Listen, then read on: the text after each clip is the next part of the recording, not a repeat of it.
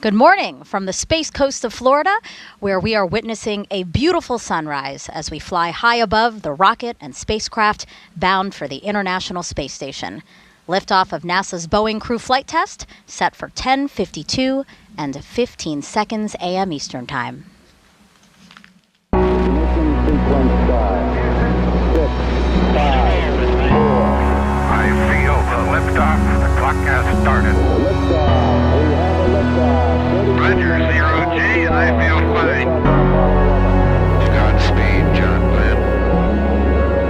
Houston, Tranquility Base here. The Eagle has landed. Rocket Tranquility, we copy you on the ground. New possibilities are opening up for scientific cooperation between countries. 2, 1, 0, 0. Liftoff. Americans return to space as Discovery clears the tower. Discovery, go and throttle up. Discovery, roger. Go for deploy. Thanks, Karen, and to everybody in the shuttle program. The crew must go for launch. Roger. Nice to be in orbit. We have followed in their footsteps to get us where we are today.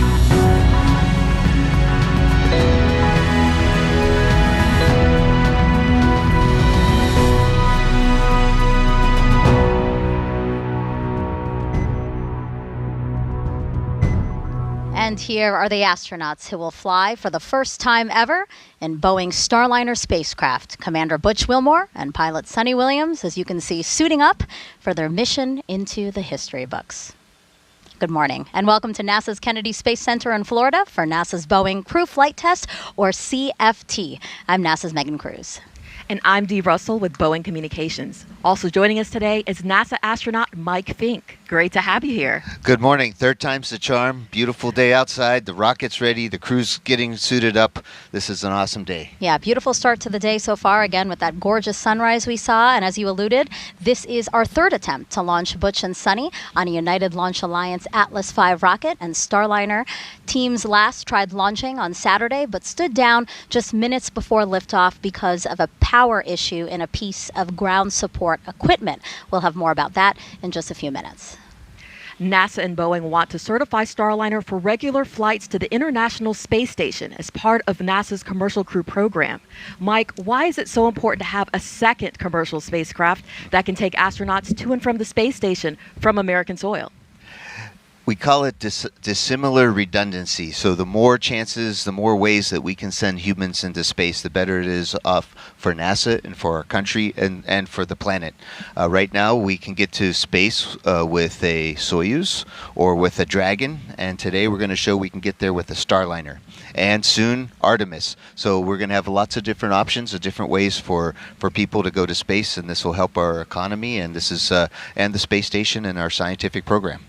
Now, as we are back in the suit-up room, a reminder for everyone that CFT will only be the 6th time NASA astronauts will launch on a new spacecraft designed for crew. And the last time an Atlas-class rocket sent humans to space was 61 years ago for the final flight of NASA's Mercury program. Now, Mike, I know you're great friends with both Butch and Sunny, and you got to speak with them late last night. So how are they feeling going into this third launch attempt? I am very impressed with my colleagues for being such optimists and such professionals. They've been in quarantine for a long time. We've been waiting for over 5 years to get Starliner launched, but they are very excited about today. You can see that they're focused on getting the job done, and they are very ready for this mission. And they wish all of us a great experience in joining them on this great journey. Now, as you can tell, guys, we are very fortunate to have Mike here with us because he's a veteran of 3 space flights. Expedition 9 in 2004. You'll see a photo coming up here soon. Expedition 18 in 2009, and then STS-134 in 2011. In total, he's spent more than a year in space and has conducted 9 spacewalks. He then worked with NASA's Commercial Crew program to help bring SpaceX's Dragon and now Boeing Starliner online and ready for today's flight test. And he trained alongside Butch and Sunny as their backup pilot and was with them for CFT's first launch attempt. We saw him in the suit-up room snapping pictures there, and then he rode out to the launch pad with them where he snapped a few more pictures before handing off some of Butch and Sunny's belongings to the pad team. And now he was here with us on the host desk on Saturday and is back again to provide valuable insight into this flight test. And you'll also be taking notes, right, Mike, because you will be the pilot of Starliner's first operational mission after CFT. Yes, that's the point of crew flight tests, is so that we can certify Starliner to go to the International Space Station on a regular basis, just like we did with Dragon a few years ago. So this is an exciting time. A lot of things are resting on this mission, but Butch and Sunny are prepared. The launch control team's prepared. Mission control's prepared. The management and leadership are prepared, and I think we're prepared here. Thumbs up for me. There is a lot to learn about this crew flight test, so we have people here in Florida and in Texas to help explain every part of this mission. Let's start first with ULA's Dylan Rice and Boeing's Lauren Brennicky, who are monitoring the spacecraft and rocket from the United Launch Alliance's Advanced Spaceflight Operations Center, or ASOC. Yeah, Dee, welcome to the ASOC. We are at ULA's rocket headquarters, really over here on the Cape side. Dylan and I have a great spot for today's launch operations here in the ASOC. We have special viewing and monitoring opportunities here in what I like to consider the press box that's, above the big game going on downstairs. We've got this great view of the launch control team down here, and then we have the mission directors on one side of us and engineering support on the other side. So it is really the best spot to be following along with all the procedures today. And we did just hear that we have a go to proceed with the pad team moving back over to the pad. And Dylan, that's because fueling is wrapped up. Well, that's right, Lauren. Atlas V and Centaur are fueled and ready to go. But looking back at our experience over the weekend here during our second CFT launch attempt on Saturday, we held our terminal count at T-minus 3 minutes 50 seconds because of an issue detected by our ground launch sequencer. After the scrub, our technicians and engineers worked overnight to assess all of our ground support equipment at the launch pad. The assessment identified an issue with a single ground power supply within a redundant computer chassis that supplies power to a set of cards which control various system functions. That power supply fault caused several cards to go offline, and shortly after we entered terminal count, the ground launch sequencer attempted to verify the appropriate level of redundancy during terminal count, and when it received the feedback that those cards were offline, the ground launch sequencer terminated the countdown. On Sunday, that chassis that contained the faulty ground power unit was removed, visually inspected, and replaced with a spare chassis. We didn't find any physical indications of significant failure with it, so we'll be doing a full failure analysis on that power unit. Meanwhile, with the new equipment in place, we have performed a full functional checkout of the chassis and all the cards. All the hardware is performing nominally. So with that, we are complete with cryogenic tanking today. All tanks are in topping mode. Tanking and all of our operations today have gone very smoothly so far. All of our pre-launch checks are basically complete. As you said, the readiness poll has been completed for pad entry, and the blue team will be arriving shortly back on the pad to complete final checks before the crew arrives. So a lot of work going on over the last couple of days. Starliner has been powered on since that last attempt, with our teams monitoring the health of the vehicle and its systems really around the clock. So now let's check in with NASA's Daryl Nail over at nearby Hangar AE. He's keeping an eye on the weather for us and NASA's oversight of today's flight test. Daryl. Well, good morning, Lauren and Dylan, and welcome to Hangar AE inside the broadcast booth where the commercial crew program, the management and engineers behind me are monitoring the ULA and Boeing's preparations for launch. You mentioned the weather, and of course that's a really good one today, as it has been for the previous two attempts. We are back at just 10% probability of violation, which is 90% go, and you can see why outside. It's a beautiful view outside. You see the graphic there, 90% go. The only concern is the cumulus cloud rule. And that's because there is a little bit of some convection that they expect to happen right there offshore, closer to T0. We could have some puffy clouds around increasing as a result of the sea breeze coming right off the ocean. There you see the Atlantic Ocean overlooking the launch pad there. That could possibly trigger some cumulus clouds that could pose a risk. That's what they're going to be keeping their eyes on as we go back into the suit-up room. But the threat is low, as I mentioned, only just 10% chance that it could pop up during the T0. We got an update from the launch weather officer, Melody Lovin, and she gave basically what I just told you, that everything is looking good. We're also monitoring the abort corridor, which is up the eastern seaboard. I'll talk more about that in another hit later on in the launch broadcast. But overall, that chance for it being an issue is also low. So we're looking good here from Hangar AE. We'll send it back to Megan, Mike, and Dee. Thank you so much to Lauren, Dylan, and Daryl. And here we are again in the suit-up room. We actually just witnessed Butch finish his suit leak check, and we know that because now his visor is unzipped. He's moved over to the right chair. And that suit leak check, Mike, let's explain it for some people who might not know what that is and why it's so important. So as I'm sure our viewing audience knows, that we don't just wear our suits because they look good, and not just because we have to, but they serve a great purpose. So if you fly in an airplane, they talk about if the cabin were to depressurize, you should put a little mask in front of your face. Well, if our spacecraft for some reason would have a big leak, this is a second layer of protection. The suits will keep us from suffering any problems from being in a vacuum or low pressure. So our suits need to be able to hold their own pressure, and we've been working with these suits in the David Clark Company for a while. We know these suits are great, but we still check them right before launch. And then we even do another leak check inside the space capsule. This is the extended leak check, or a slightly longer one with some more sophisticated equipment. But once Butch and Sunny get into the spacecraft, they'll do another abbreviated leak check to make sure that everything is good. So you see Sunny's is getting her gloves on. She'll put on her visor, and then she'll inflate a little bit like the Michelin Man or the Stay Puft Marshmallow person or something like that. And that shows that the suits are inflated. And then we have also practiced to be able to fly the spacecraft even with the suits inflated, that we can still do the things we need to do to keep safe and keep the mission flying. Oh, yeah, that makes sense. As you were saying, they really do puff up. It's very visually apparent that the suit leak check is happening. So, again, Butch has completed his, and he's waiting for his pilot, Sunny, to have that same check on her suit. And the room where they're in, this is a historic room within astronaut crew quarters, which takes up the west wing of the third floor of the Neil A. Armstrong Operations and Checkout Building at Kennedy. And actually, NASA has used this very suit-up room since Apollo 7 in 1968. That was the first manned mission of the Apollo program, so a lot of history here. However, for the longest time, we had those recliner chairs. We still had them from the Apollo and Shuttle time, and we brought in these new modern ones that you see Butch and Sunny sitting in for the commercial crew program.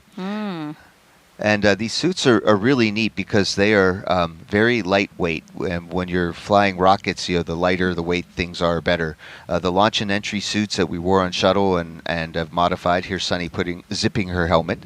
So it's not really a helmet; it's more of a visor, a hoodie. I think you said last time, Megan. And it zips instead of clicks with a big metal ring. So this actually saves a lot of weight and still keeps things safe. But we still need head protection, so the headset that we wear actually is a crew headset or crew head protection assembly or something. We call it a chippa. It actually provides the bump resistance that we need to have that a hard helmet would have. So we have to wear a chippa and then the visor. Now you can see Sunny starting to inflate her suit.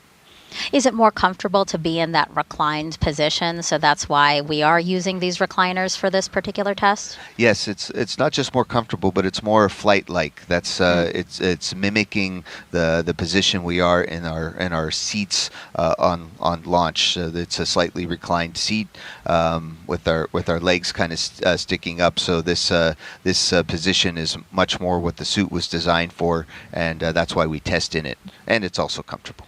Yeah. Yeah, these new suits obviously debuting with this flight. Dee, can you tell us a little bit about these suits? I mean, you guys developed it, Boeing developed it with a company called David Clark, yeah? That is correct. So as you can see there, first, the entire suit, helmet down to tennis shoes, are about 20 pounds, which is lighter than the original spacesuits. They're very mobile, easy to move in. They also come with gloves that are touchscreen friendly for our astronauts as they do their operations within the Starliner. And also something to note is in this room, you'll see two groups of people.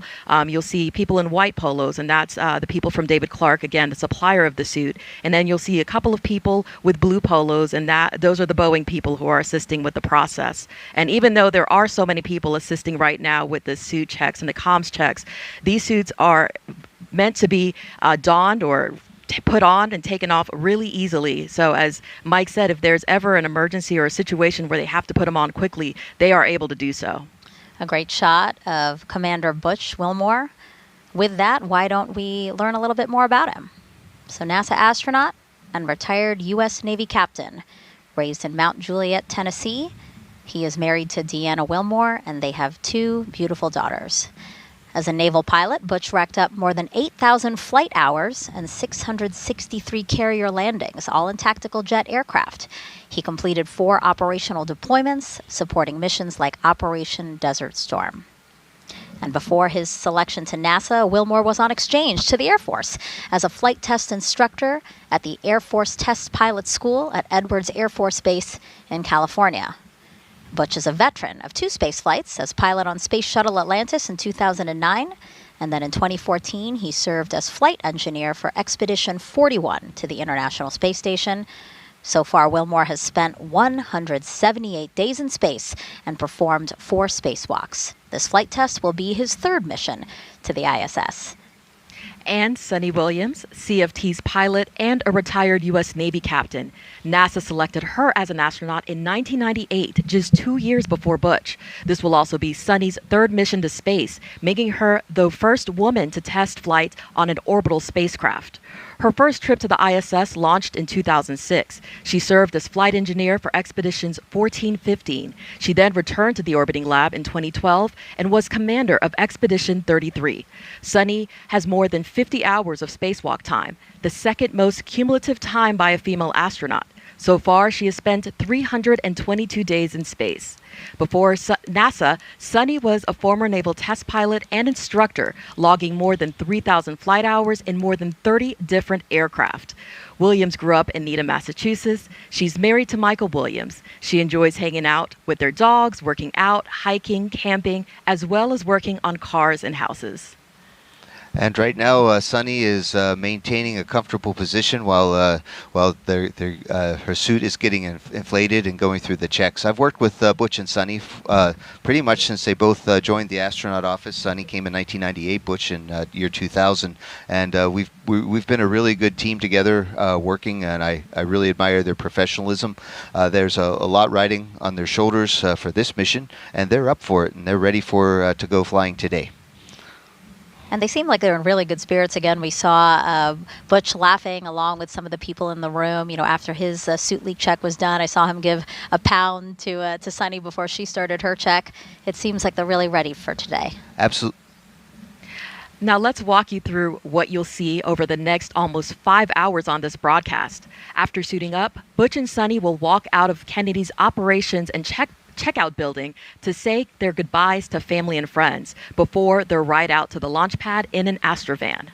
And then once at the pad, the crew will ascend ULA's Crew Access Tower to board Starliner in a process we call ingress. And then once ingress is complete, the pad team will close Starliner's hatch. They will then make sure the spacecraft is sealed properly by conducting a cabin leak check. About 11 minutes before launch, the crew access arm, which is that long suspended walkway you'll see the astronauts use to get to Starliner, you're going to see that retract to the tower, and then different teams will then take part in a poll to confirm they are ready and configured for terminal count before liftoff. Around 15 minutes after launch, Starliner will separate from the Centaur upper stage. And at 31 minutes into launch, the orbital insertion burn begins to get Starliner into a stable orbit. Now, if you have any questions about this mission over the next couple of hours, just send those our way. Just jump on X, Facebook, Twitter, and YouTube. And we look forward to hearing from you. All you have to do is use the hashtag AskNASA to send those questions in. Okay, so a live look back into the suit-up room. We want to keep going back to this room because, again, that's where the astronauts are and all the action is happening. Looks like Sunny has completed her check.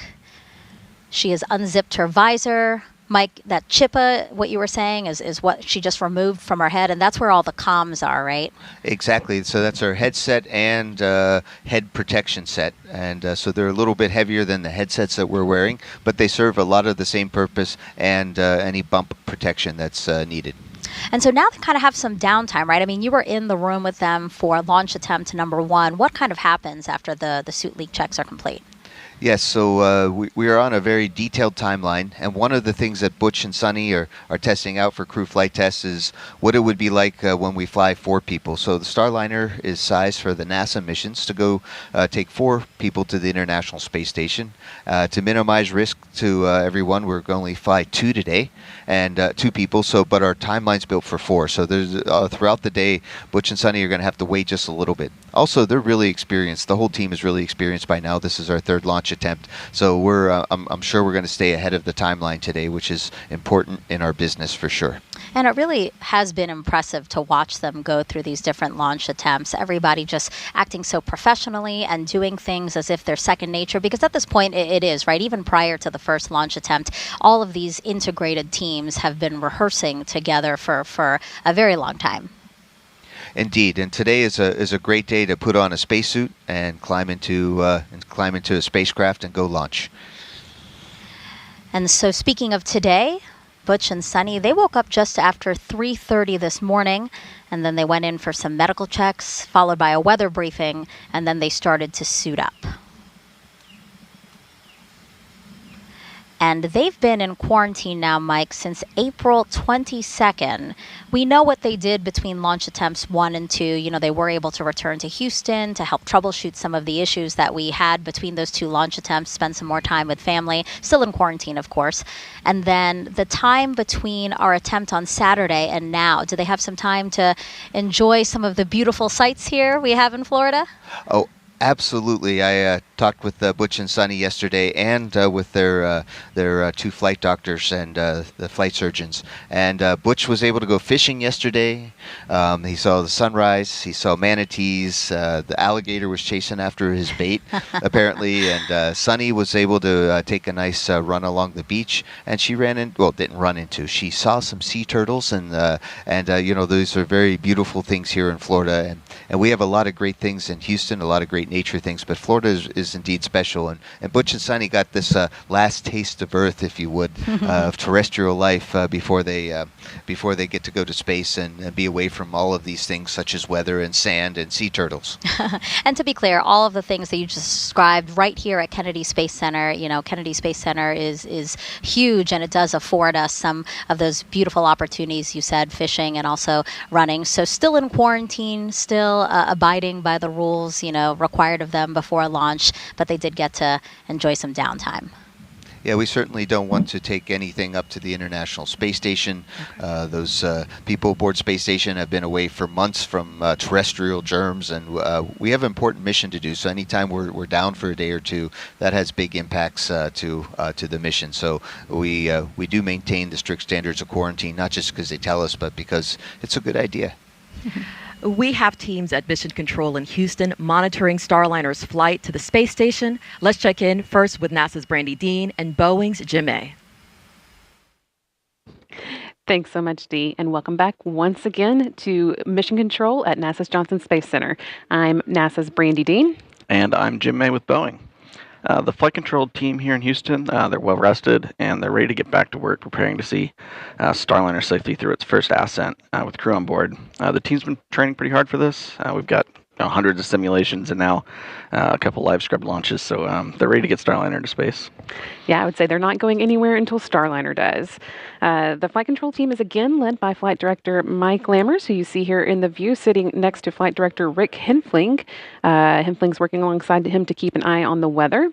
And then further down the row, on Lammers' other side, we have Canadian Space Agency astronaut Joshua Kutrick acting as today's Capcom. You'll hear him communicating with Butch Wilmore and Sonny Williams on the team's behalf. He'll be filing all of his experience away as he prepares for the next Starliner flight. He's assigned as a mission specialist on Starliner 1. So the team here today returned to their consoles around 4 a.m. Central this morning, and they've been working closely with the teams in Florida just under 4 hours before launch. Once everything was activated and ready for them, the Boeing Mission Control Center team in Florida handed control of Starliner over to the folks here in Houston, and they'll be the ones sending any commands to Starliner from now on.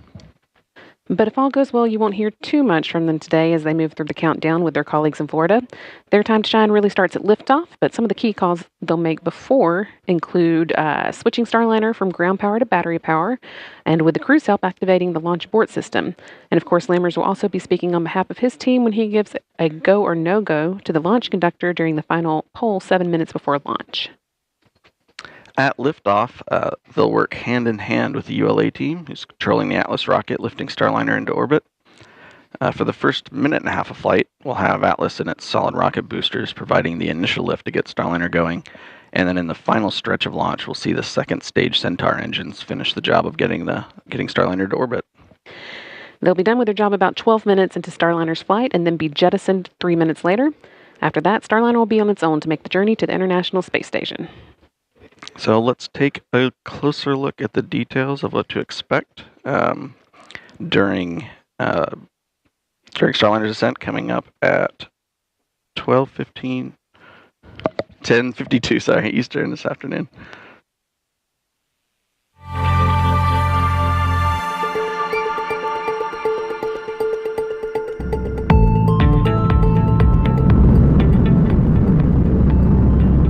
Ascent begins at T-0, liftoff, the end of the countdown, and the beginning of the mission. Shortly afterwards, at T+12 seconds, the rocket rolls, lining up Starliner with its target orbit and putting the astronauts in a heads-up position.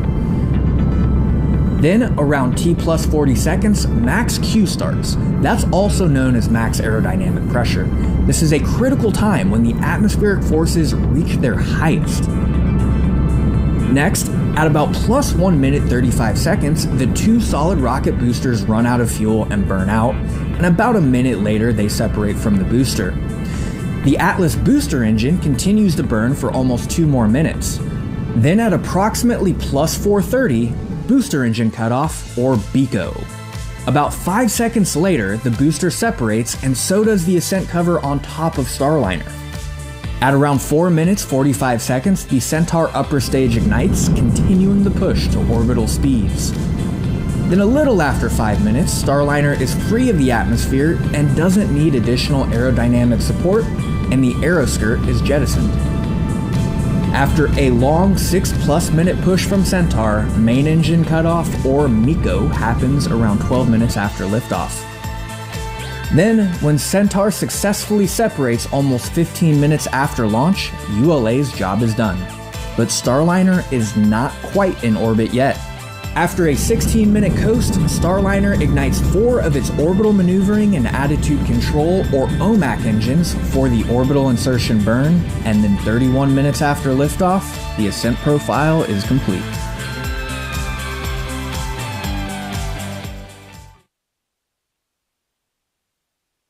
That is what you can expect for the first 30 minutes of Starliner's mission. After that, they'll make an orbital beeline to the International Space Station. And if we launch on time today, Starliner is set to dock with the station at 12:15 p.m. Eastern on Thursday. So next we're going to check in with NASA's Rob Navius, who is waiting on launch just down the hall with the Space Station Flight Control Team. Rob? Well, thank you, Brandy, and good morning from the International Space Station Flight Control Room here at the Johnson Space Center in Houston. where the Orbit 1 team of flight controllers is on console at this hour, monitoring the countdown and keeping tabs on the Expedition 71 crew aboard the orbital outpost. While everyone's attention is on the countdown for the launch of the Starliner to the station, NASA astronauts Matt Dominic, Tracy Dyson, Jeanette Epps, and Mike Barrett are conducting checks on the U.S. spacesuits in the Quest airlock, preparing for the first of 3 spacewalks outside Quest, scheduled to begin on June 13th. The first spacewalk by Dyson and Dominic is designed to retrieve a faulty radio frequency antenna assembly on the truss and collect samples of residue from the exterior surfaces of the U.S. segment elements of the station. Now, early Thursday morning, there'll be a pair of mission management meetings, first by Boeing management to assess Starliner systems following launch, and the initial series of vehicle tests that the Starliner crew will perform to ensure that the vehicle is ready for docking. Following that meeting, the International Space Station partners will gather to give final approval for Starliner to press ahead with the critical phase of the rendezvous that will begin Thursday morning with the terminal phase initiation burn. By the way, at the time of launch today at 10:52 and 15 seconds a.m. Eastern Time, the International Space Station will be flying 260 miles over south-central Turkey. So a busy 24 hours lies ahead. We'll be here every minute to keep you posted. With that, and with the countdown for the launch of the Atlas V well underway, we'll send you back to our folks at the Cape. Thank you to our commentators over at Johnson. As we were telling you, we have teams in Florida and in Houston monitoring every aspect of the launch. So why don't we head back over to the ASOC now with ULA's Dylan Rice and Boeing's Lauren Brennicke. Thanks, Megan. We want to let all the viewers at home know that we are going to be bringing up those public operational communications now. You might hear us refer to them as loops or nets. And if you've been following along, you've heard a lot of that in the last 2 attempts. So we are going to bring those up, the audio of it, on the broadcast. And you may hear us stop commentary for a moment so that that can play across for you to hear it. It's our job to wear these headsets, listen to some of those side channels as well, and then be able to translate what's happening in real time for you. We'll also just be following along with the nominal procedures of the day. And so right now, what we're hearing on those nets is that the pad team has made its way back to the pad, and the white room is configured for being ready to get the crew back in there. You can see they're working to open the hatch at this moment. And so once the crew gets back over there, they'll be ready to start doing all of the procedures there in the white room. The Starliner Control Center has shifted control of the spacecraft over to Mission Control in Houston.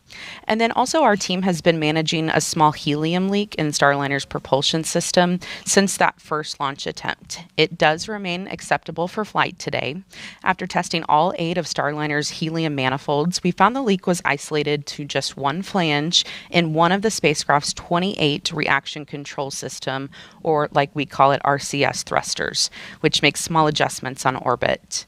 And even more specifically to a tiny seal about the size of a button on a men's dress shirt. Helium is not combustible or toxic. Thorough data analysis showed Starliner could handle 4 more leaks, or this leak growing by 100 times its current size before needing to be managed in space. In fact, other spacecraft like the shuttle have launched with similar helium leaks in the past. The leak rate was checked about half an hour ago, and not much has changed since the last launch attempt, which is a good thing. We do have confirmation that it remains acceptable. Our teams have also been cycling the thruster valves, and those are now in the open position. This is the 3rd time for Starliner to launch, but first time with the crew, so some of the procedures are a little different. That's why we're coming to you so early before launch today. It is important to remember this is a test flight, and we are going to learn a lot to be more efficient in the future. So Dylan, how are things progressing with the rocket? Well, Lauren, things are going very, very well with the rocket this morning. This is the 100th launch of the safe and reliable Atlas V rocket and the 3rd flight of the 172-foot tall N-22 configuration. This rocket is equipped with a dual-engine Centaur upper stage, a configuration that is uniquely capable to deliver the performance needed to shape the trajectory for crew safety. All right, and now we will check in with NASA's Daryl Nell over at Hangar AE. Daryl. All right, thank you, Dylan and Lauren. And back here at Hangar AE and out at the pad, you can see beautiful skies above. We talked about the weather at the top of the show. Only 90%, I say only 90% go, which is a fantastic weather forecast here at the pad. But we also have weather that we're tracking along the ascent corridor, and let's talk about that a little bit. We have a graphic to show you how once that rocket lifts off from the pad, this is the track that it will take along the eastern seaboard, and you can see it there all the way up just past Newfoundland on this particular view here. And what it shows you is along that path there are areas in which, if needed, the Starliner could abort off the top of the rocket and go into the ocean. And there's a number of them. And now we have an arm wrestling contest between Joe Acaba and Butch Wilmore. Oh, no, not right hand, lefty. Oh, here we go. Let's take this in.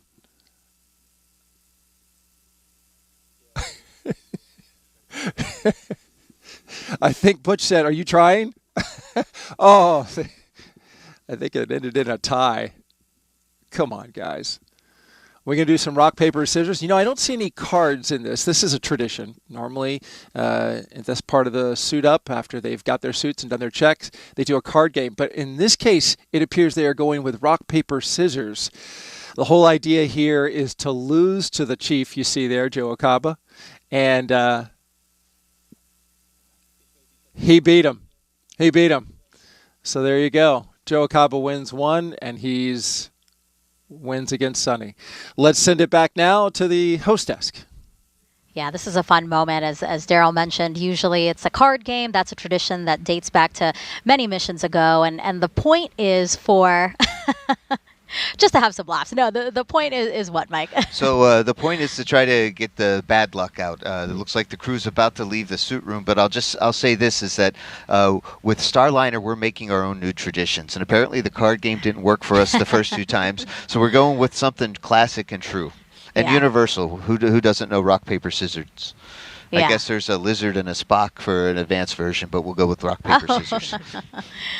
Yeah, so as Mike just said, because they have lost to Joe Acaba, they have used up their bad luck. So now they are getting ready, and in a couple of moments, we expect to see them walking out of the suit-up room, and then they'll walk down and out to the waiting crowd here for them. The Astrovan, obviously, to the right side of your screen, that is their ride to their launch pad, and they'll be getting in there for a about 20-minute ride to their launch pad.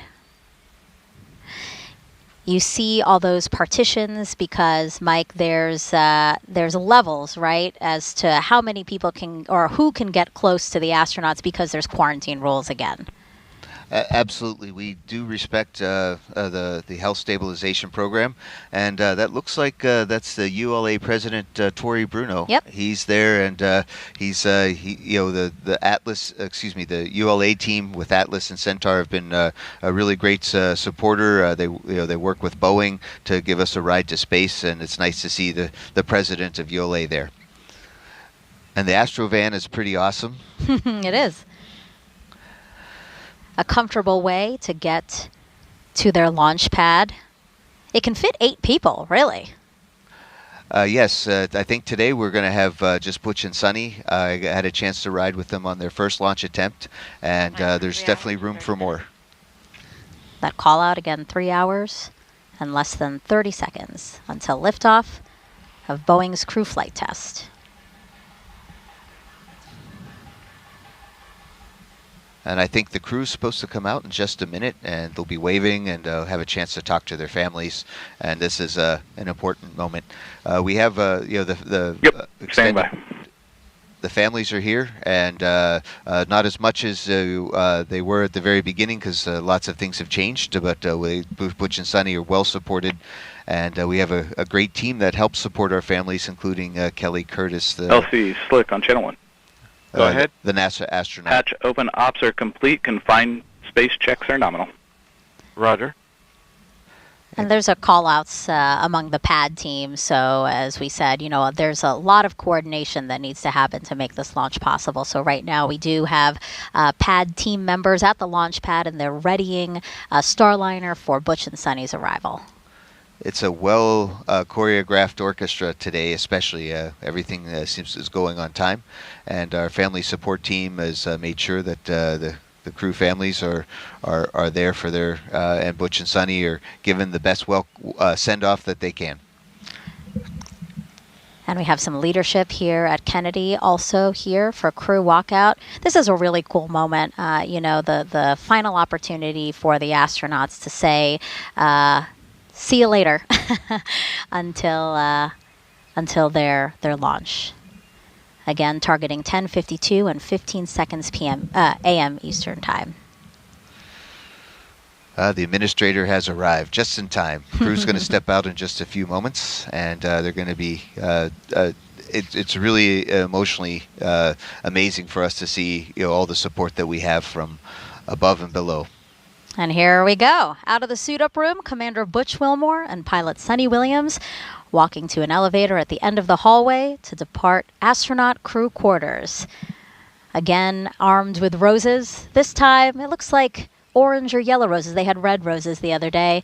But again, same tradition of handing some of those off to folks who have supported them throughout this mission. Well, if the yellow roses work this time, I think Starliner 1 will be handing out yellow roses the first time. Oh, that's wonderful. But we have a great team at crew quarters, and they're saying a quick prayer of blessing to get all the best for Butch and Sonny. And now they're getting into that elevator. With life-size posters of Butch and Sonny. A wave from Butch before the doors close. That elevator will then take them down 3 flights. I think I see their patch. The Butch and Sonny patch is on right above the ONC building there, where it has been zapped before, including Demo 2, which is the equivalent flight for Dragon. The Starliner, CFT patch is right next to Demo 2. Yeah. This, of course, are the doors that they're going to walk out of to greet family and friends. And NASA astronauts launching from Florida have walked out of these same doors again since Apollo 7 in 1968. These mission stickers were added around the frame starting in the shuttle era. And as you said, Butch and Sonny's mission sticker is already there. And I'll tell you, it is a real thrill and an honor. I can't express it of how cool it is for those doors to open and you walk out to your ride to the launch pad, and your family, your friends, everybody's there to support you, and it's like, all right, we're going to go do this. And Butch and Sonny are amazed today. And Butch and Sonny designed their mission patch, and every detail has meaning. The 7 stars in the background represent the astronauts who travel to space as part of the Mercury program. The astronaut symbol at the bottom between Butch and Sonny's names represent all who will follow in their footsteps after this flight. The orange border is a nod to this being a flight test. Earth's blue marbling represents Sonny's love of the ocean. Wait.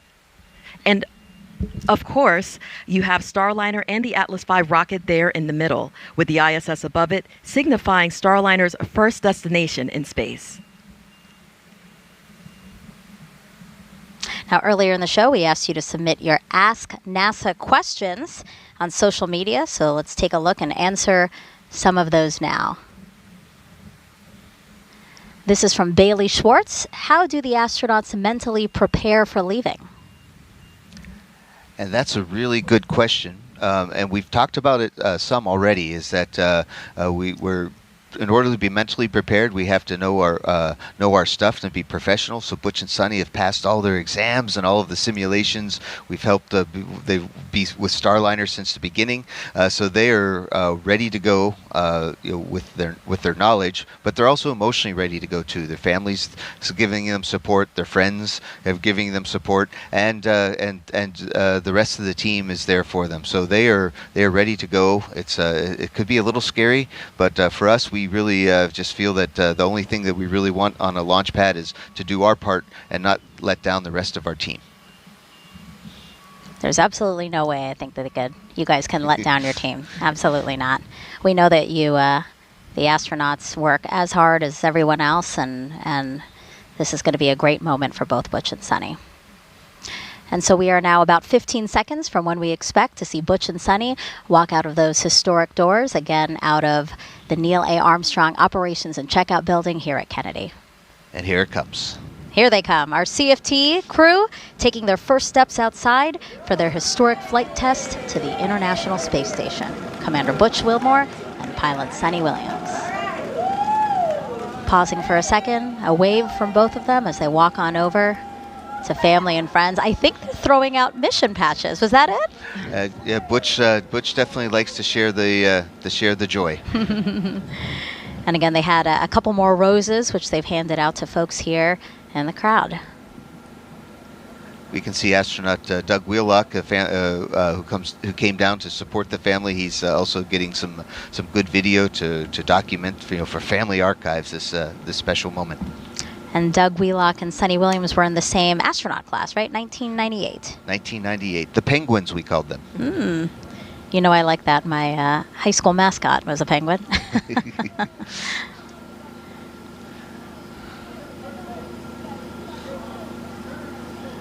Playing to the crowd as they always are. They have great personalities. They're really keeping up all the energy, getting everybody pumped for this historic mission. And this goes back to our question from Bailey, is that this is how we prepare for a mission mentally, right? We take the joy and the energy from our teammates and our friends and family here. They're going to take it to the launch pad, and they're going to be ready for flight. A couple more words here.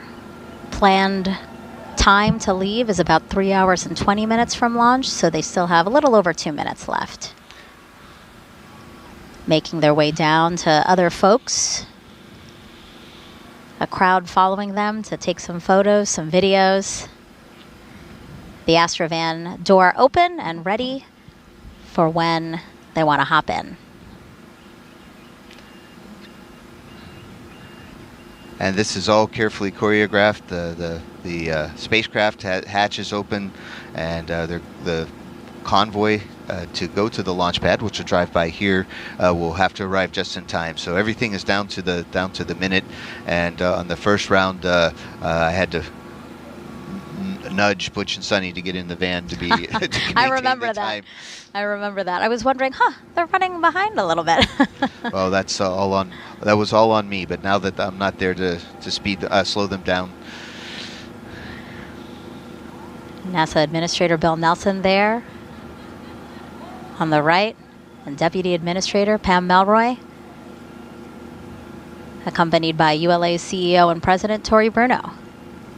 Again, taking the opportunity to say their well wishes to Butch and Sunny.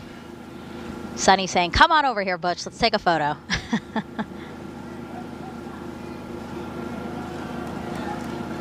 Some waves again as they slowly make their way to that Astrovan door.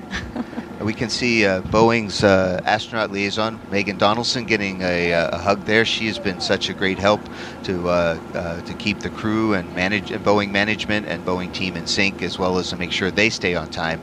And that's why they're on time today. Thanks, Megan. Good job. Oh, not me. Got it. Oh, well. And thank you to you, Megan Cruz. All right, the door now closing. Also riding along with them will be the driver and a backup driver. The driver for all three attempts has been Rodney Perry. Again, thinks his job is so cool. You know, what an amazing, unique opportunity. And then we also have the backup driver. That's right. The backup driver is Blake Poston. He's riding in the passenger. He monitors the radio and gets minute-by-minute updates on the spacecraft and rocket. He typically handles transportation logistics for Boeing's space programs, and of course, he is excited to be here for this mission. Yeah, both really cool opportunities to be a part of this flight test. Now they will have a full security escort. Again, the drive will take about 20 minutes. And here they go. NASA astronauts Butch Wilmore and Sunny Williams now en route to Cape Canaveral Space Force Station's Launch Pad 41. Go Butch, go Sunny. Woohoo! Even more people there in the parking lot, waving, taking pictures, sending their well wishes to the pair. Yeah, the team here at Kennedy Space Center is definitely, they've been focused on a lot of things, a lot of other launches, but today they're there to support Starliner and Atlas and getting ready for the crew flight test today. And as they make their way to the launch pad, we want to remind you that both Butch and Sunny are experienced naval aviators. So actually, we have some old school pictures here. Sunny back in the day. You know, she initially wanted to be a diver in the Navy, but said she watched the original Top Gun movie and decided to go to flight school. So actually, she was a helicopter pilot for the Navy. And then here's a picture of Butch. Fun fact, he was a real Top Gun pilot. He's there on the far left. Now, I mention all this because given their backgrounds, it's only fitting, right, that they wanted... LC Slick on Channel 1. Go ahead, Slick. Crew transport convoy is en route to LC-41. Estimated arrival at the roadblock is at L-307. Roger. That they wanted clips from the Top Gun Maverick movie playing in the Astrovan to get them all hyped up for their test flight to space. But my question for you, Mike, as you rode with them the first time, is are they actually watching that? Because my impression is they're making a lot of phone calls while they drive in the Astrovan to people they want to thank, right? Oh, yes. Butch OSM, LC. OSM. Crew transport convoy is en route to pad. Permit entry into FHA. Roger. So that was launch conductor Doug Lebo giving permission for the crew to go into the hazard area, flight hazard area, so that when the van gets there, they don't have to wait and go through security, because we know that's always fun. So they're gonna get the speed pass to go through. So Butch and Sunny really have appreciated the team that we're all part of, and astronauts get a lot of credit because we're at the tip of the rocket, tip of the spear, if you would. But we really do appreciate everybody who's worked hard for Starliner mission. It's been a long time coming, and so Butch and Sunny took some time in the previous flights for them to call their different teammates and along the way and show appreciation. And I know if even though they're my friends, if they were ever call me, I know how excited I would be. And this is a pretty neat thing. Yeah. Now let's check back in with NASA's Brandy Dean and Boeing's Jim May, who are monitoring things in mission control at Johnson Space Center. Thanks, Megan. There are no issues being worked so far today at Mission Control in Houston. Things are going smoothly as the team works through their timeline. One of the first things they did after coming on console was a weather briefing with the crew in crew quarters. Starliner's luck with weather continues as they again had few concerns to discuss. Weather's looking good for today's launch. And then a little less than an hour ago, the team here in Houston took control of Starliner. And at the moment, they're working in a little bit more of a monitor mode, keeping the spacecraft stable while Butch and Sunny head to the pad, and while the teams at Kennedy Space Center prepare Starliner for their arrival. Once the crew gets strapped into their seats and the hatch is closed, things here will start to pick back up as we perform cabin leak checks and monitor Starliner's life support systems, which are hosting crew for the first time into space. And then in the last 20 minutes before launch, there are a few important actions they'll work through, switching Starliner to internal power and working with the crew to activate the launch abort system. They'll also stay ready to respond to any issues that arise between now and launch, such as the suit fan problem they had to troubleshoot on Saturday about 13 minutes before launch. We saw an increase in voltage on those fans, so they turned off, and the team here in Mission Control was able to quickly work to get them turned back on and ready for launch. And this carefully choreographed pre-launch process has been practiced many times as a fully integrated team, with all of us sitting here in these same seats. It's our final set of training to prepare for Butch and Sunny's mission today. And of course, all of this is aiming to get the crewed Starliner to the International Space Station for its crewed flight test. So let's check in again with the destination, the International Space Station. Rob Navius is with the Space Station Flight Control Team, standing by to give us an update. Thanks, Brandy. With the white flight control room down the hall, poised to take over Starliner mission operations at liftoff of the Atlas V rocket, the flight controllers in this room, the International Space Station Flight Control Room, are ready to collaborate with their colleagues once Starliner moves into integrated operations just after 9 a.m. Eastern Time tomorrow. That'll be about 3 hours prior to Starliner's scheduled docking. Now, once the new spacecraft is docked to the station's Harmony module, there'll be a period of about 2 hours to conduct leak checks on both sides of the Starliner Harmony docking interface before the hatches will swing open, allowing Butch Wilmore and Sunny Williams to enter the station, the place they have both called home on previous missions. Wilmore and Williams will configure Starliner systems for docked operations, then will join the 7 Expedition's 71 crew members for a typical safety briefing. That will be conducted by Station Commander Oleg Kononenko of Roscosmos, who yesterday marked 1,000 days in space on this, his 5th mission. The Starliner crew will then begin to transfer equipment to the station from their spacecraft and settle in for their visit. Countdown clocks are ticking backward as we close in on the launch of this test flight, and we are ready here in Houston. So let's turn it back to you guys at the Cape and our continuing coverage. Thank you, Rob. We are now 3 hours, 13 minutes and counting away from only the 6th time NASA astronauts will launch on a new spacecraft designed for crew. And if you're wondering about the first 5 crewed test flights, here they are. Mercury Redstone 3, Alan Shepard, May 5th, 1961. Gemini 3 with Gus Grissom and John Young launched March 23rd, 1965. And then Apollo 7, Wally Schirra, Don Isley, Walt Cunningham, and that was October 11th, 1968. We have STS-1 with astronauts John Young and Robert Crippen, which launched April 12th, 1981. And NASA SpaceX Demo 2, Doug Hurley, Bob Behnken, May 30th, 2020. And then, of course, today's NASA's Boeing crew flight test with Butch Wilmore and Sonny Williams. And if you can see there, you can see the C-3PF where Starliner is built and refurbished after every flight. And as Butch and Sonny's convoy passes the historic vehicle assembly building there at Kennedy Space Center, we should mention what will be the 7th time NASA will fly crew on a new spacecraft off our planet. And that will be the Artemis II mission next year. NASA astronauts Reed Weissman, Victor Glover, Christina Cook, and Canadian Space Agency astronaut Jeremy Hansen will orbit the moon. And their Space Launch System rocket and Orion spacecraft will be assembled in that very vehicle assembly building. Check out what's already in work for NASA's return to the moon.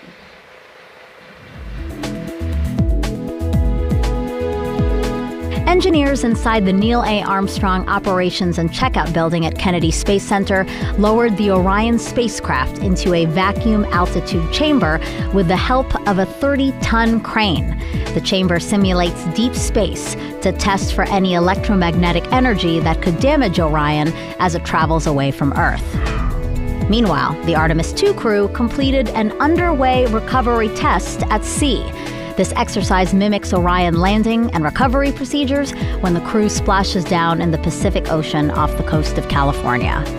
Navy divers and boats approached a mock-up Orion capsule and helped the astronauts into helicopters, which then flew them to a nearby naval ship, just like they'll do during the mission. Back at Kennedy and high above Launch Pad 39B, this 360-degree video takes you for a ride inside one of the Artemis emergency egress baskets. In the event of an emergency at the launch pad, astronauts and workers use this quick exit to get to safety. That's a look at your Artemis Moon Minute. And it's important to mention that, working with commercial partners like Boeing through the commercial crew program really allows NASA to focus on these other goals like returning to the moon. I think we're in the golden age of space exploration, and we're going to keep working on getting more people into space and building a low Earth orbit economy and exploration to Moon and Mars. This is an exciting time.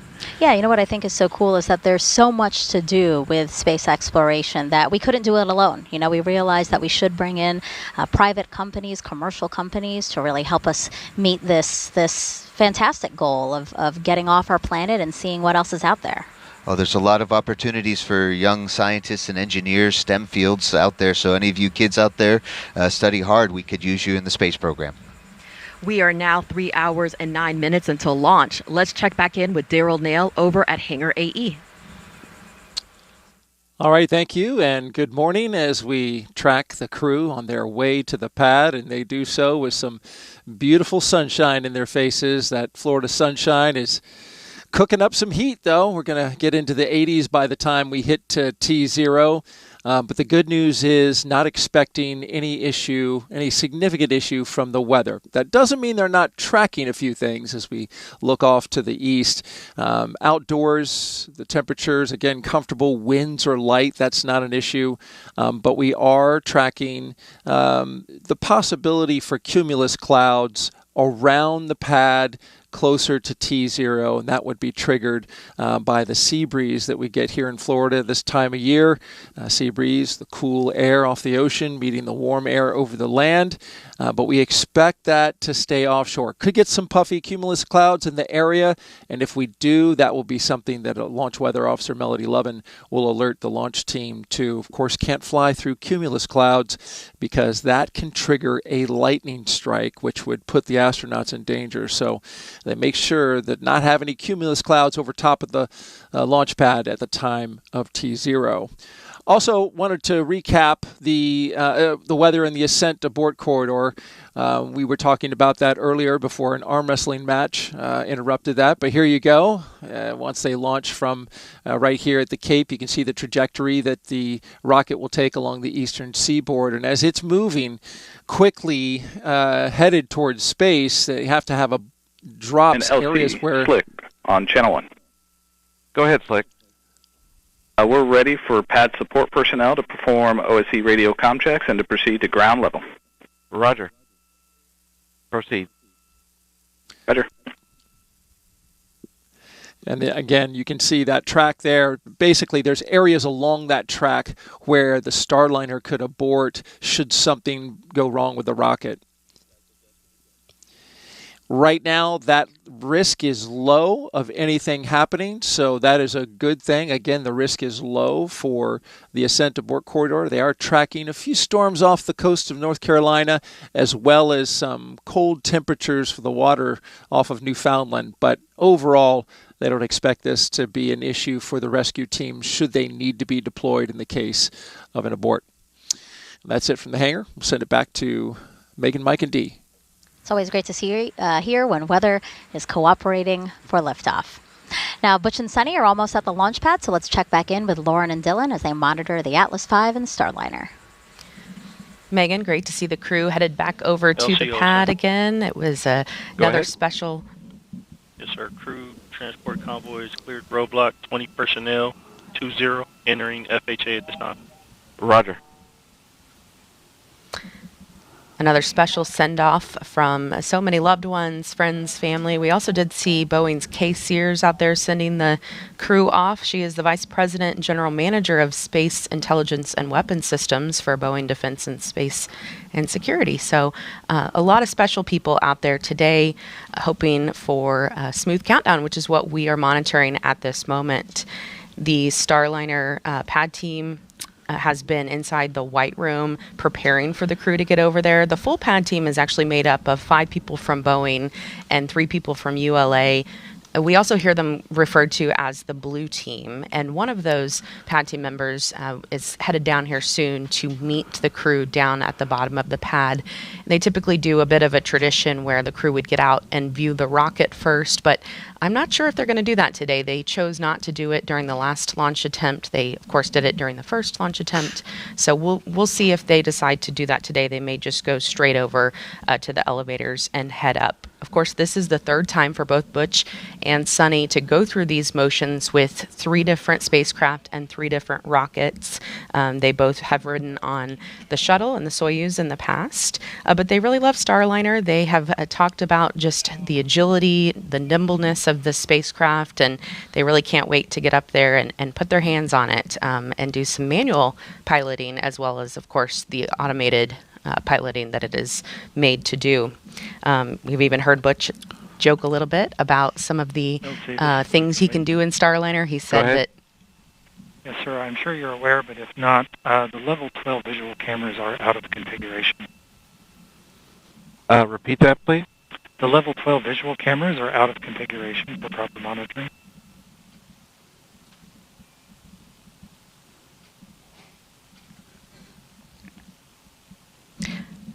All right. What are you looking for? So it looks like the I was curious if Astrovan is pulling into the pad at this moment. Dylan, this crew feels very confident with their ride to space on the Atlas, which has a 100% mission success rate. LCO, Sam.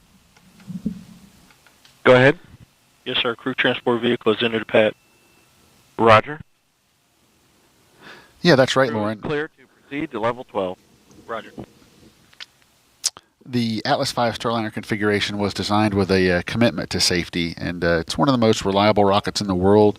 But in this configuration, we carry an extra layer of safety for the specialized duty of launching astronauts to the International Space Station. We have an emergency detection system, we call it EDS for short, that was developed by our engineers to enhance the protection of astronauts riding atop Atlas V by autonomously monitoring the health of the launch vehicle. If the EDS detects an impending anomaly, it can trigger an abort faster than any human could possibly do so. Okay. Roger. But the astronauts also have a capability to trigger a manual abort if that's required. Along with that EDS system, we also have a dedicated ascent flight control team on console in Denver during this and any human spaceflight mission. This team monitors the health and performance of the rocket during ascent to space. Our engineers provide real-time status and collaborate directly with NASA's Flight Director in Mission Control Houston. When you hear the call sign Atlas, that's our ascent lead, and he'll be providing real-time telemetry data from the rocket and provide continued situational awareness. As the crew arrives out at the pad, the rocket remains ready, waiting on the opening of today's launch window. Roger. At this point on the launch pad, all the activity is really up on that crew access tower. You mentioned the blue team. There are 3 ULA personnel on that blue team. These individuals are performing the initial safety checks of the tower in the White Room prior to starting Starliner closeouts. And once the crew is loaded and Starliner is closed out, they'll prepare the crew access arms hydraulic system for arm retract, which we will control remotely from the LCC once the pad is clear. They'll also be retracting the Starliner access plank and raising the White Room environmental seal. Once all that work is done, the entire blue team will clear the pad and head back for the fallback area for launch. But right now, things are going very, very well with the rocket. As you can see, things seem to be going well. The crew access tower is ready, and the team here is hoping for cool runnings as we march toward liftoff.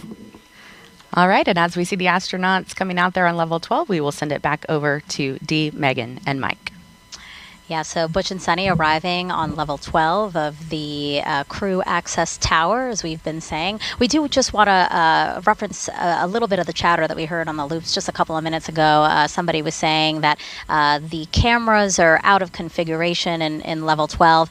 That's, again, just this level, like outside. Nothing with the rocket or the spacecraft. It's just, right, Mike, cameras that are on the...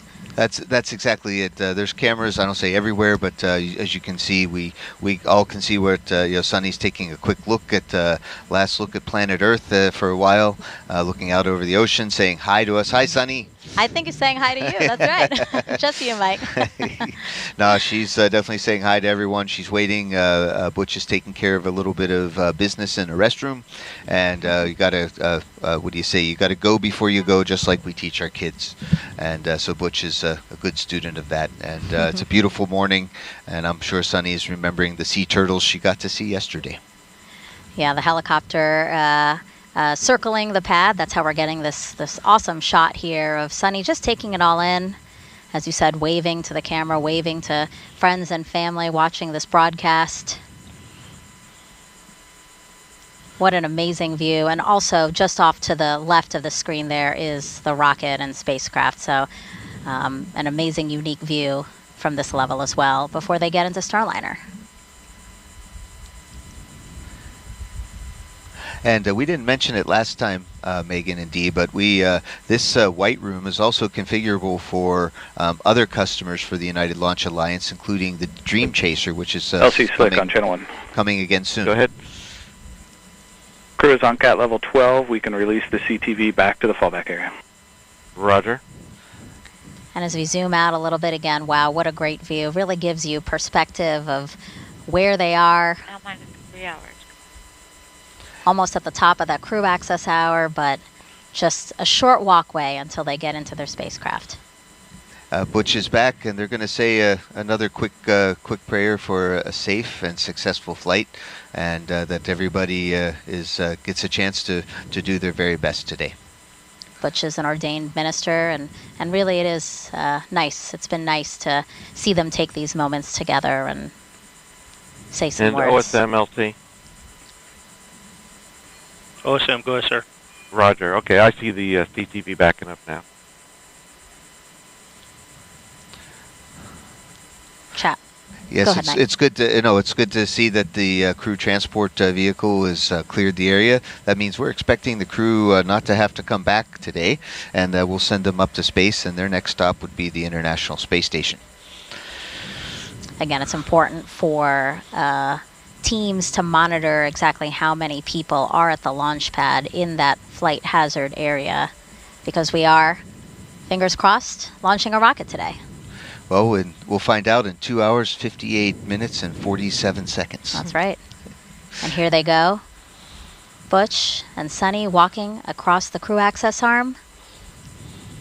Their way into the white room there. LCSYS on 1. Before they get into Starliner. Go ahead. Step 170, L1 balloon cycle task is complete. Roger.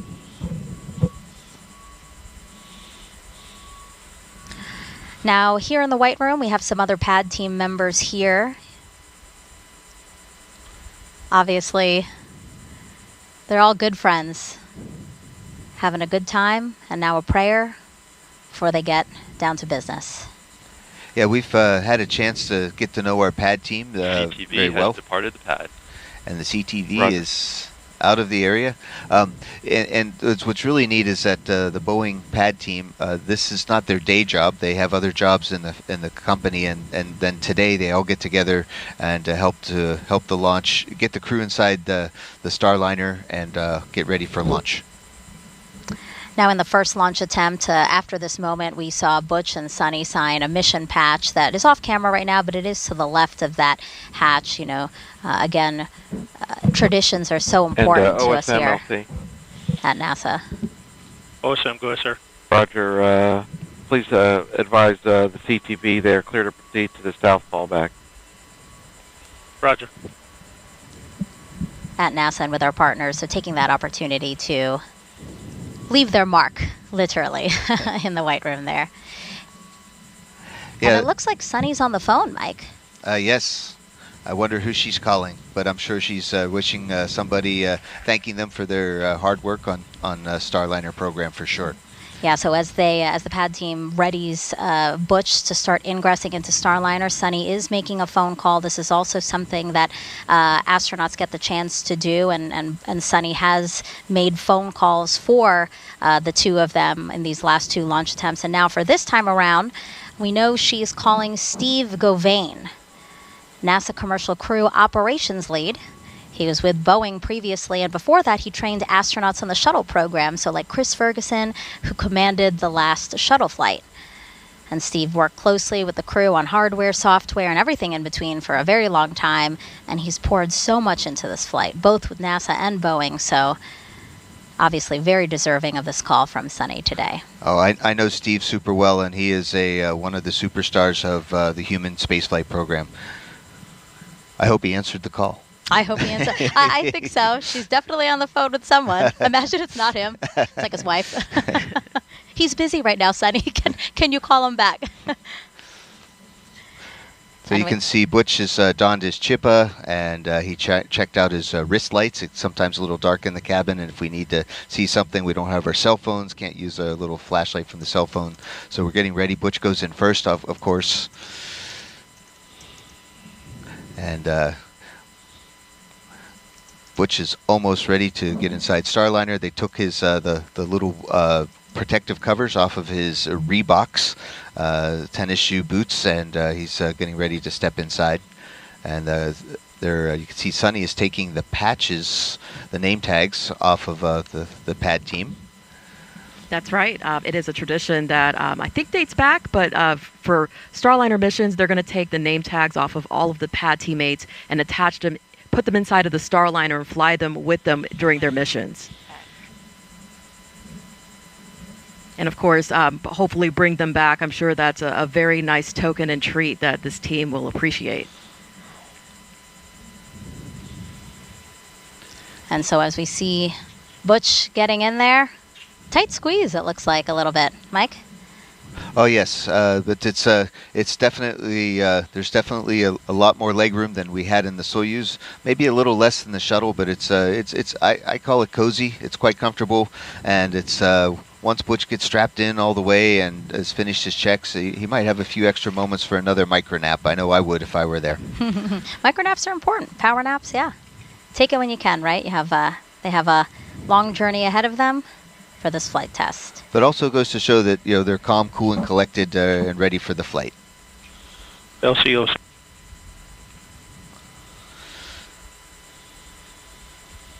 Go ahead. Yes, sir. Per step 160, 18 personnel have exited FHA roadblock. Roger. So 20 went in and 18 came out, and the other 2 are... Butch and Sunny. Butch and Sunny. Math. Now, as Butch gets settled into his seat, let's toss it over to Lauren and Dylan inside with the launch team here in Florida to walk us through what else will happen before Sunny gets in.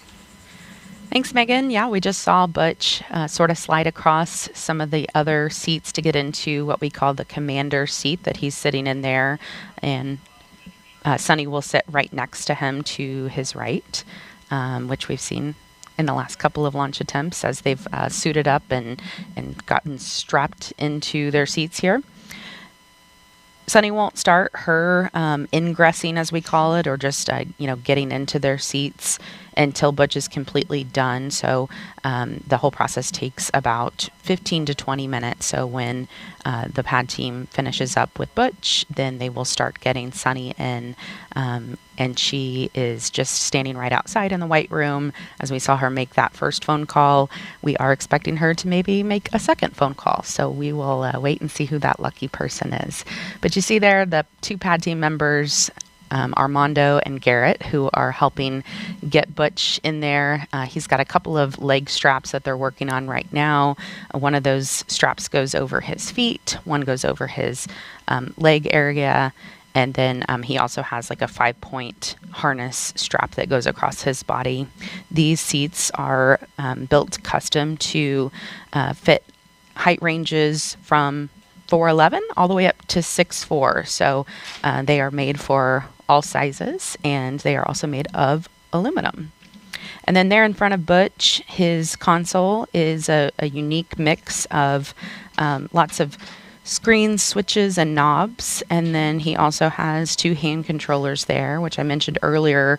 He'll be able to use those hand controllers to actually manually fly Starliner, doing some demonstrations about an hour after they get into orbit. And so as our continuing coverage goes on, you'll be able to follow along as he and Sunny do that and really put the spacecraft through the ringer. It is built to be autonomous, but Starliner has 2 special modes that can be used in certain circumstances. And those are things that these test pilots are going to test out on this mission. It is what this is all about. So the first part of it, they will actually take those hand controllers and be able to kind of point and aim the spacecraft into different ways. And then on the way back, after they've spent some time at the ISS, then they will actually put it in a backup mode. And that is a very unique mode where we could lose all the computer systems on Starliner and they could still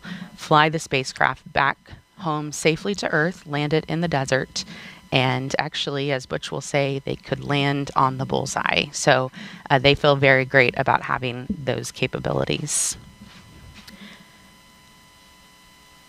We do have a camera system inside of Starliner. That's a part of what you're seeing here. We have 4 cameras, so we've got a lot of different angles inside. And it's pretty spacious in there. We like to compare it to about a mid-size SUV. It's about 15 feet across. We actually painted it white inside to appear even larger, and that's actually a good thing for being in space. There's a little bit of psychology behind it, the impacts of feeling like you have... CDR, Tech 5 on air to ground 1. How you read me?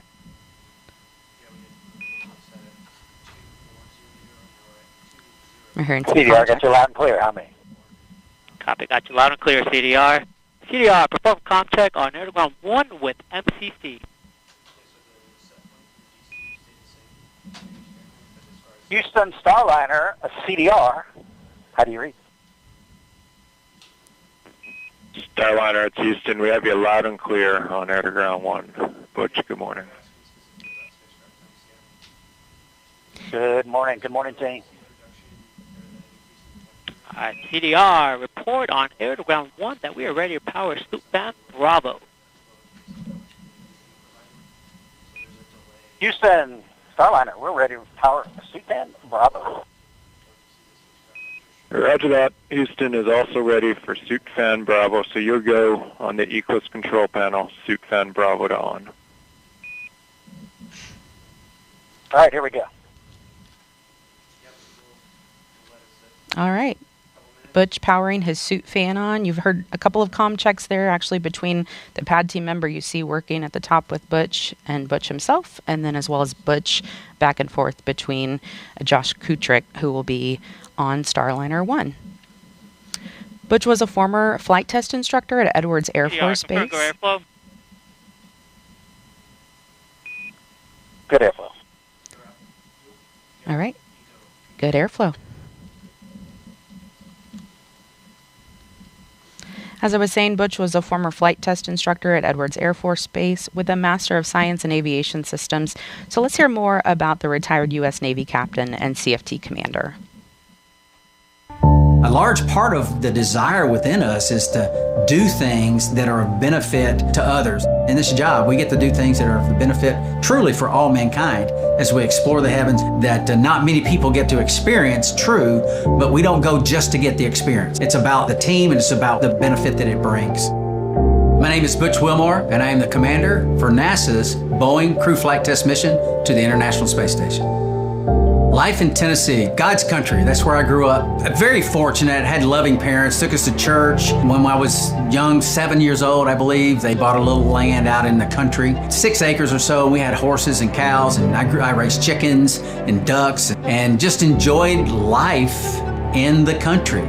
I went to Tennessee Tech, started working on an electrical engineering degree, and played football, which was a very difficult combination, I learned, because they're both full-time jobs. So it was a lot of effort over those years, but it molded me and it helped instill the work ethic my parents had instilled in me when I was younger. I entered the Navy and was fortunate to fly the A-7E. It was a single-seat attack aircraft, and I flew that for a couple of deployments. And then I transitioned to the F-18 Hornet, and through that process, was selected in the test pilot program. You learn a lot about yourself as you go through test pilot school, where you're lacking in certain capabilities that are necessary to do a test pilot type of job.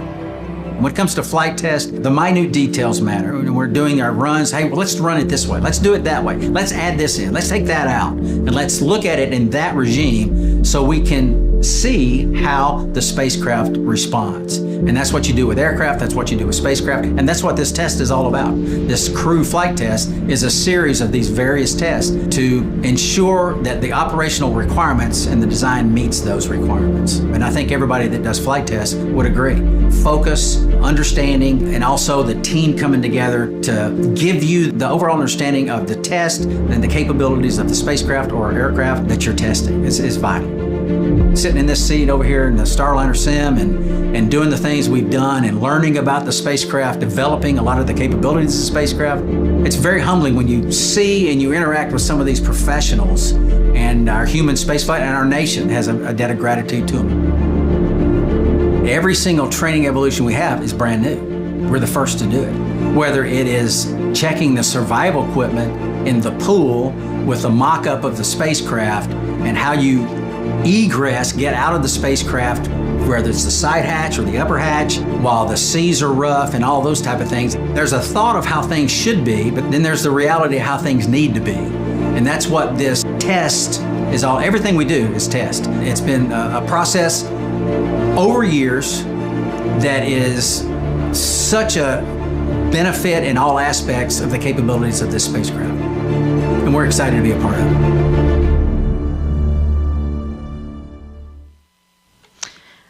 Looking back live inside Starliner as Butch is continuing the ingress process. And Dylan, this crew really has been so involved with not only the Boeing team, but the ULA team as well. Yeah, that's right, Lauren. I think one of the coolest things about this team is that Butch, Sonny, and Mike as well have come over and spent time with us here at the launch site. A checklist. Good. All right, CDR, report on air to ground 1 that we are ready to perform suit growth leak check. And Houston, Starliner, ready to perform CDR suit growth leak check. Houston copies, and we're ready for CDR growth suit leak check. All right, here we go. So, Lauren, as I was saying, I think it's so cool that they've taken the time out to get to know our team as well. They, like I said, Butch, Sonny, and Mike have come over specifically to meet with our team. CDR, report good airflow. I have good airflow. All right, CDR, perform ghost leak check. Push and hold DSC. Push and hold. Here we go. And they've been very gracious in giving our team the opportunity to ask questions, get to know them better. They wanted to come get to know our team, which I think is so cool. And they've done that with our team members in Denver as well. And it made an impact. It's cool to know that when you come to work on any given day, you could be passing an astronaut in the hallway or come sit down in a conference room for a meeting and then have them sitting across from us at the table. Just as 100% teammates, and so All right, I really appreciate report that. on air to ground 1 that suit growth leak check for CDR has been completed successfully. Houston, Starliner, we had a successful CDR growth leak check. Houston copies, good gross suit leak check on the CDR. Thanks. All right, CDR, you can open your visor now. Oh, it sounds like that leak check went very, very well. Yeah, and I want to explain, sometimes you hear the word gross, and it's kind of a funny word to hear, but basically, in this sense, it's just used to mean any significant or easily detectable leaks. Go Tech 6. Hey, getting ready to hand out switch covers. Copy. Stand by. And they'd be able to tell pretty quickly if there was any kind of leak. So, again, everything's going real smoothly. You see Sunny there getting ready. She'll be headed in next as soon as Butch finishes up with his ingress process. And we also know that Sunny did make a second phone call there in the White Room. She called Brian Gartner with the CDR, Boeing team. anything else you need help with before I move to seat 2? All good, thank you. And Brian is a voice that you will likely hear on the nets as we go through this countdown. He's the spacecraft launch conductor, and he's also the landing and recovery manager. So right after his role here today, he jumps on a plane and heads over to the landing zone. So he's got a big job, and obviously the crew takes that very seriously, and they know what he means to them. He's been on the Starliner program since before 2014 when the NASA Commercial Crew contract was awarded, and he got his leadership chops as a test engineer in the U.S. Air Force. So a military background, just like Butch and Sonny, and Megan has mentioned it many times, but really just such a thoughtful crew. And as you were just saying, Dylan, they've spent so much time with all of these folks working for Boeing, ULA, and NASA. They feel like family to all of us. And it is so important when it comes to their own safety, because these men and women who work on the spacecraft, work on the rocket, and really have their hands in every aspect of this launch today, they keep Butch and Sonny at the front of their mind. Safety is their top priority, and they are sending their friends to space. Absolutely. It's Tech 5. Go Tech 5. LCL-1, fully check confirmed. Copy. LCL-1 fully checked.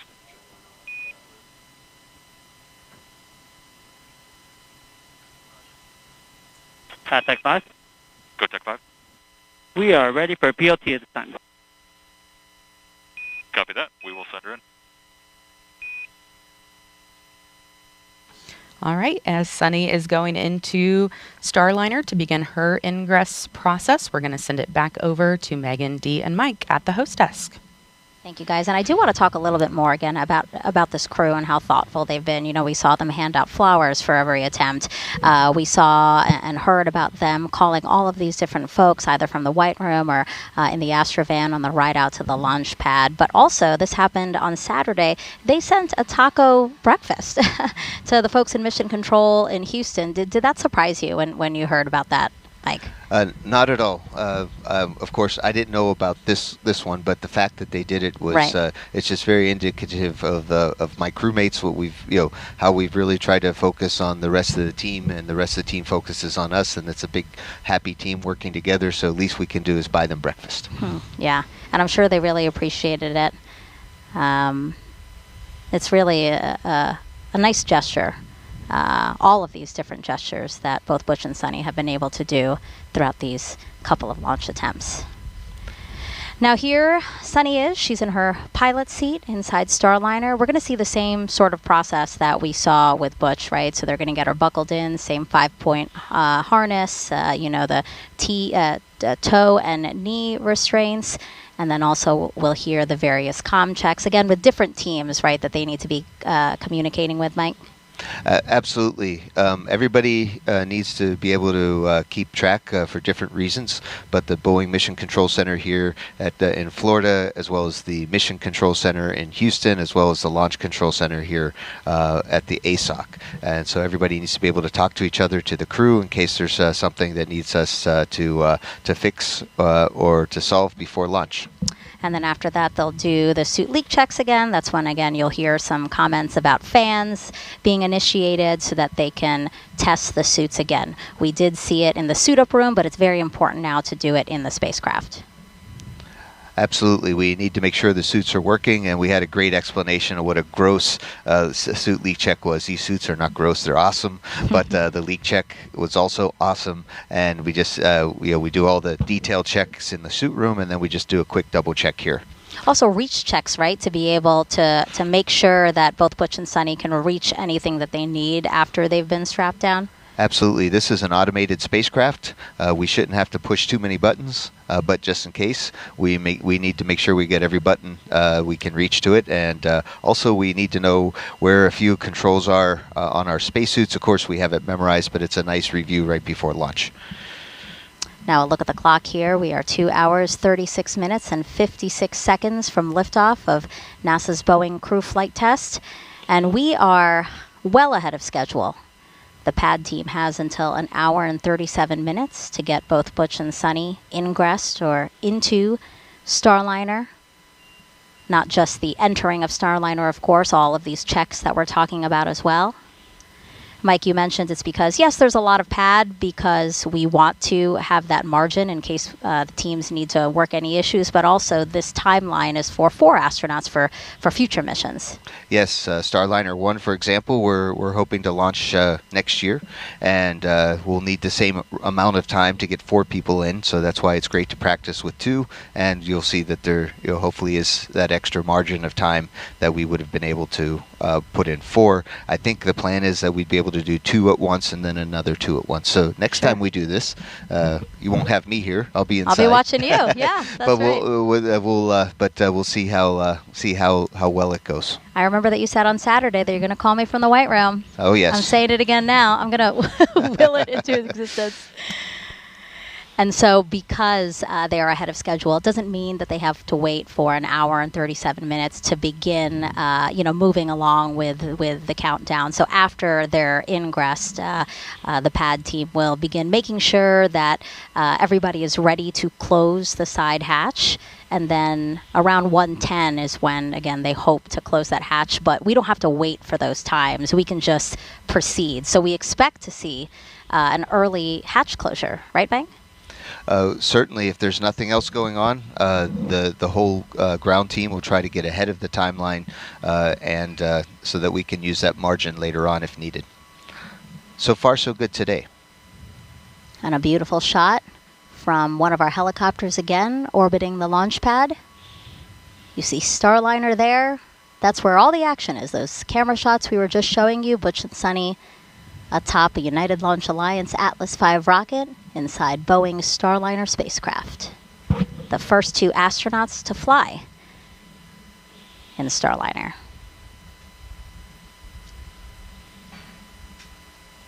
I'm excited. This is the first Starliner launch that I'll be able to see. The other 2 launches without people. PLT, Tech 5 on air to ground 1. How you read me? Loud and clear. How me? I got you loud and clear as well. PLT, perform comm check on air to ground 1 with MCC.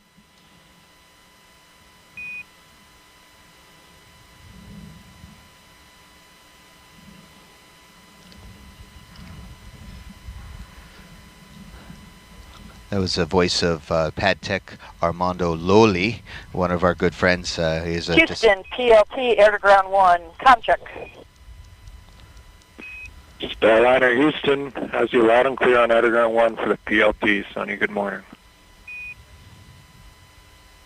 Good morning. Got you loud and clear as well, Josh.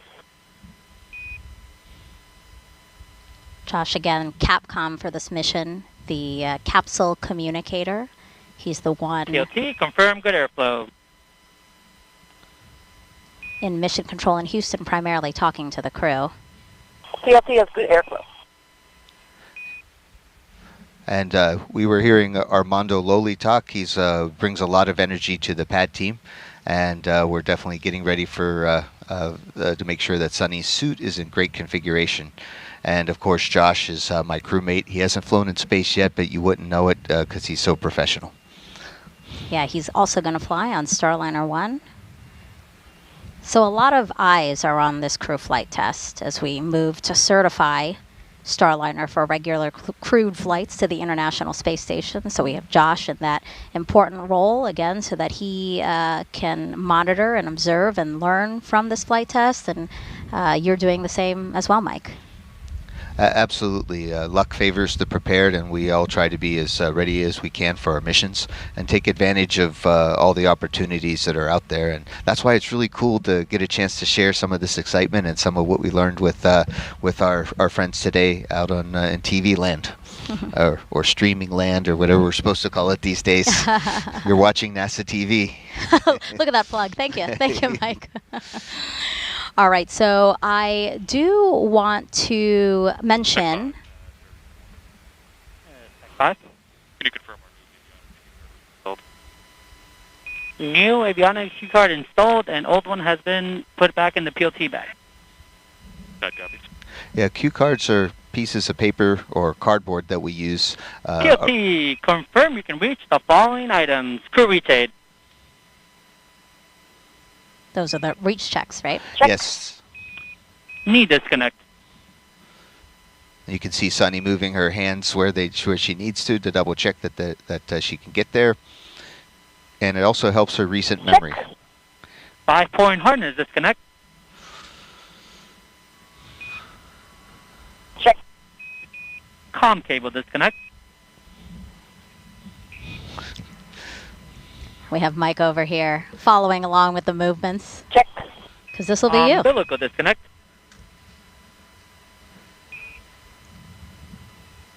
Check. Divert valve, flow to phase.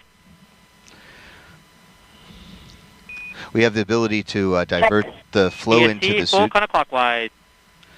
And that's a dual suit controller. It pressurizes and depressurizes the suit in case of emergency. Check. Your A checklist.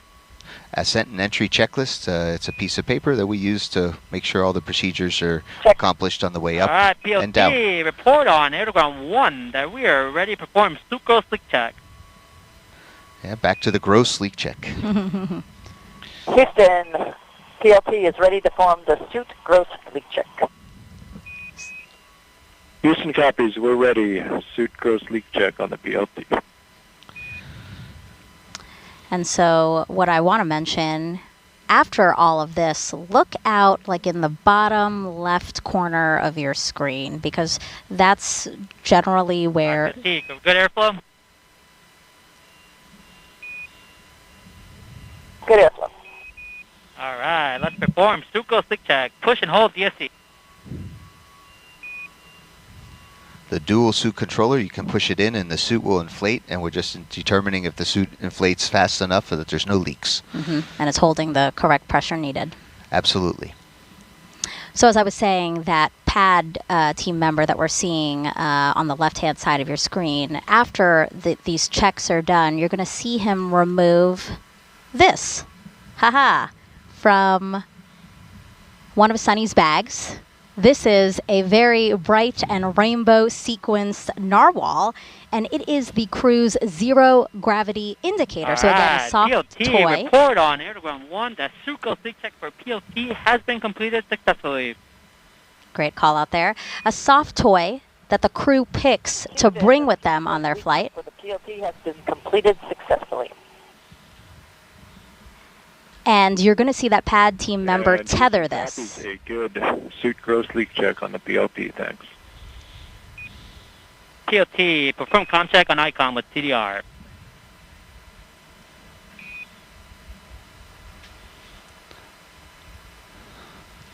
All right, you can open your visor now.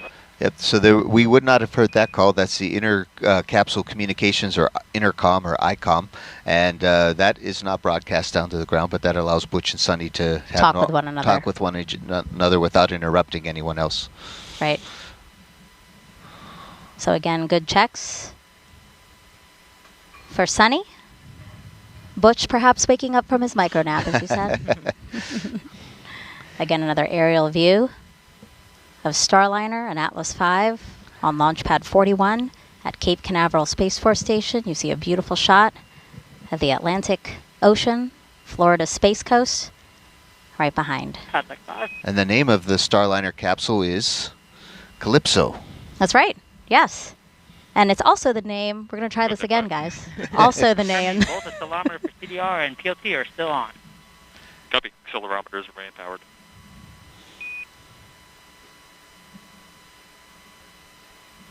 Is third time a charm for this narwhal? Let's see. Okay, guys. Nope. Tap for Jessica has been removed. Copy. I'll call it a TCOM. Again, we're listening in as teams do checks on Sunny to make sure she is ready to go. All of these checks, a very detailed checklist, has to be done before we say that crew ingress is complete, and then we would see pad team members begin to egress, right? Pad team members will leave Starliner after they make sure that everything in there that's not supposed to fly is out of there, so that they can then start preps. Yes, they'll exit. Yeah, they'll prepare the hatch. They'll get it all closed, and then they'll exit the launch pad, and then it'll be just Butch and Sunny and their Starliner, and an Atlas and a Centaur. Yep.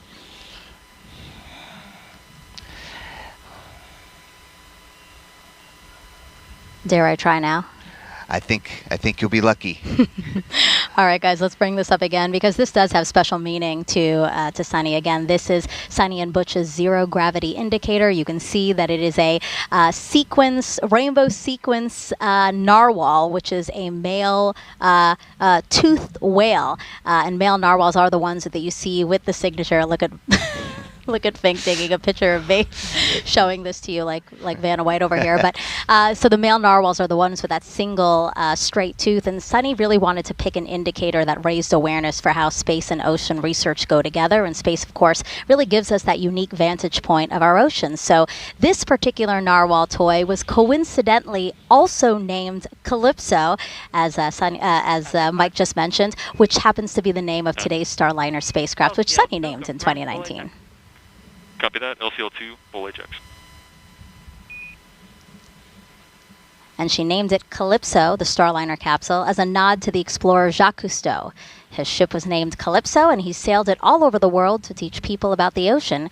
And Sunny believes Starliner will do the same for space. So again, this is their zero gravity indicator. Sunny's niece and nephew helped her pick it out. And you will see the pad team members tether the zero gravity indicator to somewhere within Starliner, so that when the crew reaches the weightlessness of microgravity, this toy is going to be a visual indicator that they have reached that weightlessness because it will begin to float.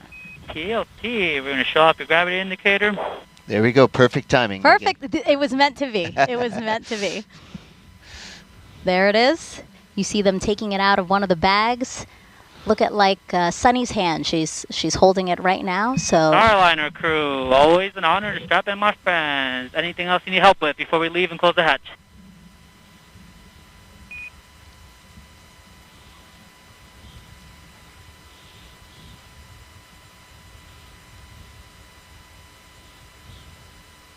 Few last words here.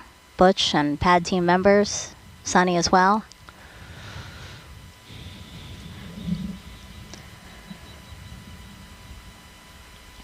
So yesterday when I arrived, we had a chance in our T-38 to do a pad flyby, and Scott Tingle, the commander for Starliner 1, and I were able to fly past the rocket, and it looked like this, and it's just a really beautiful sight, and I'm really glad we have a chance to see it today. You can see the creative engineering that it went to make the Atlas and the Centaur upper stage, and Starliner sitting on top. It has an aero skirt around it to prevent any trouble with the avionics, aviation electronics, all the control boxes on board the Centaur, and it's a beautiful sight to behold. And I haven't seen a launch yet. I've been in mission control. I haven't had a chance to go outside and see it, and here it is right behind us today.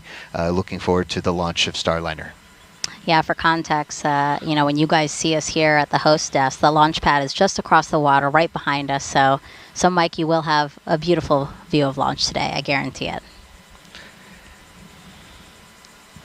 You can see that the steam, it looks like, coming out of the side of the rocket there. That's nothing to be afraid of or scared. That's expected. That's actually, as we have the first stage is powered with liquid oxygen and kerosene, or RP1, rocket propulsion 1. So liquid oxygen actually boils off because it's not, at that temperature and pressure, it just wants to become a gas. As we go from liquid to gas, you can kind of see it boiling off. And then we have some top-up valves that replenish the liquid oxygen both on the first stage and the second stage.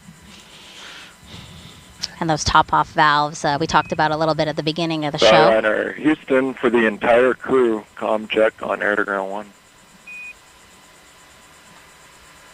CDR, loud and clear. TLT, loud and clear. Loud and clear also. Houston has both the Lima Charlie stand by for comm check of air to ground 2. I'll be coming to you over the T0 line. You'll hear me in reply on air to ground 2. Stand by. Lima Charlie is short for LC, or loud and clear. Sometimes we say lick and chicken, but they encourage us. They say that's not so professional. Oh, no, I like it. We were talking about those topping off valves. The team had to troubleshoot those a bit for Saturday's launch attempt. Loud and clear, air to ground 2. Working great right now. No issues. All right, retired U.S. Navy captain and Boeing CFT pilot Sunny Williams once lived underwater for 9 days while working within the robotics branch of the International Space Station. Here's more on Sunny's journey. Exploration is curiosity. It's asking the question why. It's taking that next step. Every time we do something for the first time, we're expanding our knowledge. My name is Sunny Williams, and I'm the pilot for NASA's Boeing Crew Flight Test Mission to the International Space Station. I feel really lucky to have grown up in a small town outside of Boston, Needham, Massachusetts. It was a great town because we were able to ride our bikes everywhere we went. My brother, sister, and I, we were all swimmers, and it was just a great childhood. My dad was a doctor and also did neuroscience research. We were the strange family who had pictures and diagrams of brains on our dining room table. My older brother went to the Naval Academy. I started researching a little bit, and I thought, well, what the heck, I'll try this out. And when I went, I found that I really loved it. Teamwork, followership, leadership, those opportunities that we had right from the very beginning, and to accomplish something a little bit bigger than yourself. And I think that paved the way for the rest of my career. Got a basic engineering degree from the Naval Academy. I really didn't know what it was all about when I went through that course curriculum, but when I went to test pilot school, all of that stuff sort of gelled together. I was like, oh wow, this is why we do math modeling. This is how we try to predict how change in an engine is going to affect the way the helicopter flies. Time on the International Space Station is priceless. People always ask, do you get bored, or, is it terrible being up there for a long period of time? And for me, I loved every minute. There was always something to do. You wake up, you look at your timeline like, wow, I got to do this experiment today. I got to get ready for a spacewalk. Every day was different. And just life on the space station becomes routine, which is sort of crazy to think about it. At one point in time on my first mission, I was like, I don't even remember really what it's like to walk. I've been flying around for so long. I don't even know what it's like to sit down. I got assigned to the commercial crew cadre in 2015. We went to the companies, found out the shell of their programs, and then actually started working with them to make them what they are today to accommodate astronauts. For Starliner, we've been heavily involved in the last couple of years in the software with the folks doing the development to make sure its capability will allow us to come home. And we've been involved with all the suit development, making sure every different size of person could fit in all these suits and they could operate the spacecraft adequately. We've had our fingers on every single procedure that we work inside the cockpit, as well as operated it with our mission control team to make sure that everything that future crews will do will be right. We haven't had the classic training as we had for Shuttle and Soyuz. We've sort of helped develop the training as well as the hardware. And this is sort of the shape of things to come as we get ready to go back to the moon. All of that is going to be developmental, and we're going to have the same mindset. It's not already established. We all have to be part of this big team to help develop it and make sure that integration, as the astronauts use all this equipment, is going to be top-notch and ready to take us even further. I love these profile videos because, again, it just really shows all of the experience, Mike and Dee, that they bring to this mission. Blue team lead, LC on 1. Go ahead, sir. Yes, can you talk to me on channel 20? Yes, sir. I had a chance to live with Sunny underwater, and we did a lot of work together. We were what we call 20,000 millimeters under the sea for the NASA Extreme Mission Operations Mission, or NEMO 2, with the first operational mission for NEMO. And Sunny did a great job. She was our science officer on the mission, and that was before she flew in space. And then I worked with her while she was in space. I was on the ground, and I was one of her capcoms during a spacewalk. And she and Aki Hoshida-san, they did a critical repair to the space station, and it's just been fun working with Sunny the whole time. Right before this this mission, I mean, right before yesterday, I think we call it. Sunny said she really wanted me to mention how much she really is in love with our planet and our oceans, especially. And of course, she has a good working relationship with the Woods Hole Oceanographic Institution in Massachusetts, her home state, as well as time on the water in the Navy. And she just said that really made a big difference in her life, and she encourages other people to really think about our oceans and our planet.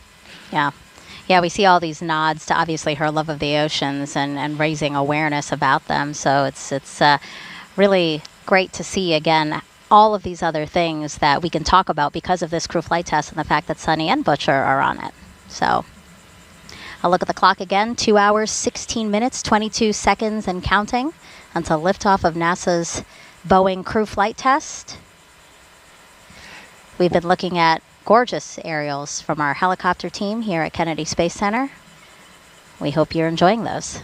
When we fly airplanes in preparation for spaceflight, we call it spaceflight readiness training. We often say you can tell when the airplane's talking to you. In other words, it's kind of giving you feedback. You feel an extra rumble, or you feel that the gear going down a little bit slow or something, and that gives you a little bit of feedback to know that something's not going wrong or everything's going right. And today, Starliner and Atlas and Centaur are not talking back to us, and that's a very good sign. And that's also a great sign. Again, we are ahead of schedule. Both Butch and Sunny in Starliner. Well ahead of schedule in terms of making sure they're strapped in and can speak and hear everybody that they need to be speaking and hearing to, and that their suits can hold the right pressure in case of an emergency. We were talking a little bit earlier that we use paper checklists on this spacecraft. There's a keyed headset on channel 1. That way we don't have to count on the electronic tablet not working or something like that. We have, we can certainly count on paper. So we have an ascent and entry checklist, and then these small little cards that we put around the cabin in case we need them, including the avionics cue card that we talked about earlier that tells us how all the boxes are connected to each other. Now, we generally have them memorized because that's what we do, but it's nice that if something were a small malfunction on the way up, you can cross a little box off, and that way you know that that's not available, and you could look at the other lines of communication to different boxes to make sure that you can still do what you need to. Sure. And like Sunny said, our fingerprints are all over that, so we've actually made that. The team has made those updates to the avionics cue card, so we had to put in a new one today. Oh, okay, great, good to know. Now, this flight test is going to validate all aspects of Boeing's Starliner spacecraft, proving it is safe and ready to fly as part of NASA's Commercial Crew Program. So I want to introduce you now to Jessica Parsons, who is the program's mission manager for this launch. I'm a mission manager in the Commercial Crew Program, which means I'm responsible for all the mission preparations to the different crew missions that go into ISS. NASA works jointly with the commercial providers to making sure we have a safe and reliable vehicle that's going to be able to launch to the International Space Station.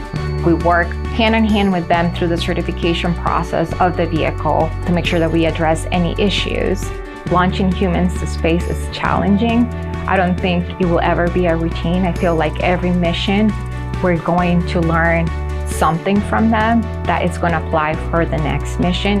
When I think about the dates that stand out to me from the Commercial Crew Program, it's really those final days leading up to launch. The final countdown and preparation to launch, to me, is the most exciting moment in the program.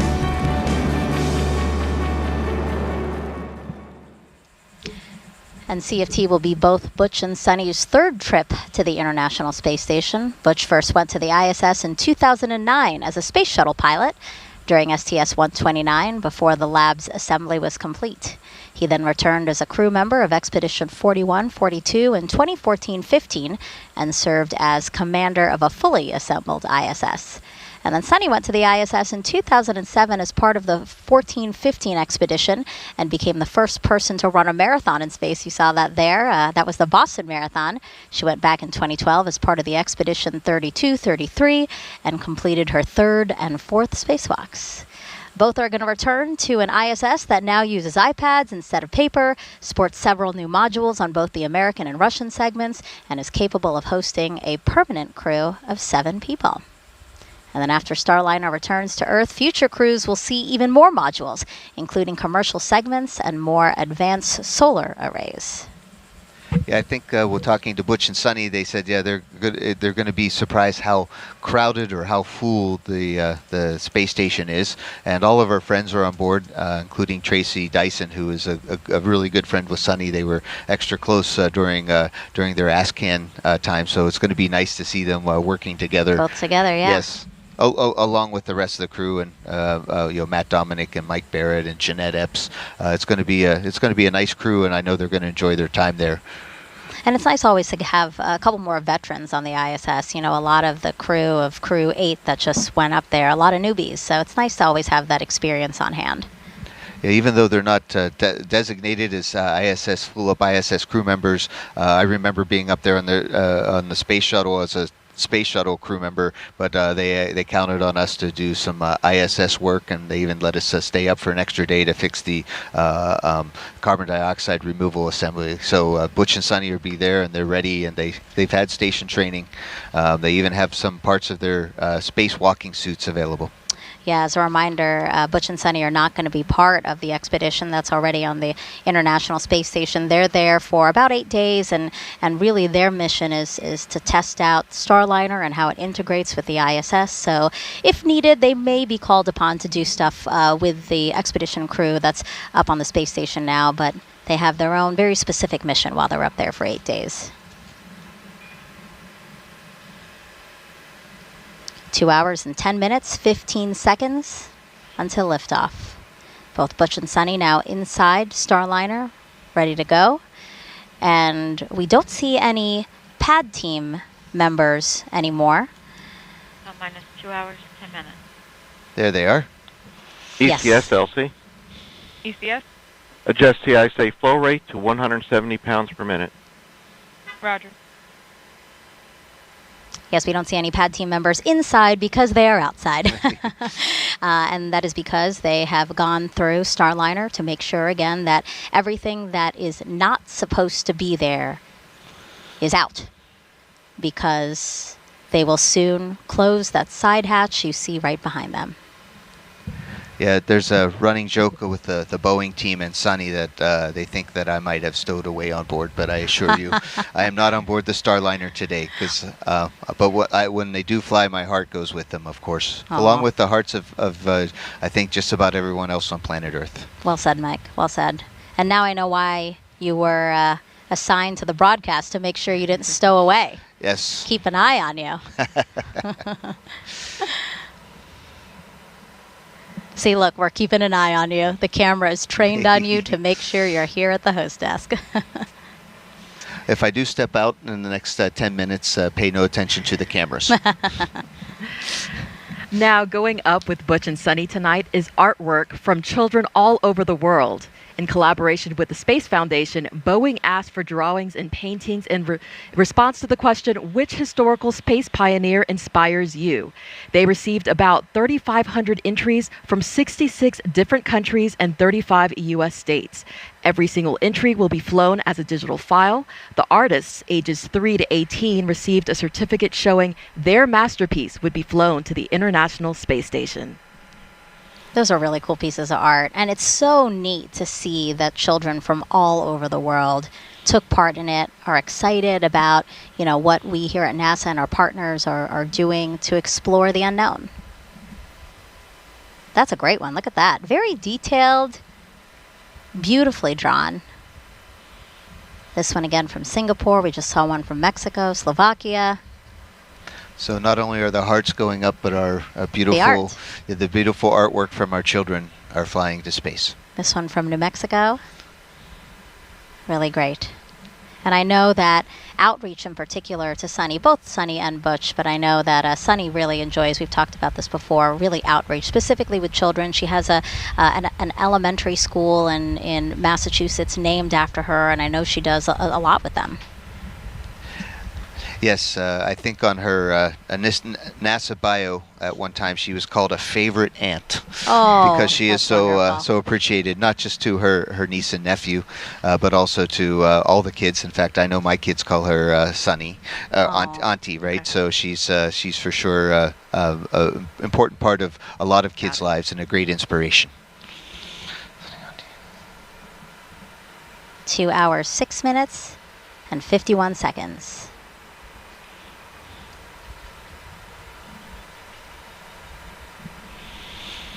So the pad team members, again, readying to close that side hatch. Mike, that side hatch, once closed, won't open until the crew returns to Earth after their mission, yeah? Absolutely. So that's why we got to make sure that it has a great seal on it so there's no leaks. And when it closes, it closes. And next time it should open, the ground team, including Brian Gartner, who was we talked about earlier, are going to be there. And they'll open it up and they'll see Sunny's smiling face somewhere in the United States Southwest. And what are they doing here, Mike? They seem to be cleaning off their shoes. I'm assuming making sure there's no FOD, things like that. Yes, the White Room has to stay nice and clean. They're waiting for a go right now for a hatch closure, since it is an important step, and they're a few minutes ahead of timeline. Around the mission control rooms around the country, they're double checking that everybody's okay to close the hatch, and then proceed on with the rest of the launch. And FOD is foreign object debris, so a fancy way of saying things, again, that are not supposed to be there need to stay off of anyone that's in the White Room. Obviously, Butch and Sunny, actually before Butch and Sunny both ingressed or got into Starliner, they were each checked by pad team members to make sure they didn't have any foreign object debris on them. Yeah, Boeing's manufacturing here at the KSC has been really extra careful to keep Starliner extra clean in its development, and and putting it all together. We count all the tools that go in, we count all the tools that come out, and there's vacuum cleaners everywhere to get any little metal shavings or any little pieces of extra tape. And I've been very impressed how clean Starliner has been for. I mean, this is the second flight of Calypso, for example, and our capsule that's being right here manufactured and getting ready to go fly next year. They're a really clean spacecraft. A testament to the teams, for sure. All right, 2 hours, 4 minutes, 35 seconds and counting until liftoff of NASA's Boeing crew flight test. 2 NASA astronauts flying in the Starliner spacecraft for the first time, headed to the International Space Station. On the way up, there's one particular person we've heard throughout the day, mostly communicating with the crew. So let's head over to Brandy Dean and Jim May to learn more about the Capcom role inside Mission Control in Houston. Thanks, Megan. The Capcom role has been around as long as NASA has been sending people to space. It's shorthand for capsule communicator, but it's used even when there's not a capsule to communicate with. For instance, there's a Capcom today in the International Space Station Flight Control Room working with the space station crew. For the Starliner's case, though, the name is entirely accurate, as Starliner is a capsule. Letting you know, crew insertion is complete, and we are starting hatch closure prep and standing by for weather brief. Roger.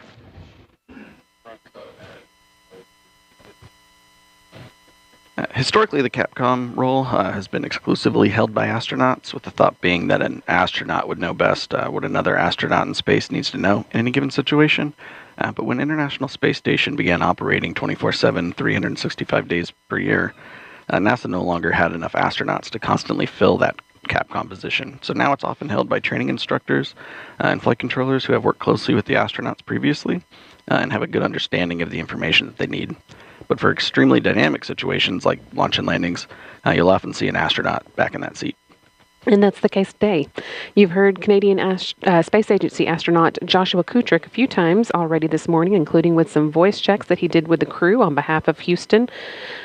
He will be the voice you hear talking to the crew all the way through Starliner's ascent. He'll be speaking with Butch and Sunny as they make their way into orbit, and he is particularly suited for the job since he'll be on Starliner for its next flight, Starliner 1.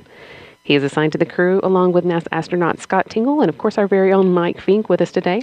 And a fourth crew member will be assigned later. So we heard some comm checks with the crew after they got into the capsule. They're a little bit ahead of schedule, so those comm checks have already happened. But we are expecting a hatch closure to come soon, and then another set of audio checks over the air-to-ground loop a little later as they get closer to launch. So now let's head back to Florida with Megan D. and Mike.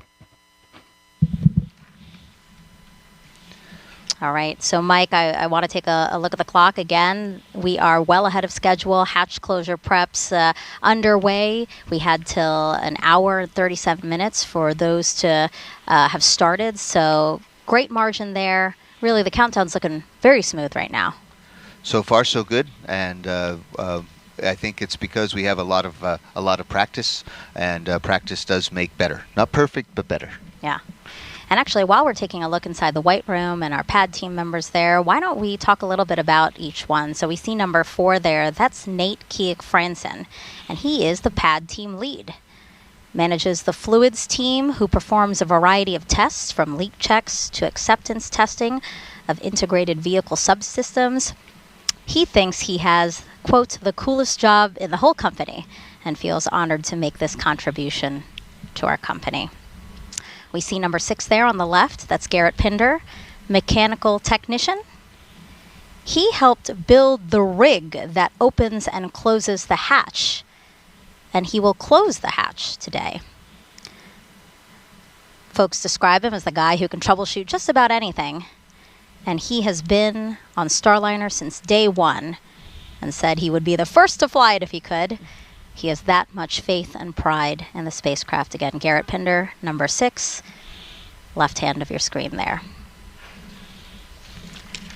Number 8, we have Kaysen Chernault, quality engineer and inspector, assisting crew with external tools and gear, suiting up prior to entry. Grew up on the Space Coast watching every launch and says being on the pad team is an honor and feels like the culmination of a lifetime of admiring and working in human spaceflight. And we saw Kaysen and Michael DiCarlo, and Michael's number was 7. Those are the two that went to meet Butch and Sonny down at the base of the pad. RC, conduct weather briefing on Channel 8 Weather Conference Net. Roger. Yeah, Michael is the systems engineering technician, performs final cabin leak check that we'll see later on in the countdown. This is his 110th launch to work. He said as a child of the 70s, he'll tell Butch and Sonny it's time to rock and roll before a hatch close. And Michael's also a great welder, and he helps put some of our pressure control systems or some of our tubing together. It's really tricky. So he's definitely world class at his job. And then finally, we have number 5, Armando Loli. Mike, you were talking a little bit about him. You were hearing him do the comm checks within Starliner during ingress. Now, he's the senior project engineer covering Boeing's Florida Space Coast. Has been part of the build and development of Starliner since the beginning. He also has helped Boeing build a very interesting virtual reality headset that we can use to train ahead of time with Starliner, not just for the astronauts but for the technicians as well as managers, so everyone understands what Starliner looks like inside and where all the parts are without actually having to get inside the spacecraft and taking it apart. Yeah, just a really accomplished crew.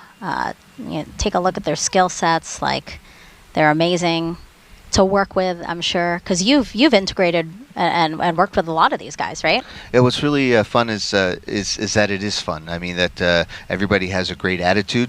Everybody looks out for each other and does what it takes to make it happen and enjoy the process along the way. And it's really fun to be in the space program because we get, as astronauts, we get to be part of so many really excellent teams, and our pad team for sure is an excellent team. And so we heard on the communication nets that teams are doing a weather brief right now. That weather brief has to be done prior to them deciding to close the hatch, right, Mike? Yes, we need to make sure as part of our checks that everything is still good to go.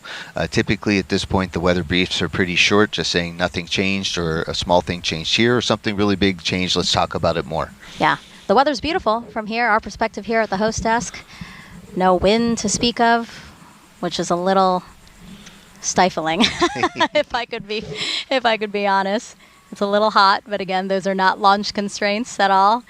Just maybe Megan D and Mike constraints as the day goes on, but we'll be waiting on the official word from that weather brief here shortly. Again, the team in the White Room, when they do get the go-ahead to close the hatch, kind of what are some of the things we'll be seeing, Mike? So obviously we said they cleared out Starliner, but here we're going to see them like removing some equipment and inspecting the seal, right? Exactly. So you can see that there's this golden frame around the hatch, and that's to protect the hatch seals, right? Because we want the hatch to be able to stay closed and airtight.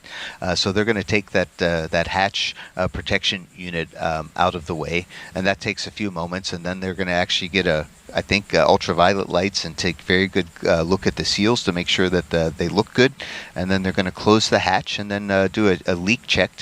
They'll put extra pressure inside the Starliner and see if any of it leaks out. It shouldn't, and then they'll depress depressurize the Starliner to have a regular normal atmospheric pressure of 14.7 pounds per square inch. Yeah, and there they are removing that piece you were just talking about.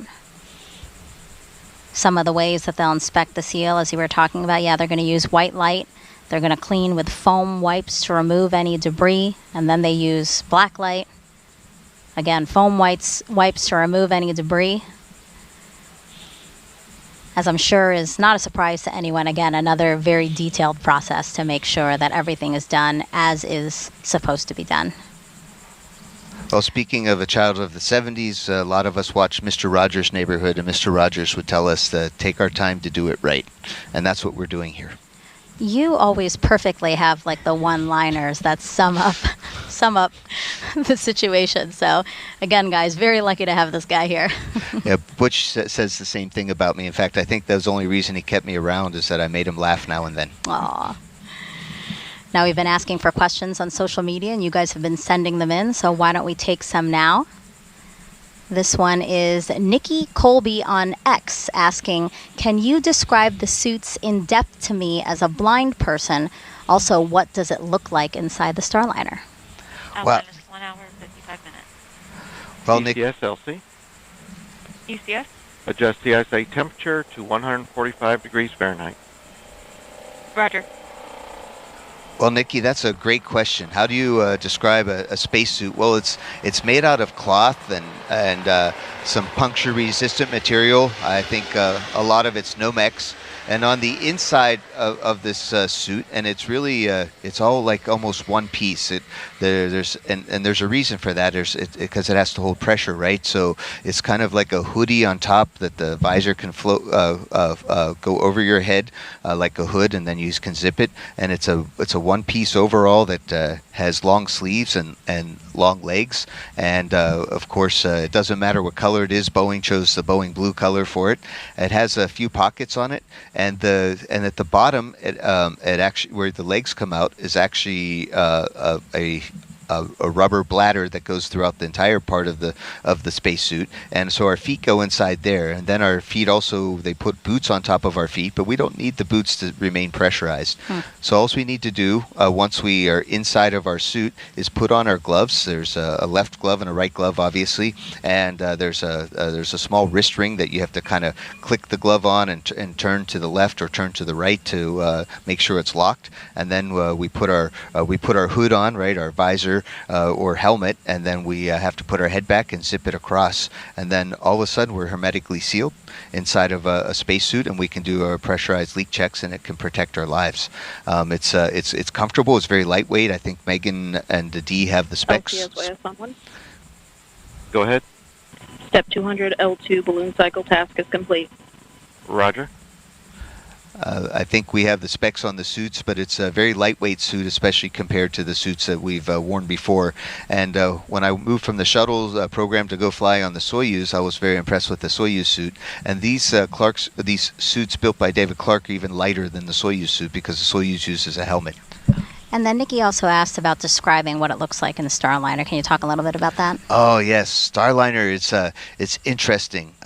It is I don't say full of cargo, but it's there's a lot of there's two seats near. If you look inside the hatch on the left-hand side, there's two seats.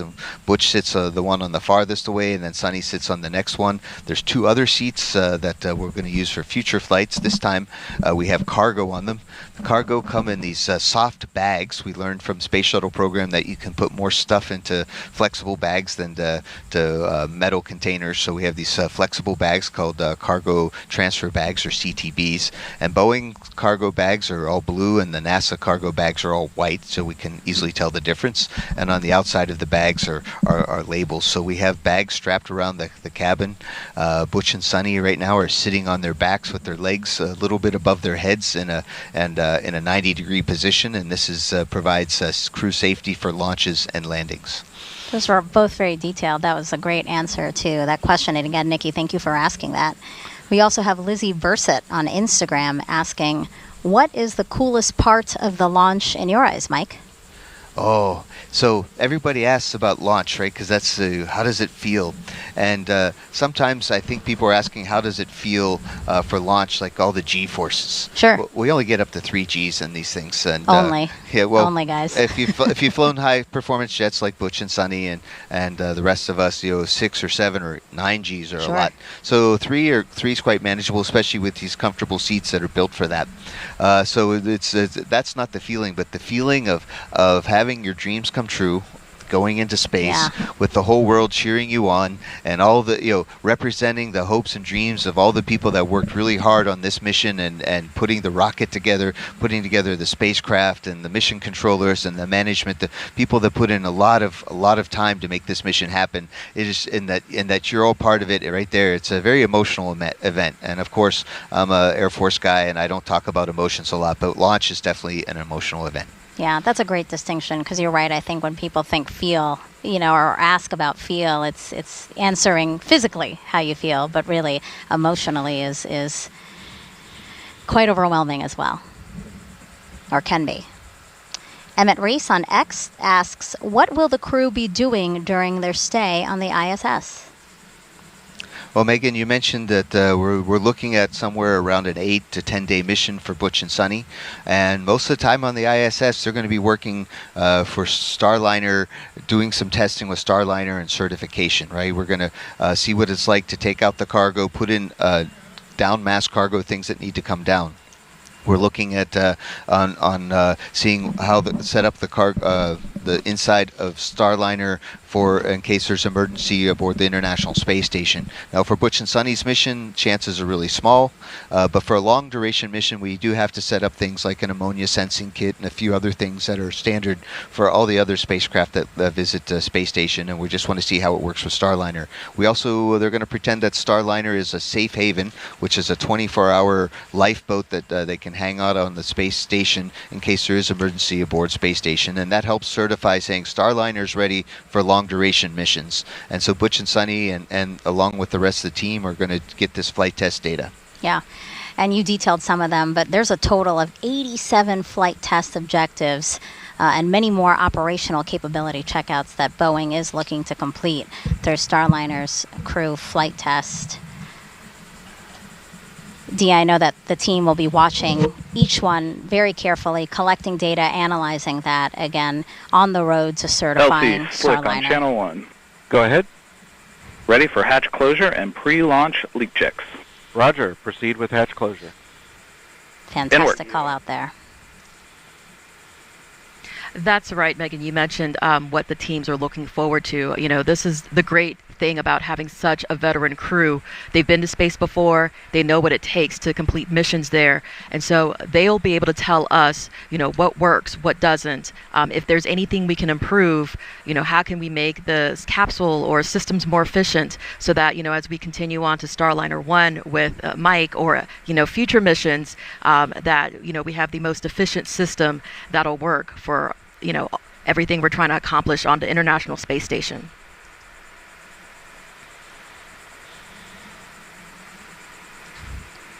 It's really exciting to be here for this crew flight test. NASA retired its space shuttles in 2011. So for 9 years, astronauts could only get to the space station aboard Soyuz rockets until May 2020, when Bob Behnken, Doug Hurley, two NASA astronauts, they flew to the ISS in a SpaceX spacecraft, Crew Dragon. And right now that capsule is the one that we see ferrying astronauts to and from the U.S. to the International Space Station. So this second dissimilar system, Starliner, it's really important, right, Mike, that we get this online and in use and part of the Commercial Crew Program.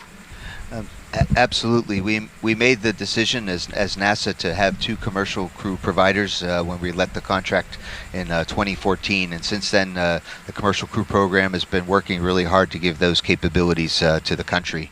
I talked with Doug Hurley just the other day, right after our launch broadcast on Saturday, and he wishes everybody the best, all the best for this launch, and he can definitely associate with what Butch and Sunny were feeling and how they were getting ready. And I worked very closely with Doug and Bob for their mission, and now with Butch and Sunny for this mission. And it's really neat to be able to put together new spacecraft, and we're getting better at it. And we're going to need all that experience and test mentality and building fast, like we've learned from SpaceX company, to be able to go to the moon in the time frames that we want. So this is all great experience for us, and we couldn't do it without without Boeing, for example, for today. Pad, air to ground 1.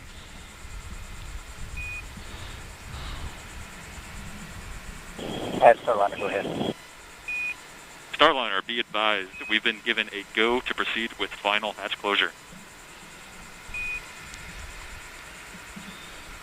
We are ready. Oh, they are ready for They sure. are ready, I know. We're We're ready too. Several weeks.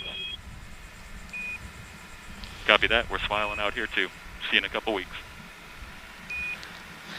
That's great. See you in a couple of weeks.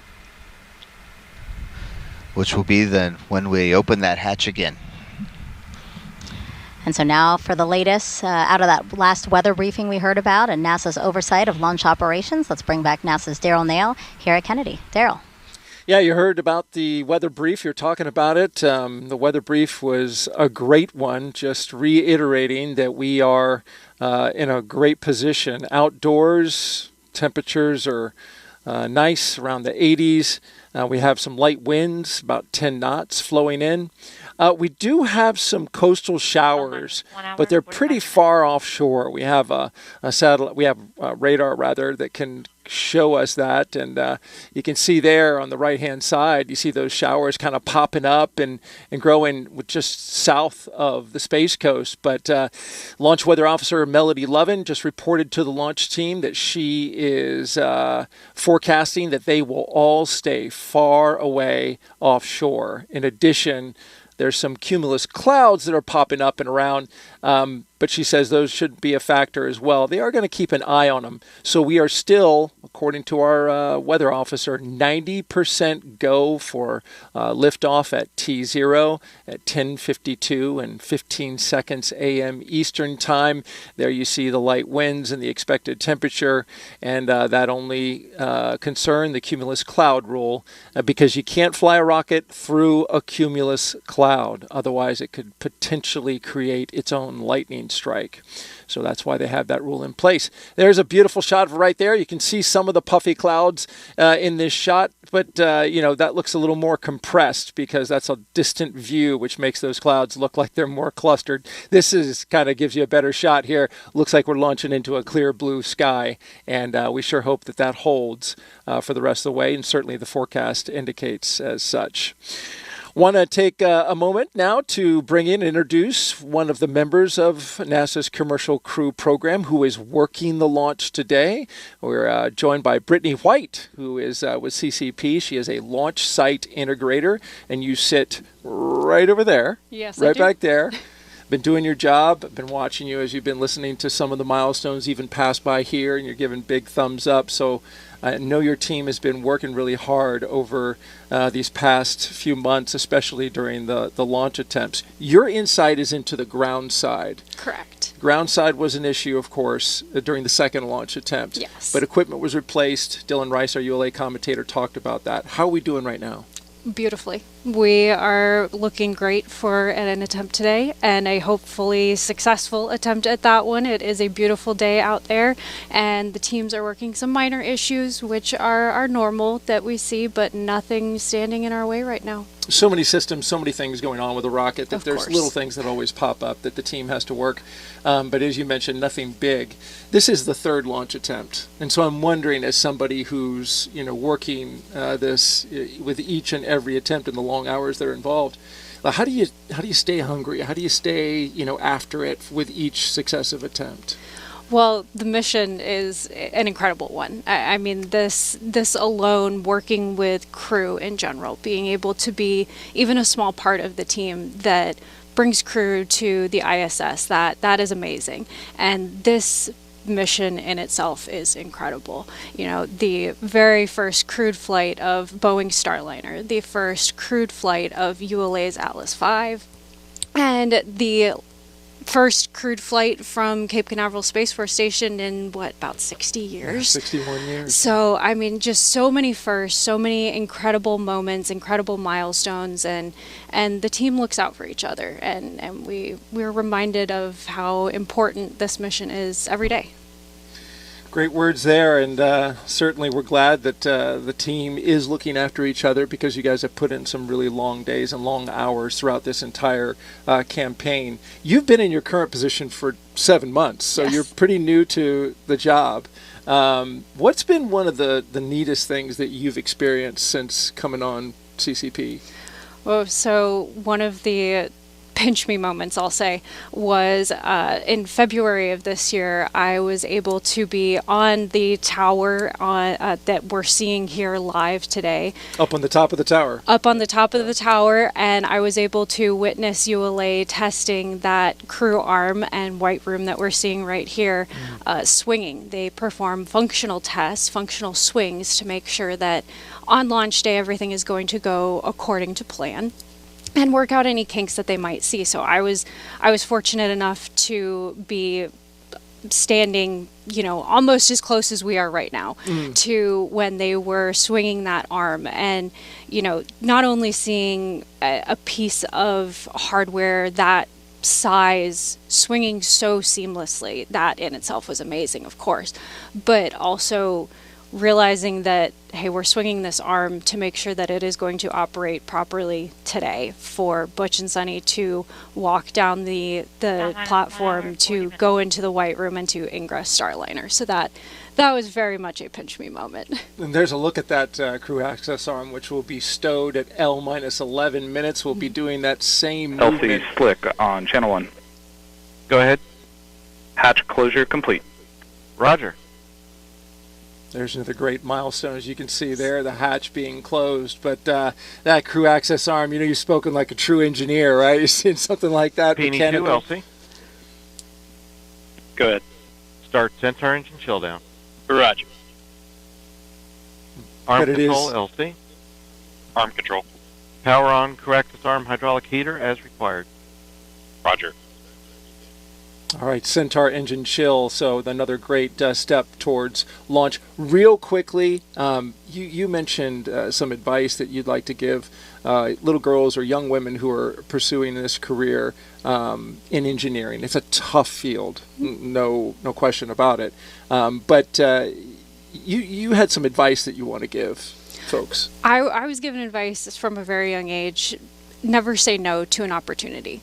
And sometimes you're presented with an opportunity that, at first glance it might not seem like it's going to be a lot, but in the long run it really does make a difference, and you might be surprised. So my advice that I always give when I'm doing outreach or anything like that, when I'm just talking to somebody, is never say no when an opportunity is presented to you. You got an opportunity in college to put I together did. a project that ended up going out to Houston and Yep. was tested in the neutral buoyancy lab where they do practice for the EVAs and spacewalks. I mean, that's Yep. pretty cool. Yep. I was asked to, hey, help write this proposal, and we're trying to put together an idea for astronauts to be able to collect Starliner, samples Houston, Underground 1. on, We're ready for pre-launch cabin on leak an checks. You asteroid, can prepare for and cabin we were pressurization able per your to- checklist and configure to the continue HIU and get that proposal submitted. So that was incredible, first of all. But when you're asked to participate in something like that in college, a lot of times it doesn't result in anything. Never would have thought we were. Amazing. Yeah. Cool stuff. Brittany White, launch site integrator with Commercial Crew Program. Really appreciate your time here. And we're really moving well through the milestones. In fact, way ahead of time, which is, I guess, a function of when you've done something for the third time. You get really quick at it. Yeah. Right? Yes. All right. Thank you so much for joining us, Brittany. And we'll send it back to Megan, Mike, and Dee. Thank you, Brittany. Thank you, Daryl. And yeah, way ahead of schedule, actually, just under 30 minutes ahead of schedule. Hatch closure again, in our very detailed countdown, was slated for an hour and 10 minutes before launch. But again, we can do LC, things P2. as quickly Go as ahead. is available. Centaur engine And chill that's why down we're ahead of time. Roger. A call out there regarding Atlas. All right, Atlas's second cabin stage vent valve Centaur. cap is removed. Starliner, we got the vent valve cap removed. And so Starliner, ground team is going to perform cabin pressurization. The caution will enunciate for cabin P high and cabin PPO2 high. As a function of that high cabin pressure, you can acknowledge the alarms. Starliner cabin. All right, so Capcom telling Butch and Sunny that teams will soon begin pressurizing the entire capsule for a leak check. So we did just see hatch closed a few minutes ago, and you might have seen them locking the hatch with something that kind of looks like a tire iron. And actually, a similar mechanism was used on Apollo and shuttle spacecraft. So now that the hatch is closed, again, pressurizing the entire capsule for a leak check, Mike. Yes, so we practiced this a few years ago for the first time, and when we did it, it actually made some loud noises inside the cabin as the pressure was increasing and then decreasing. So that now we made a call to the crew saying, "Hey, you're going to hear some things, and we're ready to do it." We have a voice-activated intercom system. We call it a Vox, right? So we turn up our Vox dials so that loud noises don't get transmitted and amplified in our microphones. And in order to do this, Butch also had to take a cap off of a valve that's inside the spacecraft. We do have ways to depressurize the spacecraft from inside, so we usually keep them capped, so it keeps things extra safe. And Butch had to take the cap off for when we depressurize. And pressurizing is going to take about 3 to 4 minutes. Again, you heard Capcom telling them to just be aware of maybe some audible noises. And then basically the team wants the capsule to stay at the correct pressure for about 10 minutes. So that's what we'll be looking out for in these next few minutes. And we talked about how things were ahead of time, and that's good. In case the hatch check doesn't work, we have time to redo it again. There's still a little margin in the schedule. You know, not only is Starliner flying Butch and Sunny today, it is also bringing up nearly 800 pounds of cargo to the space station. Let's check in again with Boeing's Lauren Brennicke and ULA's Dylan Rice. Yeah, Dee, along with our most precious cargo, of course, Butch and Sunny, we are taking around 800 pounds of cargo up today, and we are taking something that was added just a few days ago, actually, but more than half of what's going up is Boeing cargo, like CFT patches, mission coins, silver Snoopy pens, American flags, and a hard drive, which we mentioned earlier. It has about 3,500 pieces of artwork from children across the world. We're also taking tools, emergency life support equipment, and then that late ad at NASA's request just a few days ago, our teams packed a new pump for the space station's urine processing assembly. That is a part of the water recovery system there on the ISS. It is about 150 pounds. It's a pump, and it is replacing 2 non-essential cargo bags inside Starliner. It is all methodically packed weeks in advance, besides that one late cargo.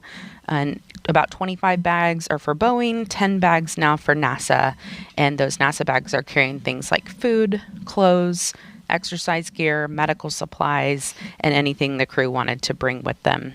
On the way back, Starliner will bring about 750 pounds of cargo, so just a little bit less, and that includes 1 empty NORS tank. That's a nitrogen oxygen recharge system, and that will be refilled for future missions.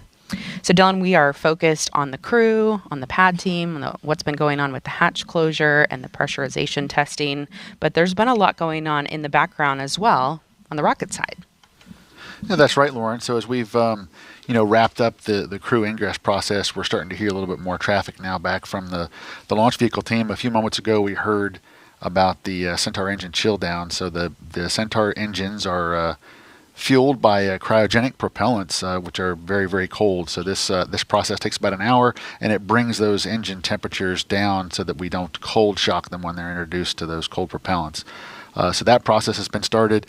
The vehicle itself remains in propellant topping mode as the blue team is continuing their work up on the tower. We heard about the beginning to warm up the hydraulic system for the crew access arm.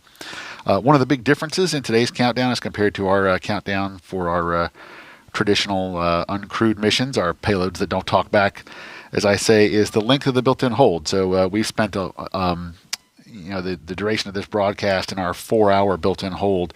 Typically, our built-in holds are 15 or 30 minutes, depending on the length of the launch window. But for today, it's been lengthened to 4 hours to allow loading of the crew and closing out Starliner for flight.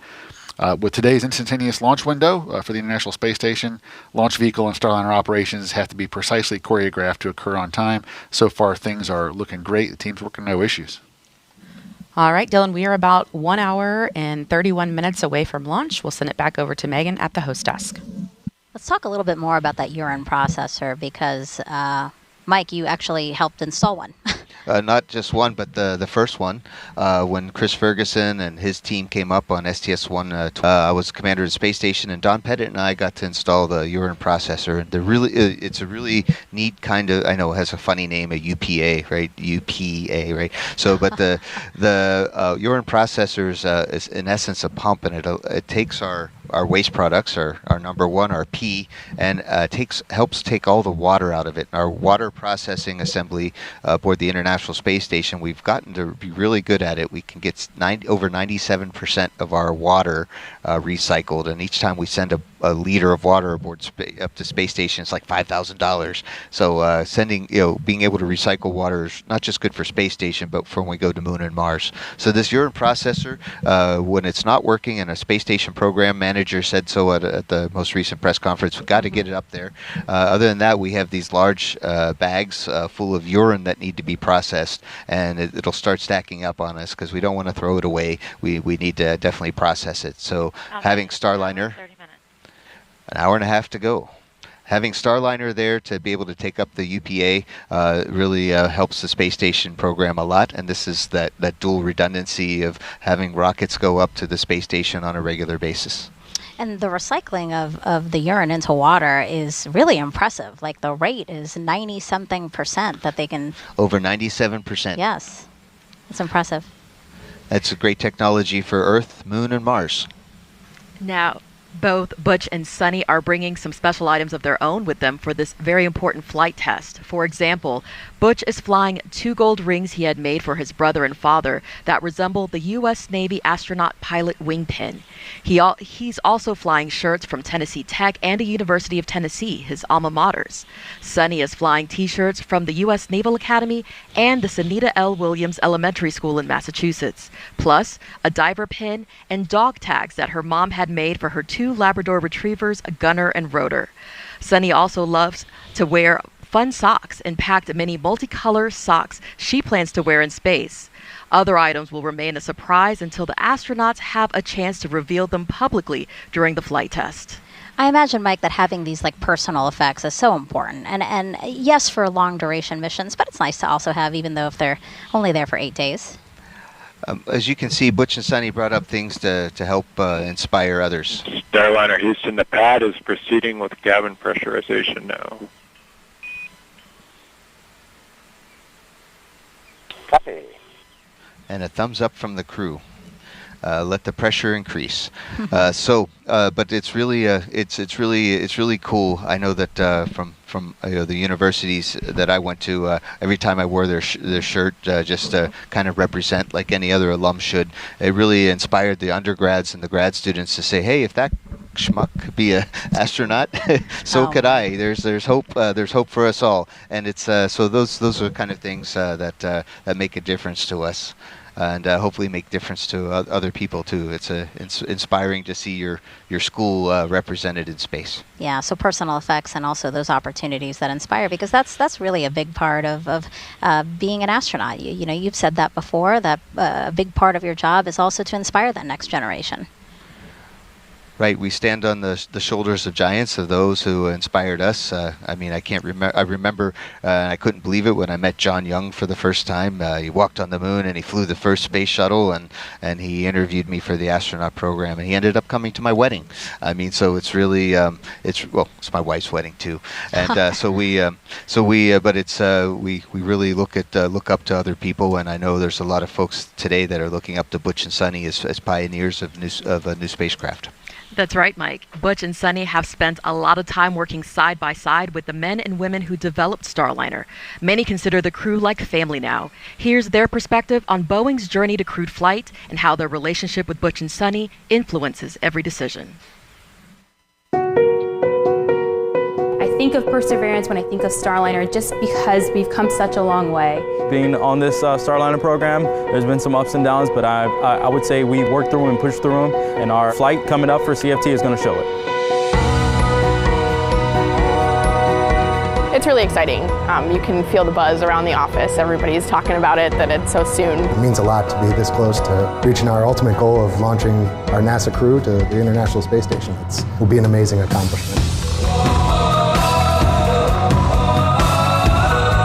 All the testing leading up to this mission has been very successful. The goal is to work out all of the kinks and make sure, again, we can fly and operate safely. We want the Starliner to be as highest quality a product as possible, and that goes from software development to manufacturing systems in the factory.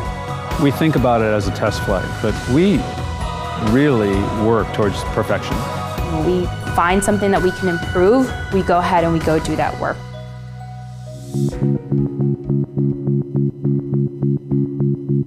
The safety of our crew members is at the absolute forefront of my mind. We're not strapping an astronaut, we're strapping our friends in. You know, the crew is our precious cargo, and everybody understands that. It's great that they have a relationship. I think it really makes the work that we do become more personal. To have such legends from the human spaceflight world kind of be our North Star as we're navigating our way to the crewed flight test, it's kind of hard to describe how really special it is. They know us and recognize us, and they become part of our team. Working with Butch, he is very honest with his experience and his feedback, which I think is really important. I find him, beyond being a very accomplished pilot, he's a man of faith and a brilliant engineer. He's very sharp-minded and has a pretty good sense of humor as well.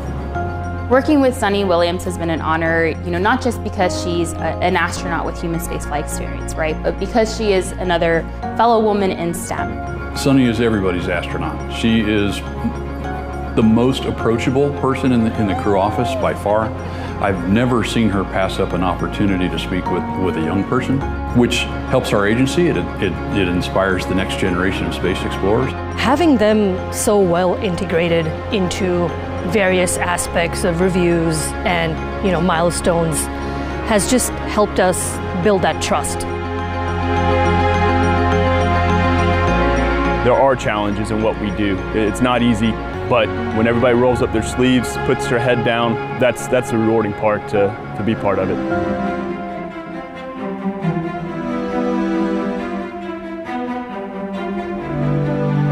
And until that door opens and that crew gets out safely, that's when we'll celebrate. That's the true end of the mission, right? I talked to a lot of people before, and that's what I look forward to. I mean, certainly getting a successful launch, successful dock, but we got to get home. It's just going to be an immense sense of pride that we accomplished something that is so difficult, to send humans to the harsh environment of space and back safely. As soon as they get out of that vehicle, I think everyone's going to take that breath and go like, oh, they're here, they're safe. To everyone that I've met on this program, it's not just a job. It's a dream that we are making come true.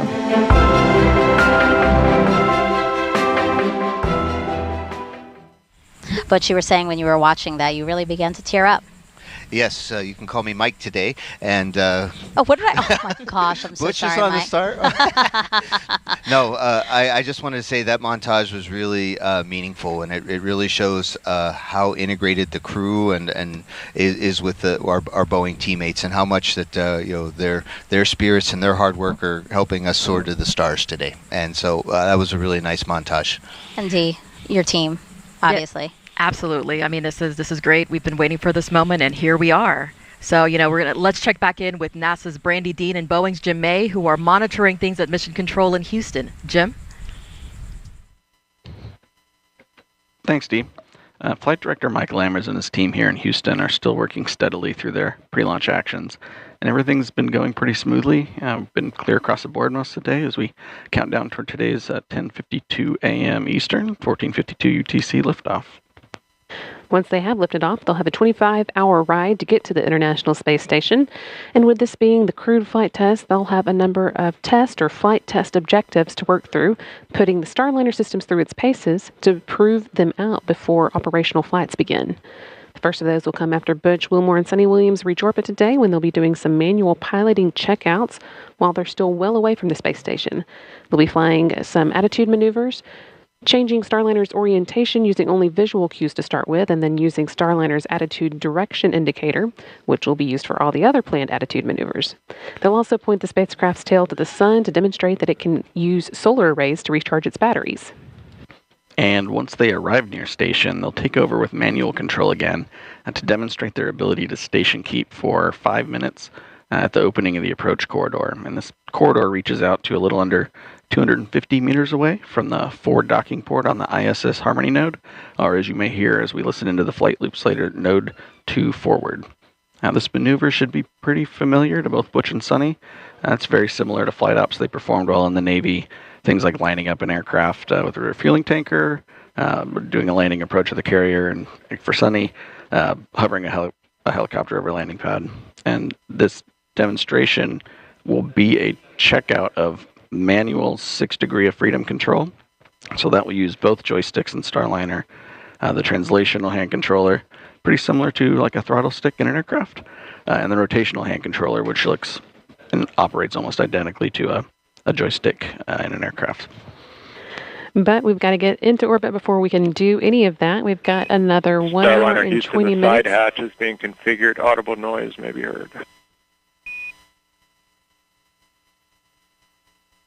Starliner, copy. As I was saying, another now 1 hour and 19 minutes until today's 10:52 a.m. Eastern launch. Flight Director Mike Lammers has been keeping a close eye on the activities in Florida as the crew got into their seats and went through their suit checks. Also, as they closed the hatch and started pressurizing Starliner. In about an hour, Lammers is going to be polling the team here in Houston for goes or no-goes, hoping to get thumbs up across the board for today's launch. He'll be speaking for his team when he gives his final go-no-go to the launch conductor about 7 minutes before launch. The International Space Station also has to be go to welcome Starliner tomorrow. So let's go back to the Space Station Flight Control Room and NASA's Rob Navius for an update. Rob? Thanks, Jim. And the International Space Station Flight Control Team, led at this hour by Flight Director Allison Bollinger, has in fact polled her team, and the ISS is go for launch. During the week or so that Butch Wilmore and Sonny Williams are aboard the International Space Station as visiting crew members, each dock day will see a different variety of activity for the Starliner duo. On Friday, the Starliner astronauts will continue unloading cargo they brought to the station and will transfer some of the used emergency equipment from station to Starliner for the trip back to Earth. They will stow their launch and entry suits aboard the vehicle and conduct a debrief with NASA and Boeing officials about the rendezvous and docking phase of the mission. Once Starliner's batteries are recharged through station power resources, Starliner will then be configured for quiescent or steady-state operations. So it's a busy timeline that lies ahead for both Wilmore and Williams and their Expedition 71 crewmates once Starliner docks to the complex tomorrow. And if you're just joining us at the time of launch, at 10:52 and 15 seconds a.m. Eastern Time this morning, the International Space Station will be flying 260 miles over south-central Turkey. For now, that's it from the Space Station Flight Control Room. Now back to you guys at the Cape. Certifying a second spacecraft for regular flights to the International Space Station will greatly benefit the orbiting laboratory. For more on that, here's NASA's Antonia Jaramillo. Thanks, Dee. We are here on the roof of the Atlas Spaceflight Operations Center, and joining me is NASA Deputy Administrator Pam Melroy. Deputy Administrator, as a former astronaut, you are no stranger to launch scrubs. Can you talk us a little bit about the process that our astronauts go through when a scrub is announced? Yeah, good morning, Tony. It's great to be here. I was actually teasing Butch and Sonny a little bit this morning about it. Really, there are a lot of procedures that have to be followed, but for the astronauts, they'll have some critical action steps to safe the vehicle. So thinking about anything to do with the boosters, the propulsion system, maybe the pyrotechnics. And so they will take those critical actions to safe the vehicle. You want to make sure it's perfectly safe. And then it's a process of getting out of the vehicle and going back to crew quarters. If there's a longer delay, they might go back to Houston, but usually they'll stay in quarantine. And then it's back to hitting the simulators again. And let's talk, you You also have obviously firsthand experience on the effects of spaceflight on the human body. Can you discuss with us the human research experiments that Butch and Sunny will take part in during their mission? Yeah, this human research program is critically important. There are so few people overall that have been to space that every single one counts. So when Butch and Sunny go up to the space station, they'll join our astronauts up there right now, Tracy, Mike, Matt, and Jeanette, and they will join in some of the same medical experiments so that we can have a larger pool of data. But in addition to that, we'll be watching very closely a couple of things. This is a new trajectory for a vehicle. It's going to be the first question I'm going to want to ask. How did it feel? What was the ride like? And then, of course, they've got plenty of experience getting out of the vehicle before launch, but it'll be a different thing after flying in space. And we're going to want to look at that closely. Absolutely, we are. And, talking about some of the science then that's currently on the International Space Station, what are some of the new interesting experiments that you are most looking forward to learning about? Boy, there is so much exciting that happens on the station, from studying basic research, but also doing Earth observations. But something that is really exciting to me is a new ESA experiment called Immune Assay. We know that the immune system of people in space is suppressed, but we don't really understand what's happening at the cellular level. And up to this point, we've only been able to study it in the lab. And so some new equipment that's going up is going to allow us to really understand at the cellular level what's happening in immunology on orbit. That is truly fascinating. Deputy Administrator, thank you so much for joining us here today. Megan D. Mike, back over to you. Now, today's launch will be the 100th launch of ULA's Atlas V rocket. It will also mark a sort of passing the torch within the company. Let's look at what this means to employees. We approach every mission we launch with great care. This will be certainly the first payload in my career where the payload can talk back. We're not used to having payloads with heartbeats. Having to interact and talk with them is pretty exciting. It's human beings. I mean, how could you not be excited about human space flight? Looking forward to getting to that final countdown and watching Starliner fly. I'm pretty excited to be putting Atlas back in the business of human spaceflight. We wouldn't be getting to that countdown if we weren't sure that everything was perfect and ready for launch. Since I was little, I have always loved to watch the astronauts, and I just really think this is great that we're actually going to be putting them up there.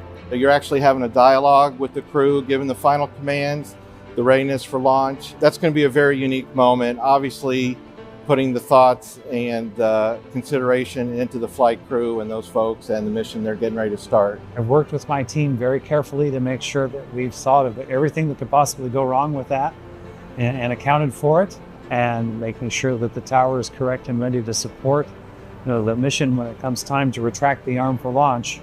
We've done everything that we can. Many years ago, someone handed me the keys and said, "Here, you drive."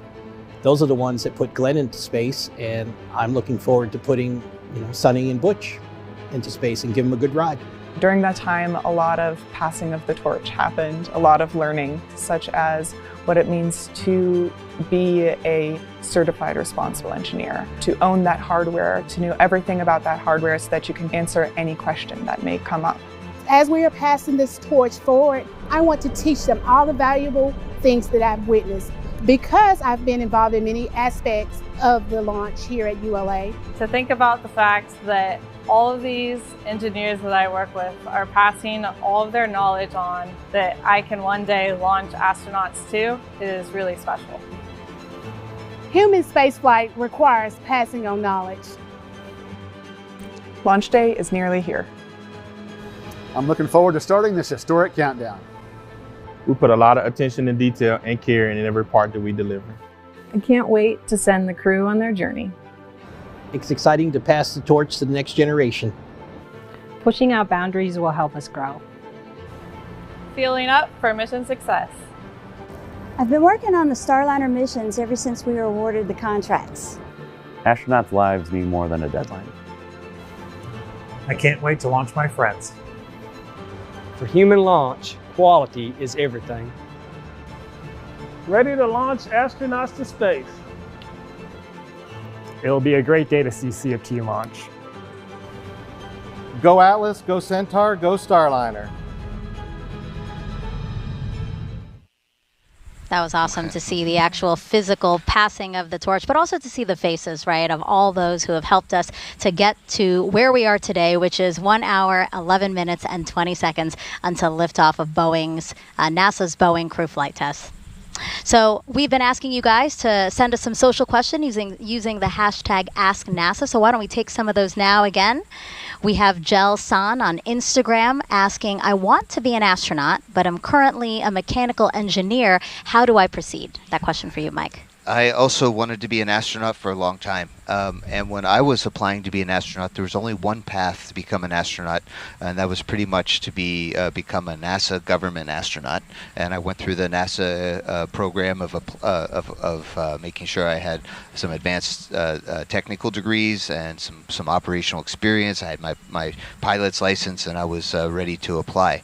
But now, we've opened up the world of spaceflight to even more people, and there's a lot of private astronaut missions happening with other companies. So what it means to be an astronaut is very different.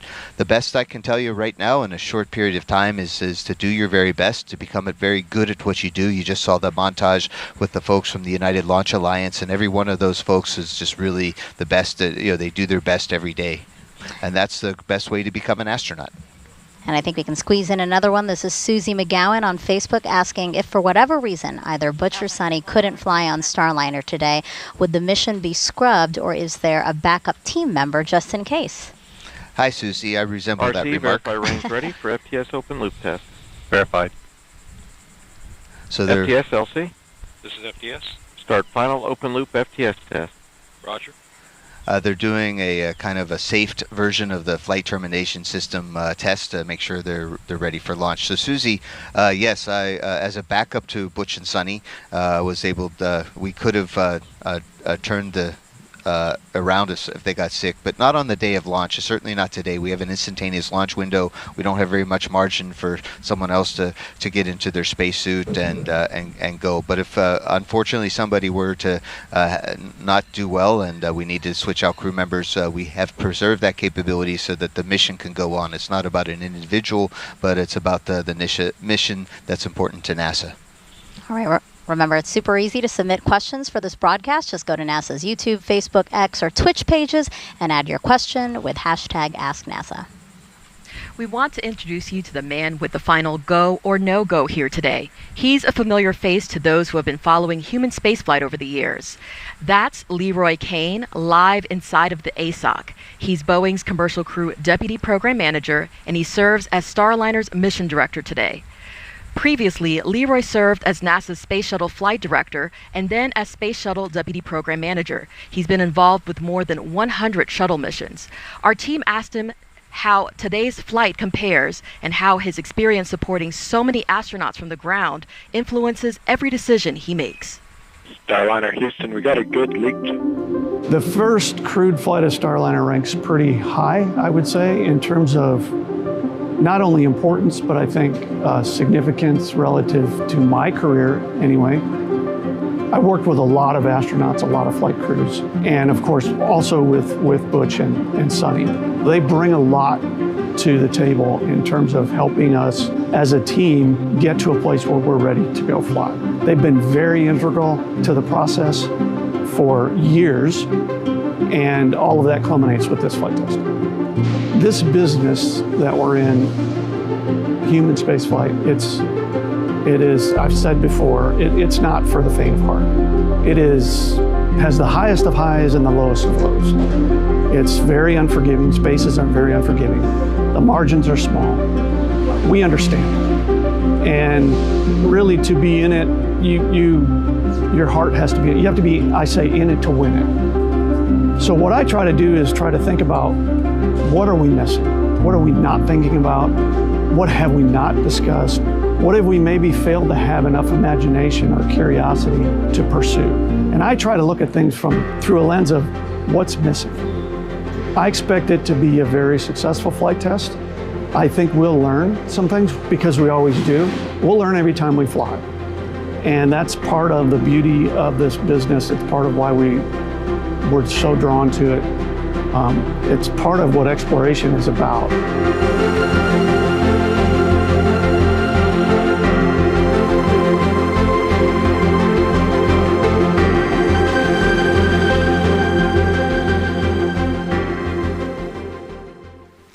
If you're just joining us, welcome to the official broadcast of NASA's Boeing crew flight test. We have a beautiful aerial view of the rocket and spacecraft on Launch Pad 41 at Cape Canaveral Space Force Station. I'm NASA's Megan Cruz. This is NASA astronaut Mike Fink, and that's Boeing's Dee Russell. Good morning. Now, we are here to watch NASA astronauts Butch Wilmore and Sunny Williams make history as the first people to fly aboard Boeing's Starliner capsule. And Mike, liftoff of the United Launch Alliance Atlas V rocket is slated for 10:52 and 15 seconds a.m. Eastern Time. Where are we in the countdown? We're looking really great in this countdown. Yes, so far so good. The rocket is in great shape, and the capsule on top, the spacecraft, Starliner, Calypso, they closed the hatch about 10 or 15 minutes ago and are just finishing up on the leak checks, saying that the hatch is definitely holding air, and we're ready for the pad team to say goodbye and head off the launch tower. 1 hour and 5 minutes to go. Now, CFT is the last test before NASA can certify Starliner for regular missions to the International Space Station for its commercial crew program. It's also only the 6th time that NASA astronauts will launch on a new spacecraft designed for crew. The last time an Atlas-class rocket launched humans to space was 61 years ago with the final flight of NASA's Mercury program. Over the last 3 hours, both Butch and Sunny, who you see there on your screen, have been getting ready for liftoff.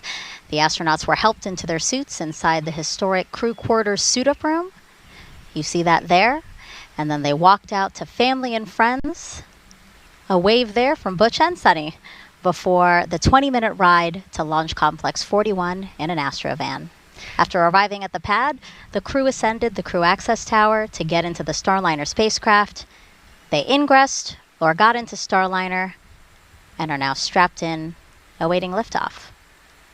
Mike, why is it so important for NASA's commercial crew program to certify a second, again, dissimilar crew transportation system to the International Space Station? Megan, it's really important because right now we only have two ways to get into humans into space. One is with the Soyuz and our Russian partners, and we all know that that's our relationship with the Russian Federation's a little bit tricky. We still maintain a good connection in space. And then we have Dragon, which is a fantastic spacecraft launching on the Falcon 9. But those are only two ways. Having a third way to get to the International Space Station, or from the U.S. perspective, just a redundant way to go, is that if something goes wrong with anybody, we still can get people up and down to the International Space Station. And we found that out with the Columbia disaster, how important it was to have another way to get to space. We stopped flying astronauts up and down the space station solely on the space shuttle, and we started flying on Soyuz, and that really taught us some good lessons then. Mike, you spoke with Butch and Sunny recently. How are they feeling about the road to this moment with only an hour and 3 minutes to launch? I think Butch and Sunny right now are probably taking small cat naps, or I guess Sunny, she doesn't like cats as much as puppy naps. I don't know, but they are very excited. They've had it's been a long road in quarantine, away from friends, and they've been able to see their family from a distance. But they are ready. They're very much mentally prepared and physically prepared for a great launch today. As you can see, guys, Mike is a great resource for us today. He actually trained alongside Butch and Sunny to fly on this mission and is actually the backup pilot if needed. So we're encouraging you to send him any questions you might have about what you see today. Just go to social media and use the hashtag AskNASA, and we will continue to take as many questions as we can live. Again, a check of the clock, 1 hour, 2 minutes, 26 seconds and counting until NASA's Boeing crew flight test. What's significant, again, is that we are ahead of schedule. Again, we were going through the paces as things were done so that we can build that margin. Starliner, we copied. Cabin vent valve closed, end cap. Good config. Talk to you again in a few minutes. And again, those call-outs there have to do with the cabin leak check that is in progress right now. Yeah, one of the last steps is Butch puts a cap on a valve that can open up the outside of, or open up Starliner to the outside. So we want to make sure that the valve is closed and capped, so it won't be a leak path if unintentionally. And there are more than 60 seals, right, in the crew module, 6 valves to check if they're in the closed position. And bottom line, this check is to make sure that everything is sealed so that the Starliner is properly pressurized on the ride up. Yes, we don't need the atmosphere to leak out. If it does, we have spacesuits, but it's very good to double check everything, and we expected the hatch leak check to proceed just fine, and it did. And there was a particular PSI, right? 1 hour and 1 minute. A particular PSI that the team wanted to see being held within the cabin. Yes, so we start out at atmospheric pressure, and we use Go ahead.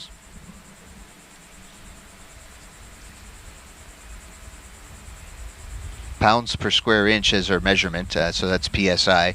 So we normally start at something, whatever it is here today in Florida, like 14.6 or 14.7 PSI. We add 2 extra PSI, so they were holding at 16.9 pounds per square inch, and that held throughout the 10 minutes, and that's an overpressure, so it would have leaked out if we had a leak path, and it turns out we didn't, so leak check good.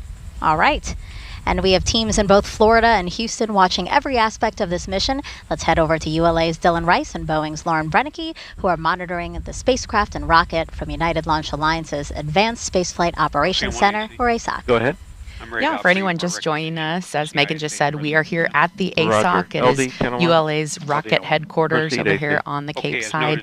Dylan and I are in a great location to be monitoring all of the operations that are going on around us. We have the whole launch control team down here behind us, and you might be able to see us there in the middle in the glass. Alarm at a bad time, we're going to recommend that line item 390 be disabled. Roger, copy line item 390. LC concurs. LD? LD concurs. Roger. RLM? LC? RLM on 1. Roger. Please disable line item 390. Active. All right, another part of our job is to wear headsets and listen to the loops that you're hearing there on the broadcast, as well as some of the other side channels, just to keep track of everything going on today. We did just get an update that the helium leak on Starliner remains good. We have confirmation it is still acceptable for flight, looking about like it did on Saturday. So that's great news. And Dylan, Atlas has been really all over the solar system, but preps for today's launch are just a little bit different. Go ahead. Line item 390 has been disabled. Roger. Well, that's right, Lauren. So we're using our standard processes and procedures that we use for every Atlas Centaur mission. But today's mission is different because we have a Starliner atop Atlas and Centaur, and 2 astronauts inside Starliner. So there are some added steps. LC, this is FTS. Go ahead. Yes, Operation 55, Step 270, FTS open loop test is complete. Roger. So we do have added steps to support those additional activities to ingress the crew and then close out the Starliner and then prepare the crew access tower for launch. But right now, today, we're remaining in our final built-in hold as we continue to prepare for liftoff. There are a few activities left for us today. The blue team will be clearing the area soon, at which point the final preparations for launch will get underway, and we'll be configuring the vehicle's propulsion and hydraulic systems for flight. The avionics team will be loading upper-level wind data into our flight computer that allows us steering through the atmosphere. And you'll also start to hear final comm checks between the LCC, Mission Control in Houston, the BMCC at Kennedy Space Center, and the Starliner crew. Once all that is done, we'll be retracting that big crew access arm. That'll be one of the big visual cues on the launch pad that lets us know that we're getting closer to launch. And then you'll start to hear us get into our final polling for launch. All right, Megan, we are now just under an hour to launch, so we will see you guys back here in just a little bit. Actually, we're going to go over to NASA's Daryl Nell at Hangar AE. Daryl. All right, thank you very much. And looking here into Hangar AE, and you can see here the CCP team, Commercial Crew Program, is back here monitoring everything that's been going on, and so far it's been a beautiful countdown.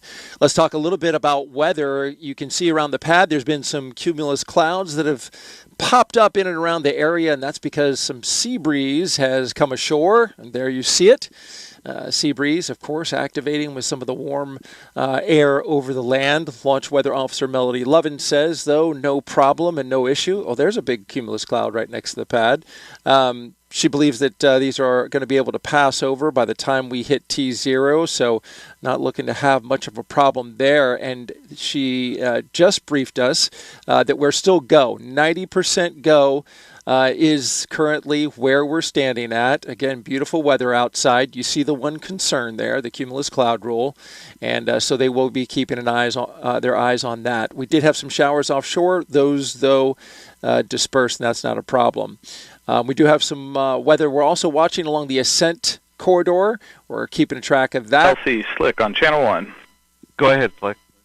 CST 100 pad operations are complete and ready to configure the white room for launch. Annulus purge was disconnected at 13:54 Zulu. Roger. Blue team lead, LC. Go ahead. Perform toxic vapor and O2 checks when raising the environmental seal and configure white room for launch. Roger. Getting that room right there ready to launch. You'll see that environmental seal around the Starliner and get ready to go up as they get that room ready for launch, and eventually at L-11 minutes retract the arm away.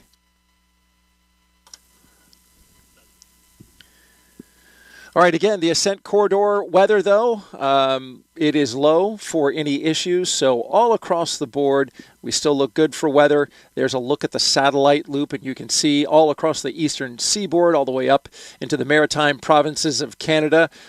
Fortunately, we got a high-pressure system off North Carolina that's keeping everything pretty stable and clear out there. Just a couple of issues along the way, but nothing that would put the Starliner at risk of splashing down all along that track if they needed to, should something happen to the rocket. We're looking good so far from out here at Slick 41 and Hangar AE, and we'll send it back to the host desk. And let's take another look at the crew for this flight test. We see Commander Butch Wilmore. He was at the bottom left corner of your screen, NASA astronaut and retired U.S. Navy captain. Raised in Mount Juliet, Tennessee, married to Deanna Wilmore, and they have 2 daughters. As a naval pilot, Butch racked up more than 8,000 flight hours and 663 carrier landings, all in tactical jet aircraft. He completed 4 operational deployments supporting missions like Operation Desert Storm. Before his selection to NASA, Wilmore was on exchange to the Air Force as a flight test instructor at the Air Force Test Pilot School at Edwards Air Force Base in California. Butch is a veteran of 2 space flights as pilot on Space Shuttle Atlantis in 2009, and then 5 years later he served as flight engineer for Expedition 41. So far, Wilmore has spent 178 days in space and performed 4 spacewalks, so this flight will be his 3rd mission to the ISS.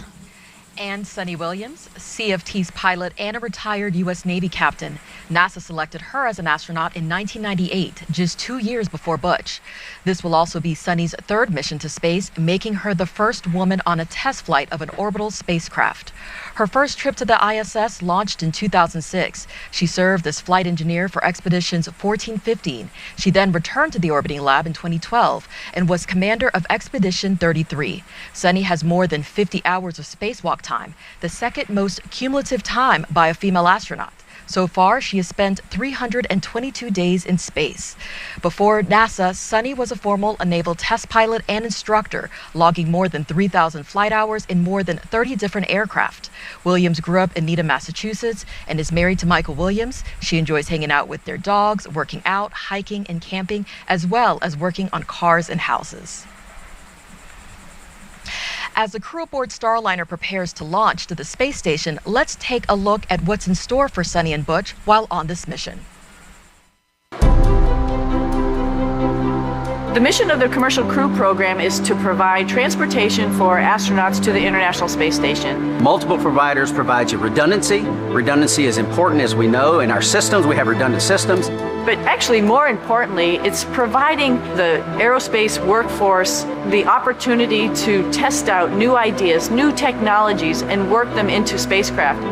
Butch and I are the first two to fly the Starliner, so this flight will be a crew flight test, so there'll only be two on board. We're going to fly it up to the space station, dock it, and test it all out, and then come back home. Everything's new. The procedures are new. We have procedures now that we didn't have a year ago because we've learned as the process has gone forward. We've had 2 test flights uncrewed previously, but this will be the first time we're putting people on it. We're test pilots, and so we're going to be testing the spacecraft in all aspects of the flight, from launch, on orbit, all the way to entry and landing. We're testing out the environmental control system, we're testing out the manual flying of the spacecraft.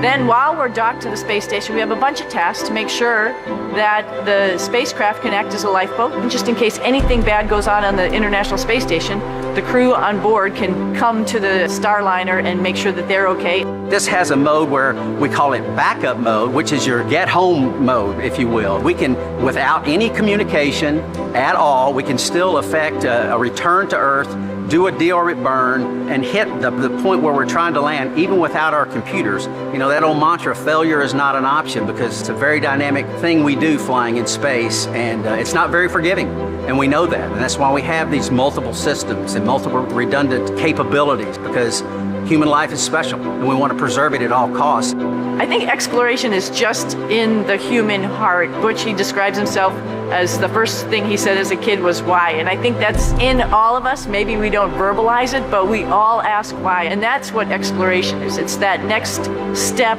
of why. So why not go back to the moon? Why not try to live on the moon? It seems like a natural stepping stone to the next thing, Mars, which just calls us. Like, why is that planet there? What is the future of that planet? What is the future of our planet? And to be able to take these next steps in exploration, we're going to start answering those questions. We stand on the pinnacle. This is kind of where everything, integration, everything comes together, which is where Sunny and I sit. And this is just a part of the ongoing process of growing and expounding our knowledge and our understanding of all things for the benefit of mankind. I am Sunny Williams, and I am ready to fly NASA's Boeing Crew Flight Test. I'm Butch Wilmore, and I am ready to fly NASA's Boeing Crew Flight Test.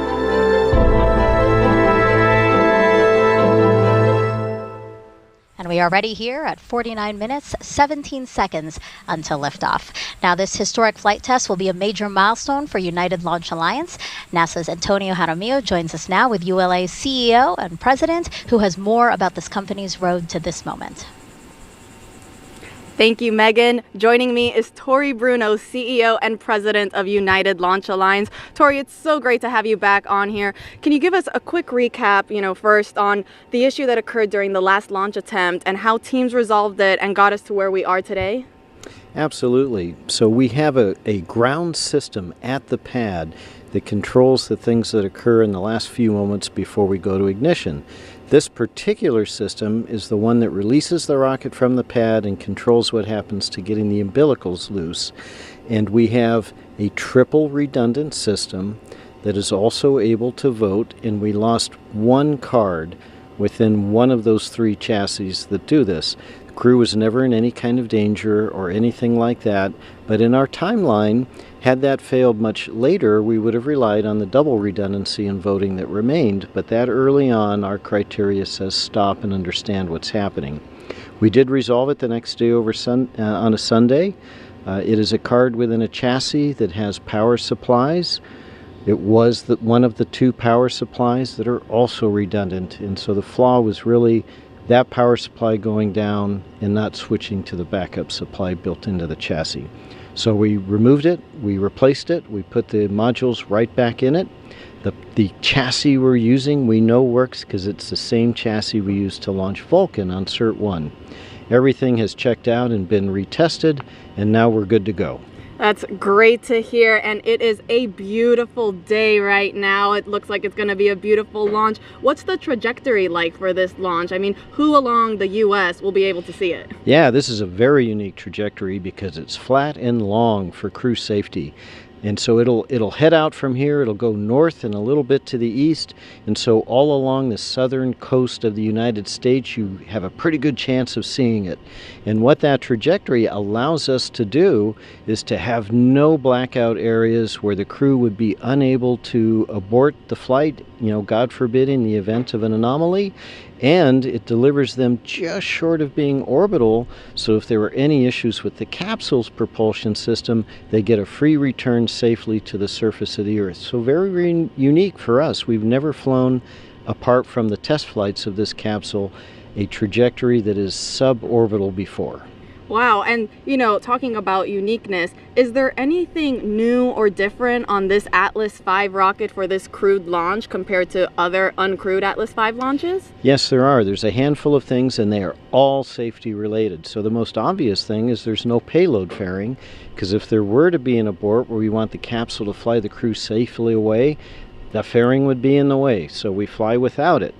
We also have an emergency detection system, which is like a very high-speed computer that is plugged into all the systems on Atlas and monitoring its health, so that if an anomaly started happening faster than any human could possibly do it, this computer would detect it and command the separation of the capsule.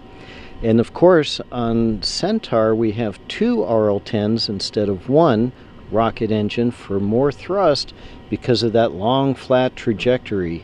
The last thing we do is actually kind of subtle and maybe a little bit trivial for most people, but we anodize the first stage of the booster to protect it from a thing called stress corrosion cracking. And just to be extra careful for the crew, we actually double the thickness of that anodization. Wow, that is fascinating. Tori, thank you so much for joining us here today. Megan, Dee, Mike, back over to you. And as we check out some pad team members there getting ready to leave the crew access tower, teams inside Mission Control at Johnson Space Center in Houston are also keeping a close eye on launch. Here's NASA's Brandy Dean and Boeing's Jim May. Thanks so much, Megan. Welcome back to Mission Control Houston at NASA's Johnson Space Center. We are now 44 minutes away from launch and everything continuing to go pretty smoothly. Team here is under leadership again of Flight Director Mike Lammers today. Once Starliner gets off the pad, Jim and I will be with you through the ascent, giving you the play-by-play as Starliner makes its way into orbit and expanding on the calls that you'll hear from Capcom Joshua Kutrick, making to Butch Wilmore and Sonny Williams. There are a number of major milestones you'll want to keep an eye out for during Starliner's climb to orbit. The first you'll hear from Starliner's crew is roll program coming from Commander Wilmore, indicating that Starliner is rolling into the planned orientation for ascent and orbit ops. Then about 45 seconds into flight, the crew and Starliner will reach what's called max Q, which is the maximum dynamic pressure that they will experience during ascent, and that happens just before they reach Mach 1. A minute and 35 seconds into flight, the solid rocket boosters that give Starliner its first major push into orbit will have been used up. Starliner will then hold on to them for just a little more than a minute after that, and then jettison the boosters before second stage takes over and gets Starliner the rest of the way to orbit. Starliner will actually reach orbit about 11 minutes and 58 seconds into flight, at which point the Centaur's main engines will cut off. Starliner and its crew hold on to that stage for a couple of minutes, and then separate from it at around 14 minutes 58 seconds into flight. From there, Butch and Sonny will be free-flying Starliner on their own. During ascent, you'll hear Kutrick mentioning a number of abort-related milestones as Starliner moves past them. Starliner can safely abort all the way up to orbit, as you just heard in that interview we saw from Florida. That includes the East Coast, off the coast of Newfoundland, and off the coast of Ireland. Beyond that, it would just be able to safely abort to orbit, and of course, we're hoping not to need any of those options.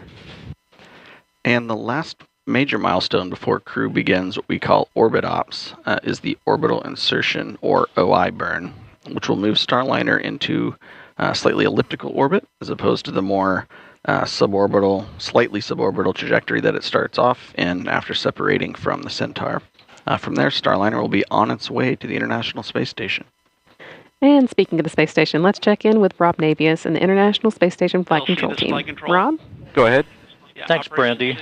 Back here in the International Space Station Flight Control Room, flight controllers are keeping tabs on the countdown and monitoring the work on board by the Expedition 71 crew in advance of Starliner's scheduled arrival tomorrow.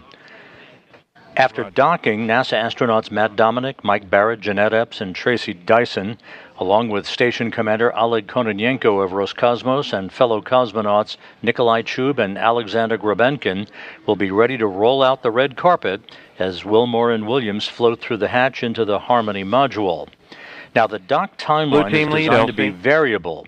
That means that the number of days Starliner could stay at the station could be adjusted depending on any further launch delays or undocking delays caused by weather conditions at the western U.S. landing sites for Starliner. One of the most important dock days for the Starliner crew will come 2 days prior to their scheduled undocking, when they load the last of the cargo items to be returned to Earth in the vehicle and conduct onboard manual piloting proficiency. That will enable them to stay sharp for their departure from the station and the deorbit and entry events that will follow. We're now 41 minutes, 9 seconds away from liftoff. Today, the operational loops are so far, thankfully, quiet. And with that, we'll go back to our folks at the Cape. As we prepare in less than an hour to launch 2 astronauts to space, during this test flight, let's check back in with NASA's Antonia Jaramillo, who's with NASA's Associate Administrator, about the mission. Thank you, Dee. Joining me is Jim Free, NASA's Associate Administrator. Jim, thank you so much for joining us. Can you discuss a little bit why it's important for the space agency that we have another American spacecraft launching to space from American soil? Well, I mean, it is truly historic day that we have today. It is the 6th time we've launched a new vehicle to space, and this time with the first female on one of those missions in Sunny, and from the Cape Canaveral Space Force Station, not the Air Force Station any longer. And we're also, now it gives us that chance to get back to ISS with another crew. And the learning that we're doing there about the human body, about technology, about science, of course science is key to all we do. And then to prepare ourselves for those missions to the moon and then on to Mars.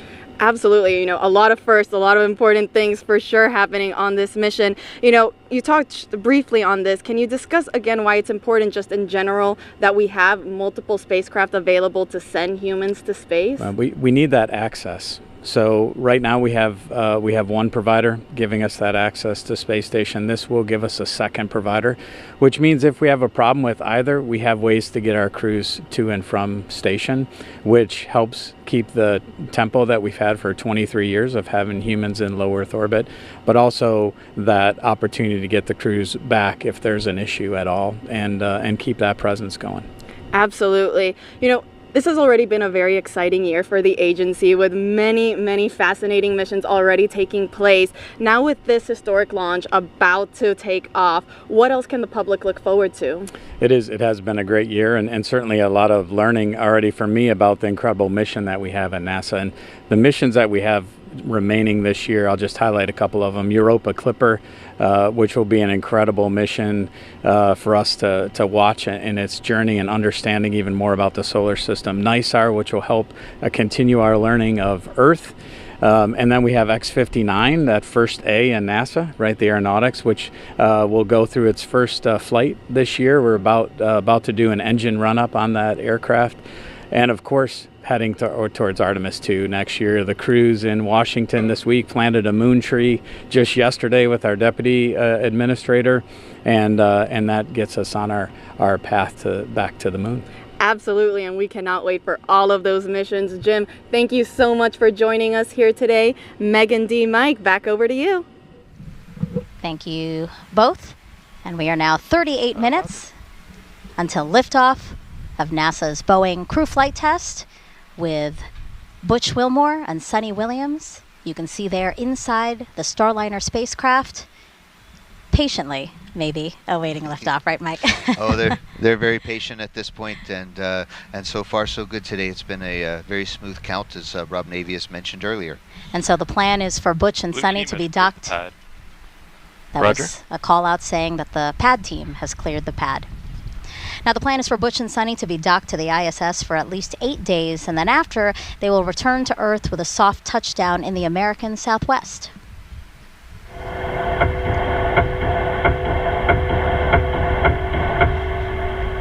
That's video and sound from inside Starliner during its return to Earth 2 years ago as part of the Orbital Flight Test 2 mission. Its heat shield will reach 3,000 degrees Fahrenheit during re-entry. Parachutes then deploy, and the heat shield is discarded to expose Starliner's airbags. The original test pilot you see on the bottom center of your screen, Rosie the Rocketeer, collecting data of what astronauts might experience during landing. Starliner is the first and only American orbital crew capsule to land on land. This allows for quicker access to crew and cargo. It also makes turning the spacecraft around for future missions quicker. But Mike, Starliner can also land in water in the case of an emergency. Absolutely. Starliner has a lot of heritage and commonality with the Orion spacecraft, which lands on water. Starliner is a little bit smaller and a little bit lighter, so it can actually land on land. It has those airbags, as we saw. I can't wait to try them out. That's the first thing I'm going to ask Butch and Sunny about. How are the airbags? Because Soyuz is a little bit hard landing, but everybody's fine.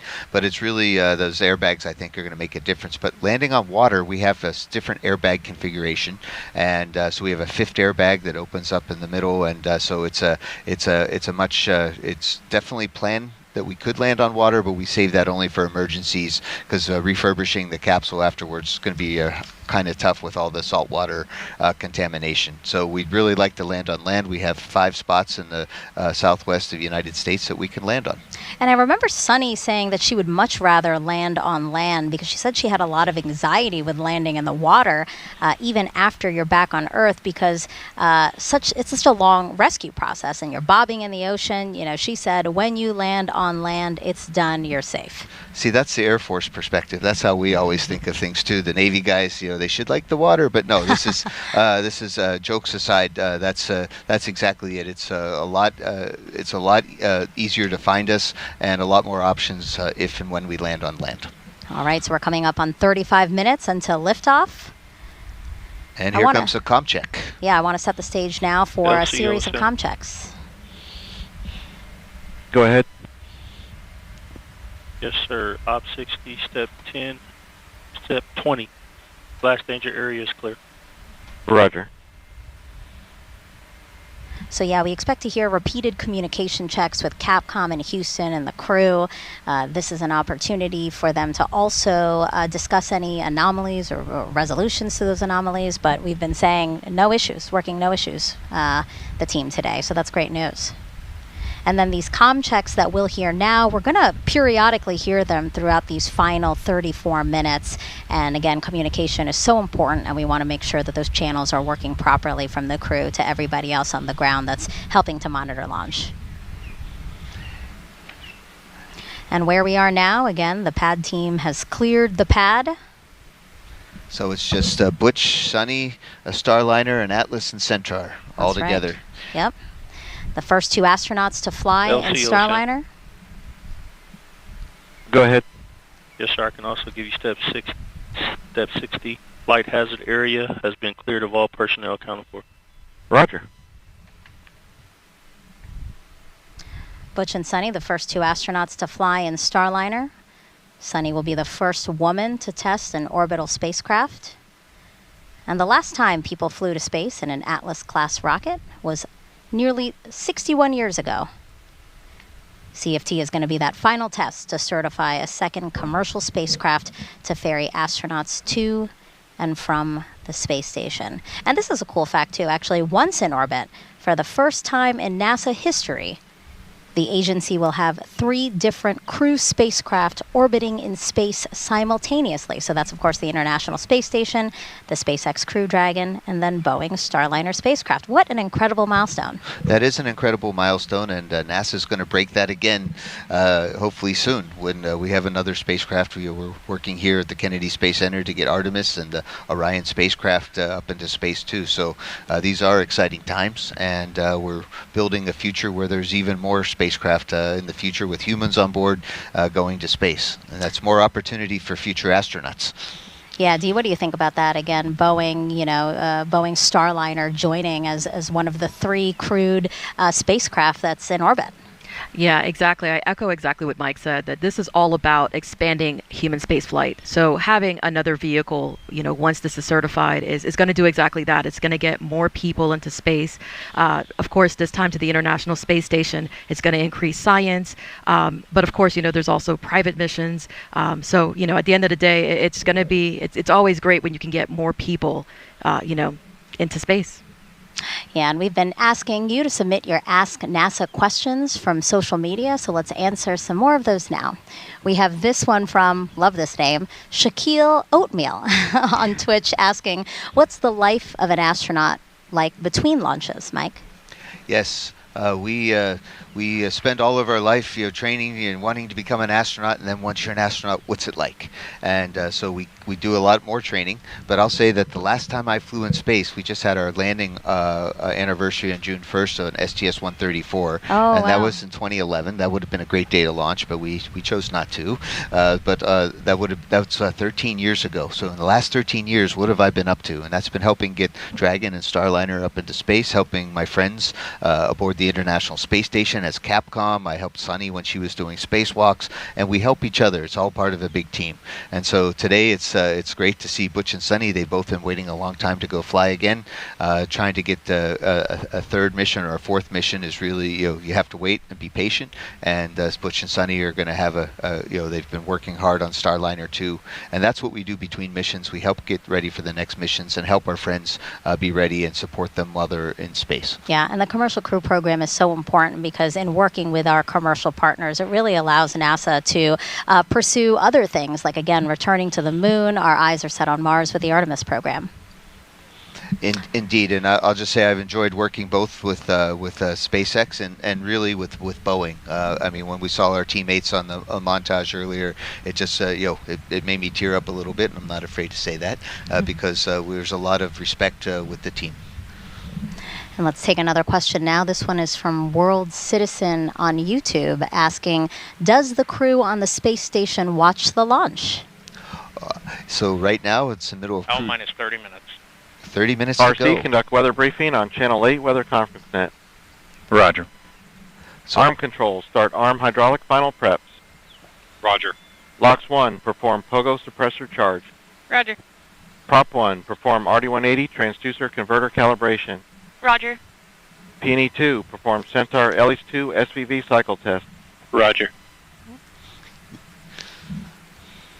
That's all the communications between the launch team, basically all the steps that's needed to get us to T0. Yes, less than 30 minutes left. So aboard the International Space Station, if the crew gets a minute, I do believe that they're beaming up this launch broadcast. So hi to my friends aboard the International Space Station that they're going to watch the launch. They're very invested in this. They've been waiting for weeks, months for the Starliner to arrive, and we're good friends with the crew on board, so it's going to be very cordial. But yes, I remember watching L minus 29 minutes. The shuttle's launch. And then when my friends landed on either the shuttle or on the Soyuz, we would try to watch the landing coverage too. So certainly we were always watching NASA TV. And we did get a chance to talk to NASA astronauts Tracy Dyson and Jeanette Epps prior to launch. Prop 1, LC. Prop 1, go. Are we complete? Yes, RD-180 transducer converter calibration is complete, and the engine FIV is open. Roger. Flight control, start flight control, final prep. Roger. LC, Peony 2. Go ahead. Centaur LH2 SVV cycle tests are complete. Roger. Again, Tracy Dyson, Jeanette Epps, 2 of the astronauts that are on the International Space Station already. We did get a chance to talk to them prior to launch. Update complete. And they said they are ready for Butch and Sunny to arrive. They've gotten their areas all set up for them, so they're really excited to welcome them just about 26 hours after liftoff today. Again, 27 minutes, 53 seconds and counting until liftoff of Butch and Sunny, the first 2 to fly Boeing Starliner capsule to the International Space Station. Let's go over now to Brandy and Jim inside Mission Control in Houston. Thanks, Megan. Lead crew flight test flight director Mike Lammers is getting ready to poll the flight control team here in Houston for a go or no-go, verifying that all of Starliner systems are ready for launch. Everything is looking good at the moment, and Lammers will use this poll to determine his own response to the final go, no-go poll by the launch conductor just before liftoff. Once we do get into the terminal countdown time frame, there are a few major activities that the team will oversee. The first is Starliner's transition from ground power to battery power. That comes about 18 minutes before launch, and we leave it as late as possible so we can launch with those batteries as... Go ahead. Arm hydraulic final preps are complete. Roger. L minus 27 minutes.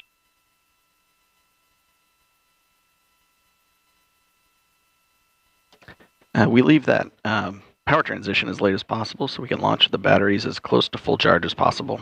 A few minutes later, with less than 10 minutes to go before liftoff, Starliner's ordnance will be armed. That activates the critical systems that are needed to detach all the things that Starliner would ultimately deploy or jettison as it climbs to orbit, or back for a landing if that became necessary. And then finally, just 1 minute and 15 seconds before launch, they'll work with the crew to activate the launch abort system, which would rocket the crew to safety in the case of an abort or on the pad early in the ascent. This will likely be the last you hear from us until liftoff. So we are going to send you back to the team in Florida to let Megan, Dee, and Mike see us through the rest of the countdown. Go Starliner. Now let's take a closer look at Starliner, the next generation crew capsule that you see atop the Atlas V rocket there on Launch Pad 41 on Cape Canaveral Space Force Station.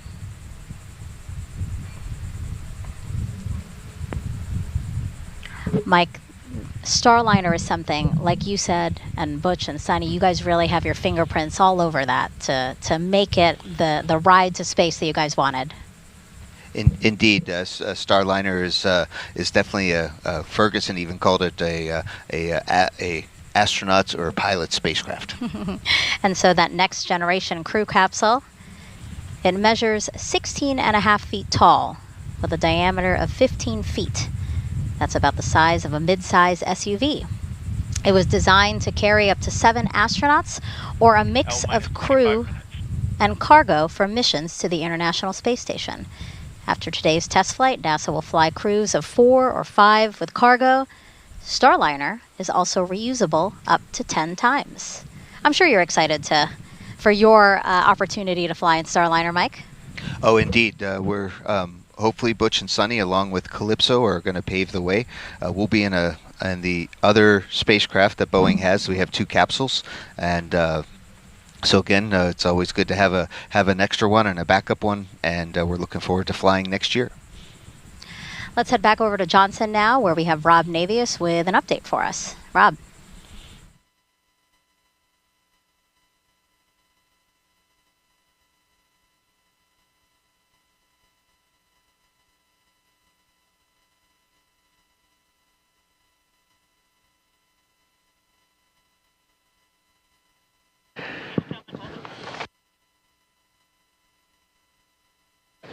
As we mentioned earlier, in the midst of Starliner arrival preparations on the station, NASA astronauts Matt Dominic, Tracy Dyson, Jeanette Epps, and Mike Barrett are preparing spacesuits to be used for a trio of spacewalks scheduled to begin on June 13th.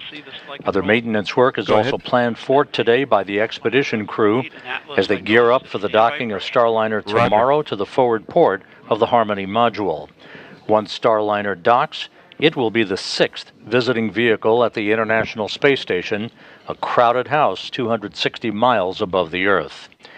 We're standing by here in Mission Control for the Atlas V to take flight and for a new chapter in human spaceflight history to begin just 23 minutes from now. With that, we'll head back now to the Kennedy Space Center. 23 minutes, 9 seconds and counting until liftoff. So let's check back in with ULA's Dylan Rice and Boeing's Lauren Brennicky with the latest. minus 23 minutes. Hey, Megan. Thanks for coming back to us here in the ASOC. We've been switch all monitoring. secondary decoms to RF link and verify lock. Roger. Initiate orbital parameter calculations on primary CCLS. Roger. monitoring those procedures here, and we're coming up on about L minus 22 minutes to launch. And around this time during the last launch attempt, our team worked through what you may have seen, a suit pressurization issue.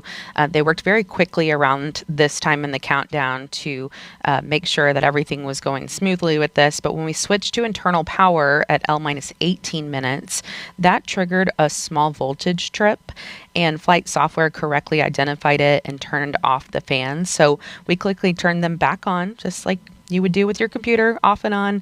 And today we're going to turn the fan off when we move over to internal power so it doesn't trip again. Then we will turn it back on after.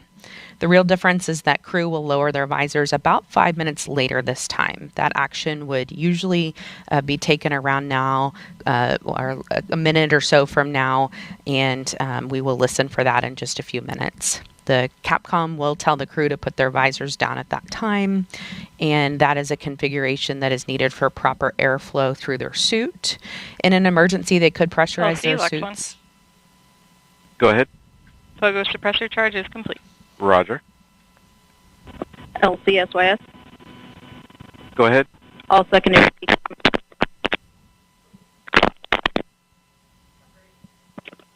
Secondary. Yeah, you're breaking up, SYS. Become verified on RF link. I did copy that. Please check your headset.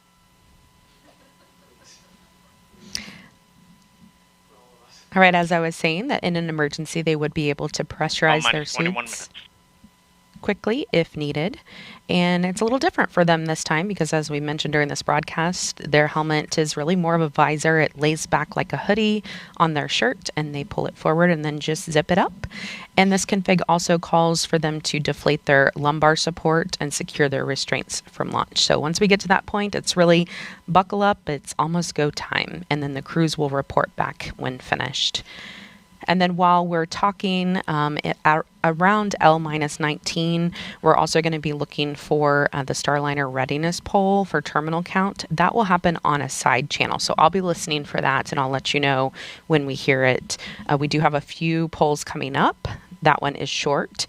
It will take place in the Boeing Mission Control Center, or BMCC, here in Florida. That is where the spacecraft launch conductor, Brian Gartner, will pull people in that room in charge of the propulsion system. Yeah, you see the room there on your screen. L minus 20 minutes. PNE-1, reinitiate AHB charging. Roger. RLM, verify redline monitor and event table or in the correct configuration for terminal count. The lumbar support. Verify. RC, verify solar radiation, acceptable for launch. Verified. Right, you might have heard, kind of came in faintly. Starliner copies. They asked them to go ahead and deflate their lumbar support. Wasn't sure if you're going to hear a little bit more about that. But again, there will be 3 calls coming up on this Starliner readiness poll for terminal count. They will pull the mission support room manager, or MSR. After launch, the BMCC turns into mission support as things shift over to Houston. They will also poll the spacecraft test conductor, who monitors our power systems. All communications switch to channel 1. All personnel and visitors remain in present position until launch. Maintain operational silence in the LCC. This is the LC with a terminal count briefing. If a condition exceeds a launch constraint anytime after the terminal count status check, the observer shall announce hold on channel 1, identify their station, and briefly state the reason for the hold.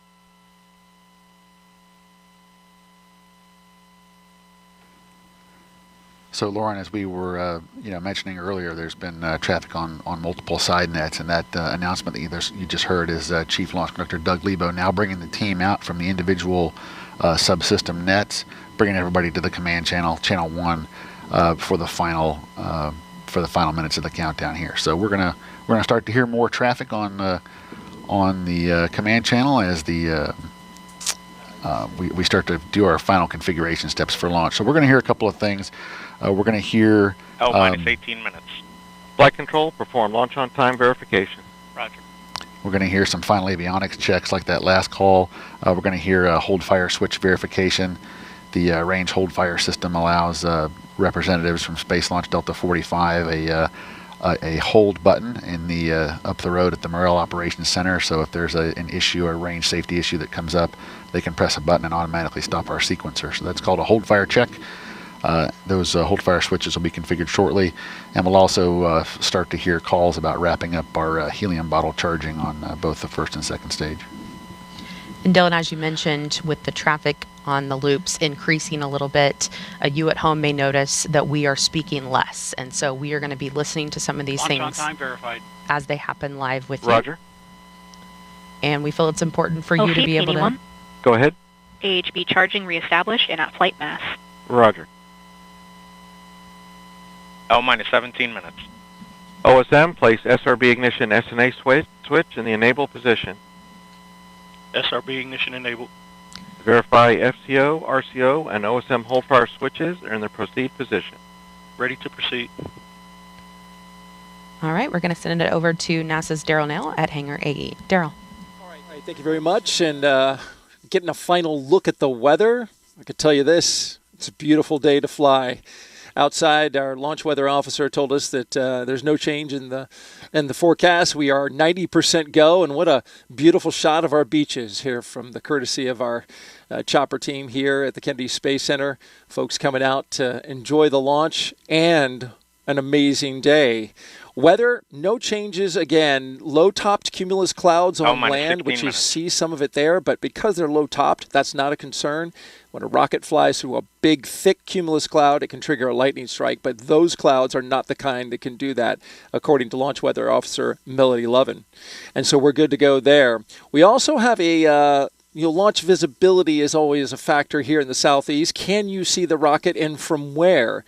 And our friends at United Launch Alliance provided us with this graphic so you can see about which point in the launch you would see the rocket. If you're within the first two inner circles, you should be able to see the solid rocket boosters jettison a minute after launch.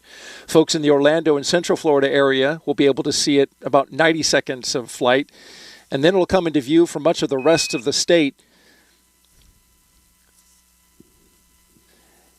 after more than about 2 minutes, including Tampa on the west coast of Florida. The southeast corner of Georgia might be able to see the Atlas Centaur separation, which happens after 3 minutes of flight. Again, we're looking good here at the ASOC. Richard Jones polled his team, the NASA operations manager. 15 minutes. And all of them are go. LC flight. Channel 1 and air to ground 1 are now merged, going to air to ground 1. Roger. We'll send it back to the host desk. LC flight, air to ground 1, ready for contact with Starliner on Channel 1. Roger. Starliner, LC, com check on Channel 1. Those are comm checks again. LC, Starliner, loud and clear. I have you loud and clear also. And our astronauts, who you see there. Again, this is the test flight. Houston, com check, air to ground 1. Houston, Starliner, loud and clear. Houston has you loud and clear on air to ground 1.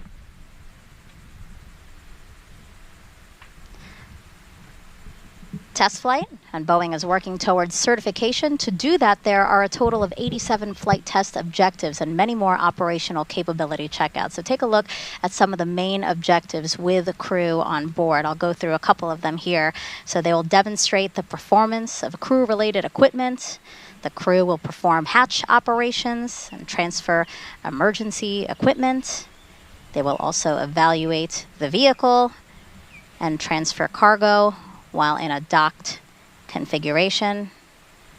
They'll conform functionality of manual piloting and deorbit with a successful separation of the crew module from the service module. And finally, they will demonstrate Starliner's entry and descent.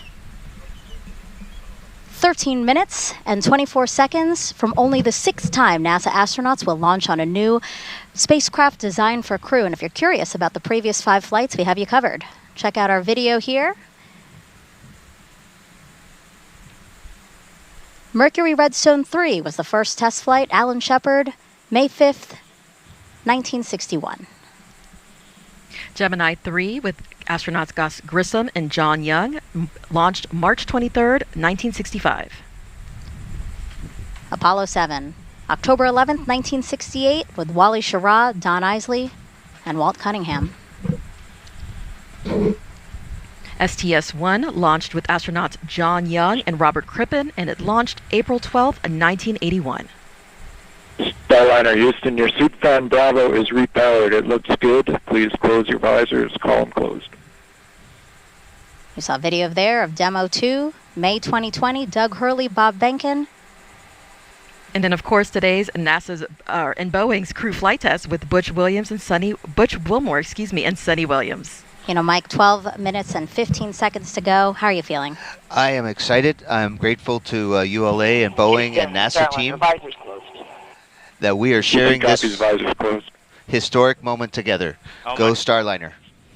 Yeah, our hearts and well wishes are with Butch and Sonny as they make history testing what is poised to be the second commercial crew vehicle that is certified to ferry people to and from the International Space Station. So with 11 minutes and 46 seconds to go, let's send it back over to ULA's Dylan Rice and Boeing's Lauren Brennicke to walk us through the final moments of today's launch countdown. Let's do it, guys.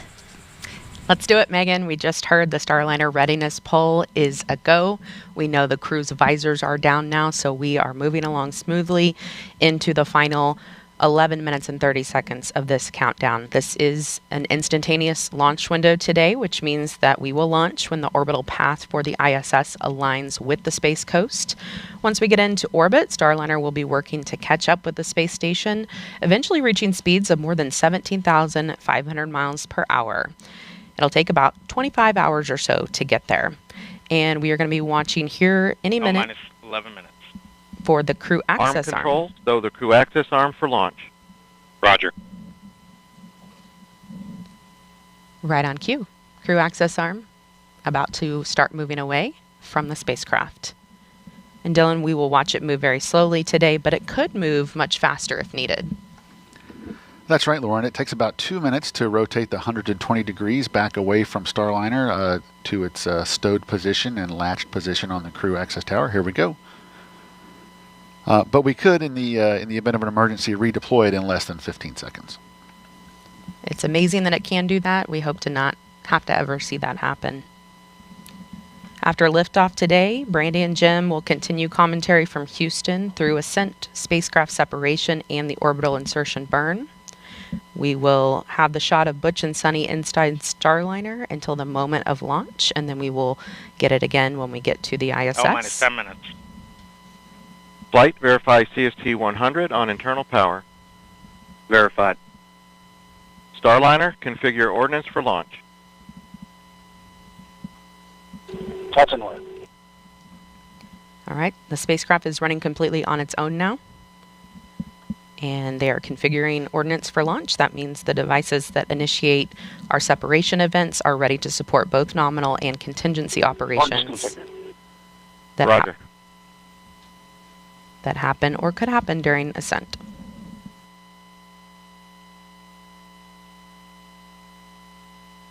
So, Lauren, we're just about 2.5 minutes now away from our terminal count status check.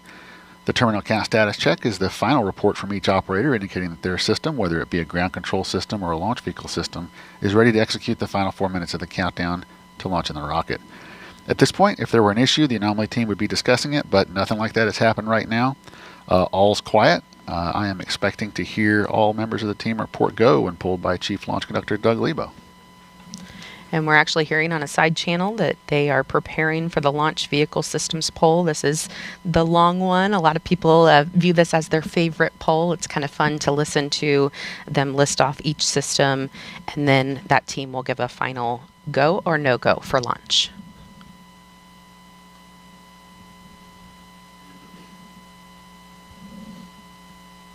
And we will be able to watch cameras on the rocket today, and live telemetry feeding back will provide a real-time look at the spacecraft model when video isn't possible during the ascent as it moves through the dynamic phases.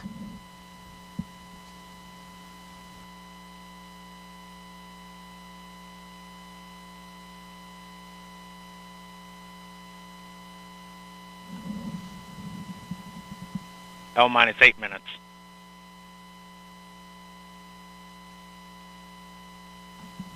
Under 8 minutes before Butch and Sonny head back to a place they consider home. Both of them have spent 2 different stints of about 6 months on the International Space Station. and they are thrilled to be going back for a third time. Sunny told me she even cried the last time she left the space station because she didn't know if she would ever go back. So this flight is a dream for her. LC arm control. Go ahead. Crew access arms stowed for launch. Roger. LC switch to ready position. All steps are complete prior to status check.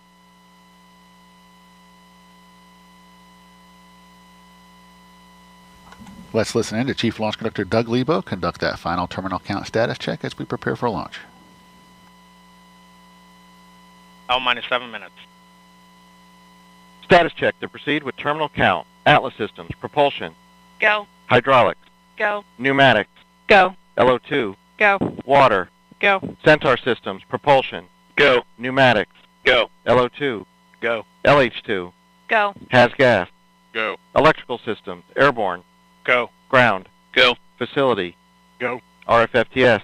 Go. Flight control. Go. GCQ. Go. Op support. Go. COM. Go. Umbilicals. Go. Arm control. Go. ECS. Go. Redline monitor. Go. Quality. Go. Op safety manager. Go. ULA safety officer. Go. Vehicle system engineer. Go. Anomaly chief. Go. Range coordinator. Clear to proceed. Flight director. Houston flight is go. Starliner. Starliner, go. Launch director. You have permission to launch. Proceeding with the count. ALC. Verify T0 is set for 14:52:15 Zulu. Verified.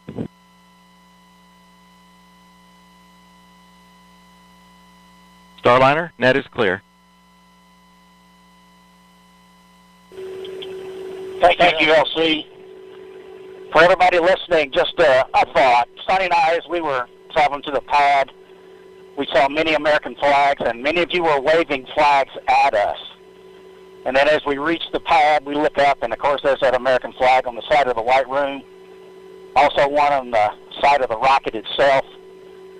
And we know that that represents unity and resilience and unified efforts for the common good. And that's what Sonny and I have witnessed this last month. Each of you displaying what this nation's forefathers envisioned, a people committed to God, family, and country, a people who use their gifts and talents for the common good, and are passionate and tough. And we all know that when the going gets tough, and it often does, the tough get going. And you have. And Sonny and I are honored to share this dream of spaceflight with each and every one of you. So with that, LC, let's get going. Now let's put some fire in this rocket, and let's push it to the heavens where all these tough Americans have prepared it to be.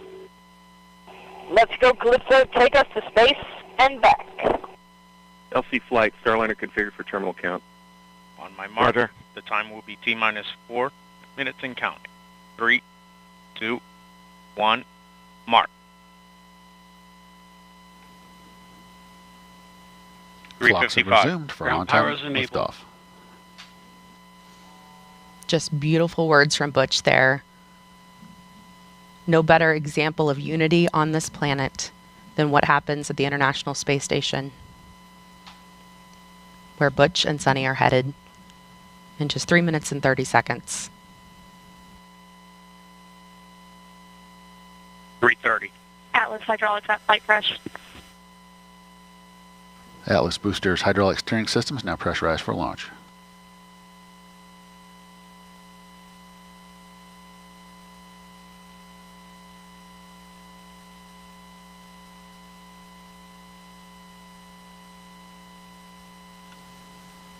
Starliner's LAS prop valves are configured for launch, the propulsion valves that need to be open in the case of an abort from the pad.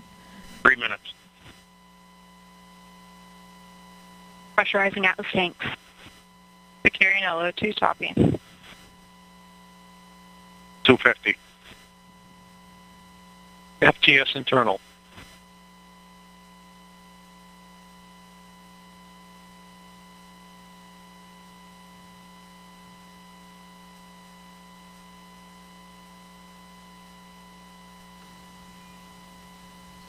Flight software is in ascent mode. It is now set for the uphill climb.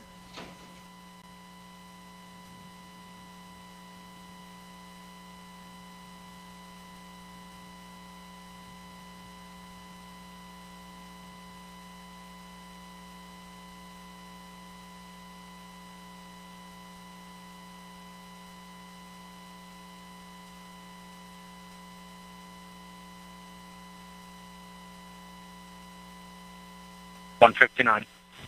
Vehicle internal. 155. Launch sequencer start.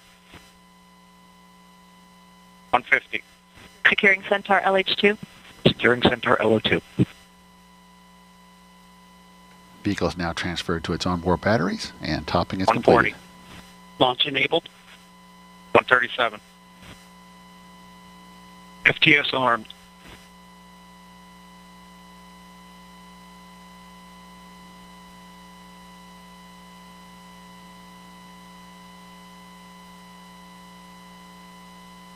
$120. OCU's armed. FCS count started. EDS ascent. Starliner, last arm to auto. Last arm auto. Roger. That call meaning if the emergency detection system on Atlas detects something. Rock report range status. Range green. 54. POP started. It will trigger the launch abort system on Starliner and fire automatically. If that happened, the spacecraft would push itself away from the rocket a mile up and a mile out. Atlas at flight press.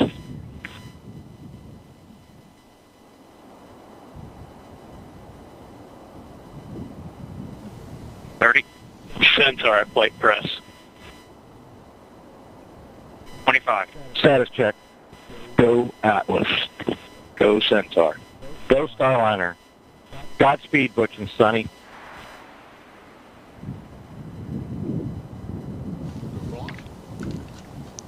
Ten, 9, 8, 7, 6, 5, 4, 3, 2, 1. Ignition. And liftoff of Starliner and Atlas V, carrying 2 American heroes, drawing a line to the stars for all of us.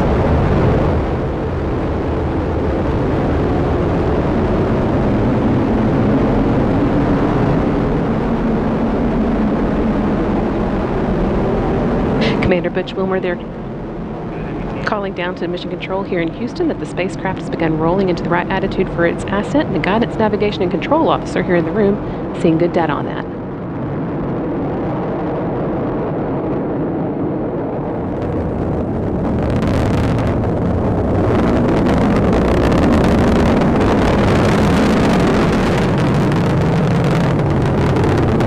Starliner passing through max Q, or the point of maximum dynamic pressure where the forces of air friction are highest, which in Sunny will shortly be passing through Mach 1, where the speed of sound.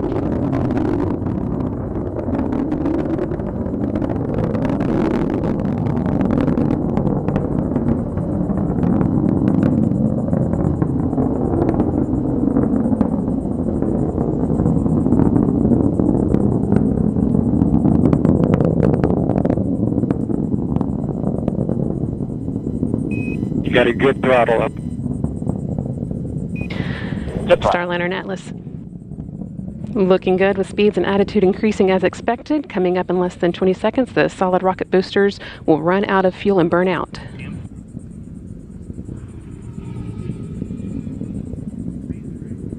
Good SRB burnout. Good SRB. Now that the fuel in the solid rocket boosters has been depleted, the Atlas main booster stage will be continuing its burn for about the next 3 minutes.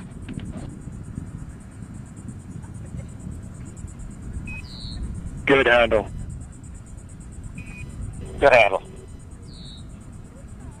That call, good handle from Capcom Joshua Kutrick, indicating that the crew now has the ability to initiate an abort manually if needed. All looking good so far. Now 2 minutes into Starliner's flight and coming up on the solid rocket booster jettison at the 2 minute and 40-second mark.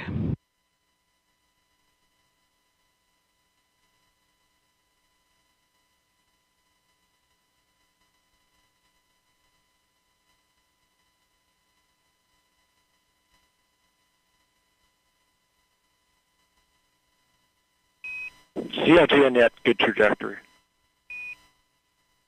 CLG. The solid rocket boosters have now been jettisoned after seeing Starliner through its first 90 seconds of flight. Team on the ground here confirming that it was a good jettison and that the vehicle's trajectory continues to look good now 3 minutes into today's flight.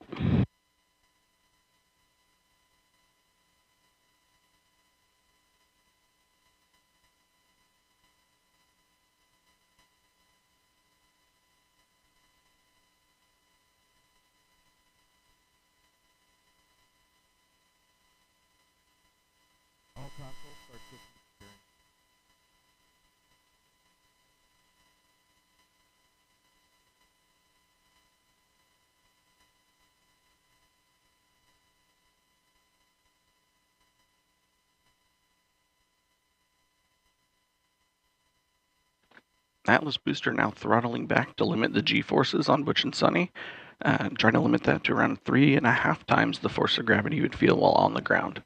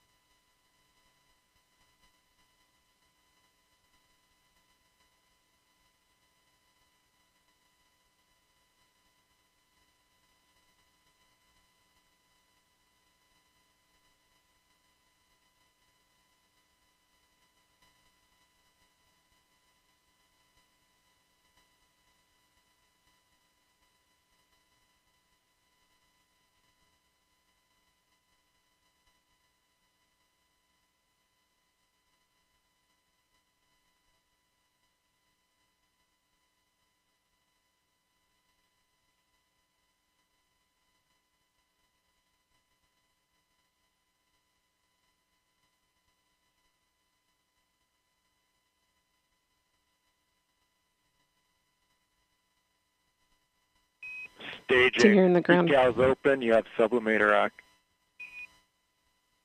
Decal subac. Decal. Great Atlas. Team on the ground reporting that they saw the ascent cover on top of Starliner that's been protecting the spacecraft's docking system through its climb into orbit. They saw that jettison as planned. Staging was good. You have good control. And now the second stage's 2 Centaur engines have ignited to continue pushing Starliner into space, fueled by liquid hydrogen and liquid oxygen. The next milestone that we'll be watching for is the aeroskirt jettison.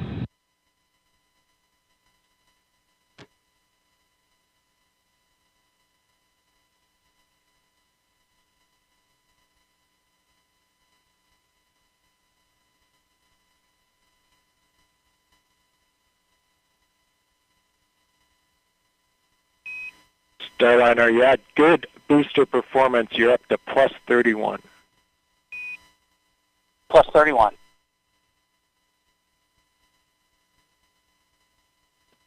Atlas Control reporting booster performance offset of 31 seconds of ISP, or specific impulse, relative to its design baseline of around 450.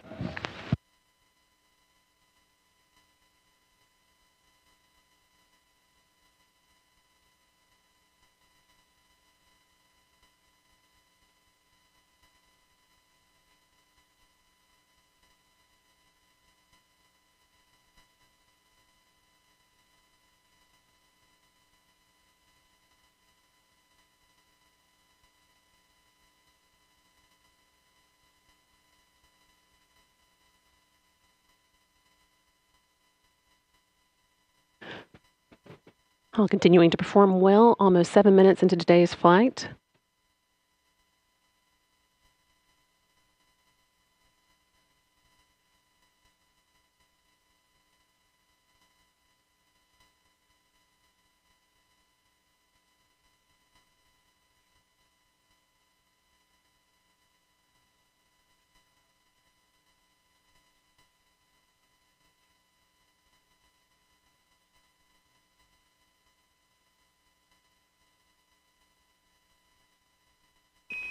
Good Centaur.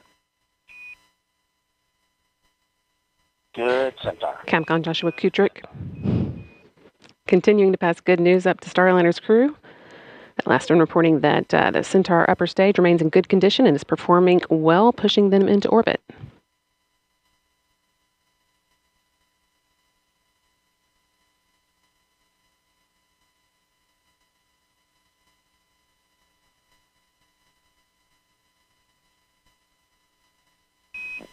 St. John's open. St. John's. Starliner is now entering its first guided abort range, where Starliner would direct itself towards a specific location in the event of abort. In this case, just off the coast of St. John's, the capital of the Canadian province of Newfoundland Labrador.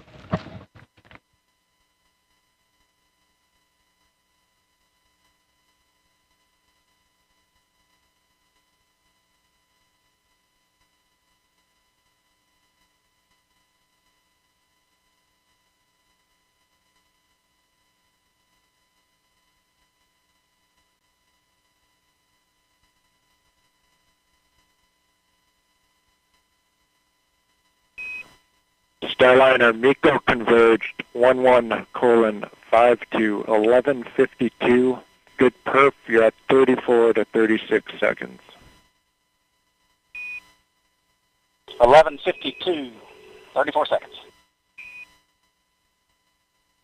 That call letting the crew know that the main engine cutoff, MECO, should happen just about on time, about 12 minutes into today's flight. Another good indication that Starliner's ascent is taking along exactly as expected. Main engine cutoff is a major milestone marking Starliner's arrival on orbit.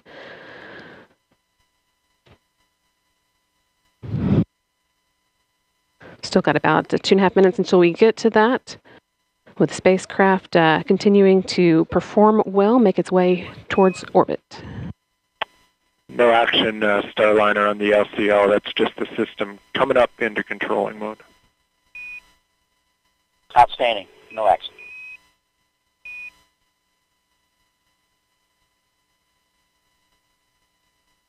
Once the main engine is cut off, the next step will be the launch vehicle separation. That's set to occur just short of 15 minutes after launch, when Starliner will separate from the rocket and fly free in space for the first time.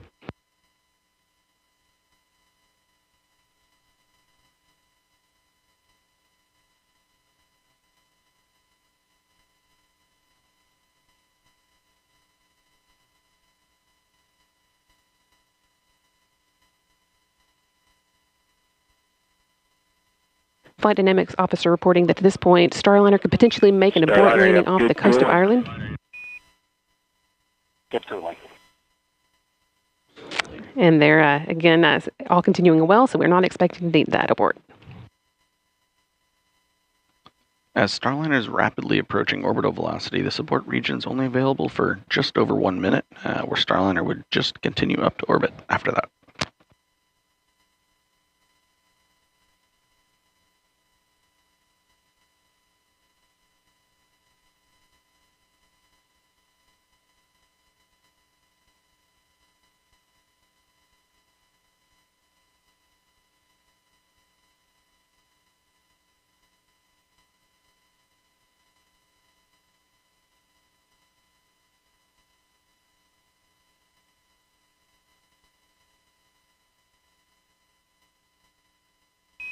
.30 seconds to MECO. Just 30 seconds to go. Now until main engine cutoff, marking Starliner's arrival on orbit.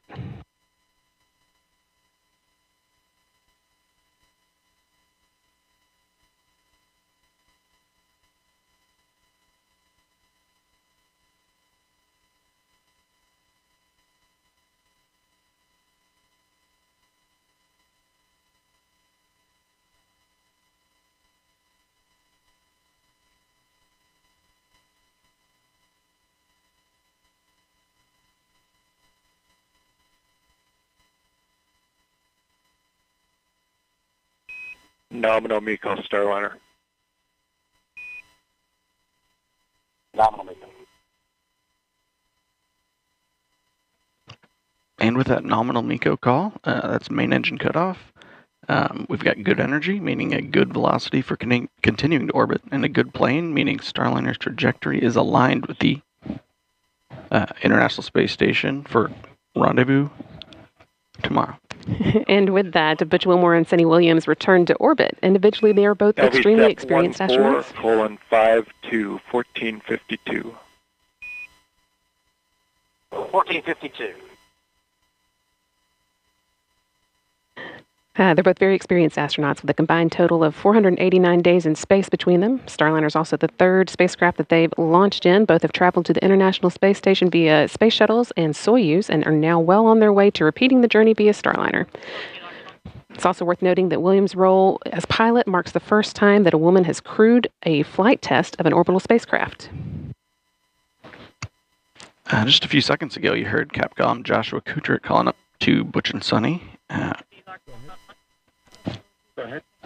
With the expected time, Starliner will separate from Centaur at about 14 minutes, 52 seconds into flight.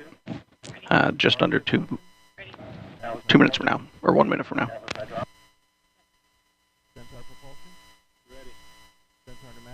That is actually the last major milestone for Starliner's ascent. All the hard work is done, but we need for Starliner to be flying on its own before it can begin heading towards the International Space Station. There's a slight pause in the action here while Centaur repressurizes and does some attitude control. We'll get into the right orientation to send Centaur on its way and then jettison it and move into the right orientation for the orbital insertion burn, which will come about 31 minutes into flight.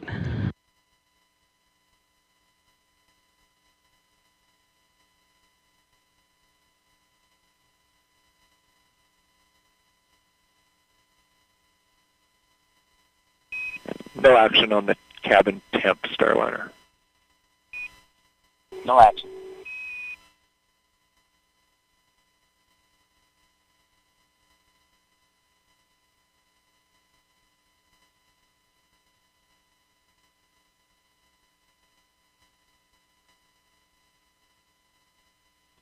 And about 10 seconds until an expected launch vehicle separation.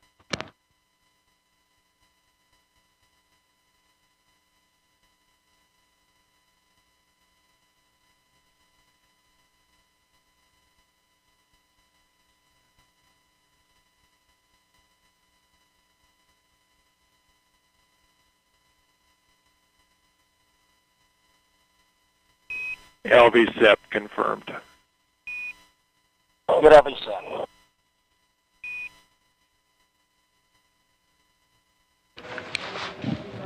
And now that Starliner has separated from this Centaur upper stage, we have a big thank you to our partners at ULA, providing Butch and Sunny a smooth ride to space. That is not the end of today's orbit activity, though. The team will now be getting ready for the orbital insertion burn, which comes 31 minutes after flight. So that's still about 15 minutes away now. Sunny Williams and Butch Wilmore will be getting their tablets out and doing a few other activities to get Starliner ready for that. And that will be one of the that will be the first in a series of burns that will set Starliner on its way to the International Space Station.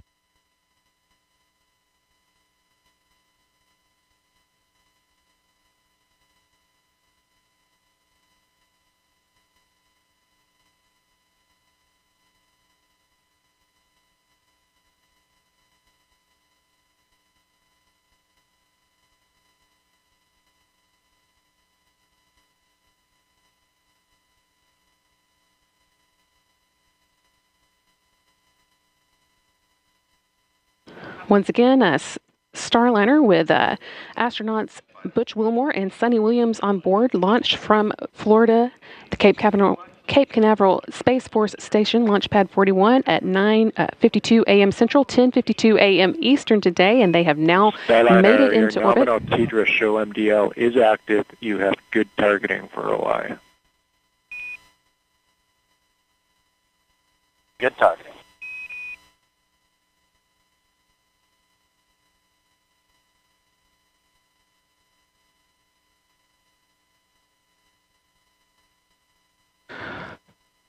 With the call for good targeting and information about Starliner's TDRS schedule being good, means that we've got good communication with the ground. TDRS is the tracking relay data satellites that Starliner uses to talk to the ground, and the flight controllers on the ground are seeing the Dynamic.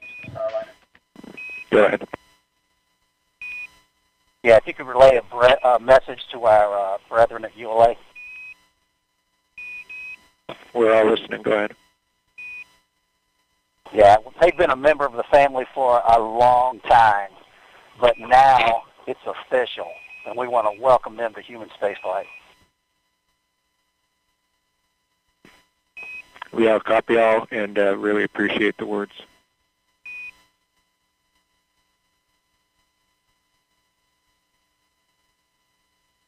And Houston Starliner, we are on the tablets and in insertion monitor. Copy tablets, we're with you, insertion monitor.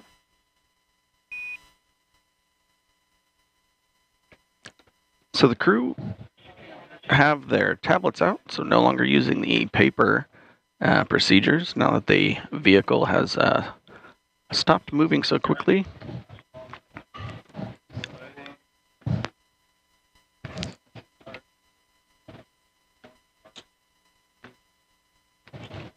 So there's a handful of things that the crew's going to do now, mostly just prepare the inside of the cockpit so they are looking at the right data to prepare for the upcoming orbital insertion burn. The vehicle itself has done a few things recently. Started to power on the solar arrays on the back of Starliner and turning off several of the thrusters that are no longer needed at this phase of flight.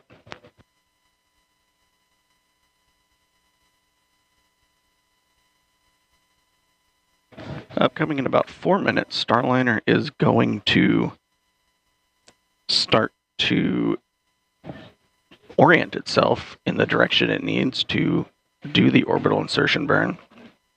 And the crew inside the vehicle will be turning the wireless access point on and allow them to stream some of the data from the spacecraft onto their procedure tablets.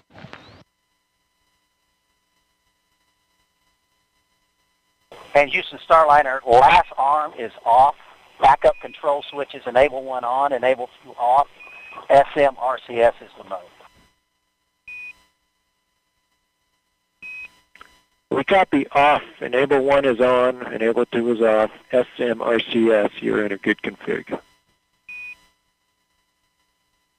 Good config.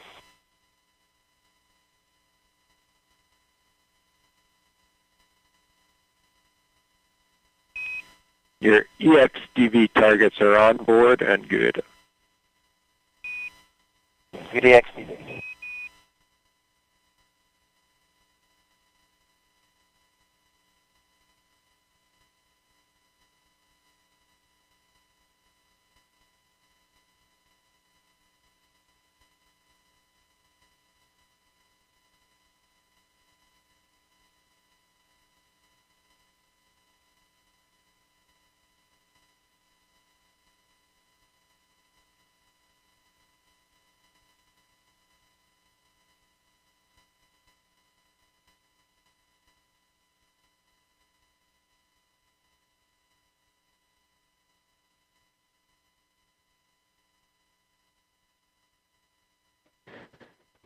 Things will be pretty quiet as Starliner gets into position for the orbital insertion burn. That's still about 10 minutes away. Starliner is actually designed to be pretty autonomous and, in fact, docked with the space station on its last trip around without the help of any crew on board. But we do still want to know that if needed, Butch Wilmore and Sonny Williams could take control and manually abort the spacecraft's approach to the station if they needed to.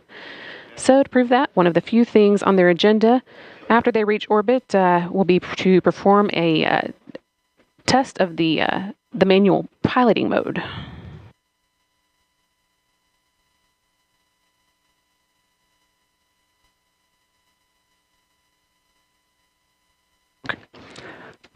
This test will involve first pointing Starliner's nose towards the Earth so that its communication antenna on the back of the service module is pointed at the satellites, the teeter satellites that allow it to communicate with the team on the ground. They'll then move Starliner so that its solar arrays are pointed at the sun, showing they could charge Starliner's internal batteries as needed. And they'll follow that up with a demonstration of the star trackers, one of the ways that Starliner determines where it is in space, pointing Starliner away from Earth so that the system, the Vesta system, can get a good look at the stars. Next step will be for the crew to manually speed Starliner up and then slow back down, which will slightly raise and then lower their orbit and prove that they can manually break away from the orbit that the space station is in if they needed to. At that point, they can move on to the last items of the still no test. action on your cabin temp. You're in a good config. It's 74 degrees in there. Yeah, and that's just due to the T2 sensor sitting beside the light. So we're actually going to inhibit that particular sensor. We'll let you know when we bring it back online. Okay, great. Looks like we're on our way to thrust align. Concur. Josh Kutrick calling up that the crew can ignore some alarms they're seeing on the temperatures inside Starliner. That's just a result of one of the sensors being next to a light that's causing it to show higher than it actually is. But it sounds like the crew are pretty comfortable and are getting into place for that orbital insertion. As I was saying, after they have manually broken away from the orbit of, proven that they can manually break away from the orbit of the space station, they are going to move on to the last items of their test for tonight. That's manually moving Starliner into the right orientation for re-entering the atmosphere, and then moving back into the attitude that will let them soak up some sun with the solar arrays and try a different method of manually charging the spacecraft's batteries. But again, once that all has to wait until after the orbital insertion burn. This is, again, the first of several burns that will put Starliner on its way to the International Space Station. We've still got about 6.5 minutes until we fire up the engines for that burn.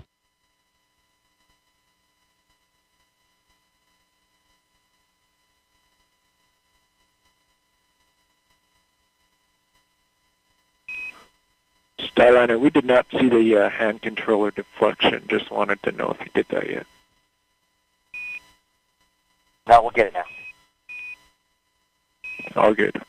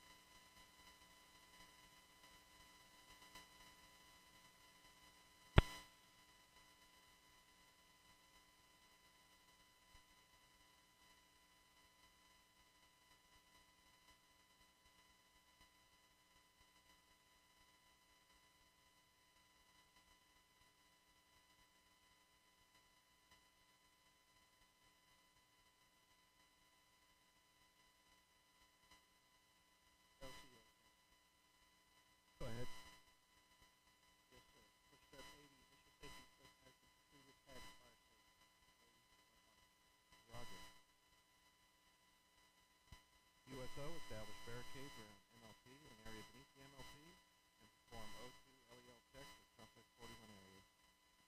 Roger. ECS LC. Team here on the ground seeing that everything is looking like it's in the right configuration for the orbital insertion burn. Now less than 5 minutes away. Starliner is currently about 102 miles above the Mediterranean Sea, heading southeast over India in the next few minutes.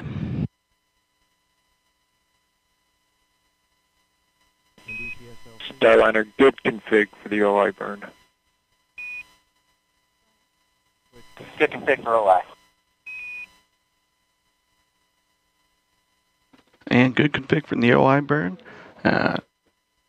Crew and ground controllers noting that Starliner is pointed in the direction it needs to for the OI burn. It should also be about the time that the crew are using their tablets for their procedures, also charging them, keeping them topped up for the rest of the rendezvous. We unfortunately won't have a view of Williams and Wilmore as they work through this procedure.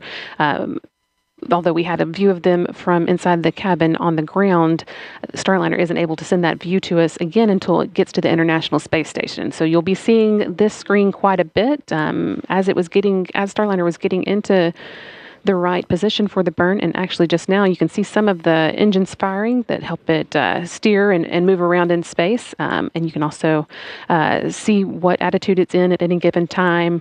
Lots of good information on this screen. It is.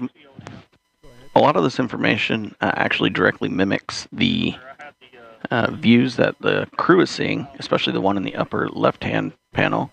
That is an exact copy of the display the crew is using for their attitude directional indicator.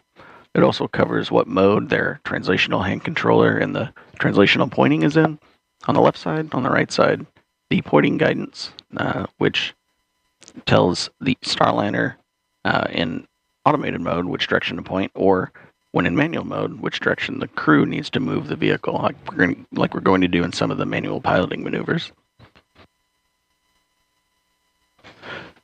And following back up a little bit on the camera conversation, there is a planned upgrade of the Mustang system that we should see on our PCM-1 mission that will include live feeds from inside the cockpit. And the Mustang system is the cameras that we were seeing views from earlier. That's correct. There's a handful of cameras around the inside of Starliner. We often see the one from kind of beneath Butch and Sunny. That's given one of the better views without being directly right in their face while they're inside the cockpit during pre-launch. But once they're in orbit, they've gotten out of their seats a little bit, and we should be able to see a little bit more around the cabin.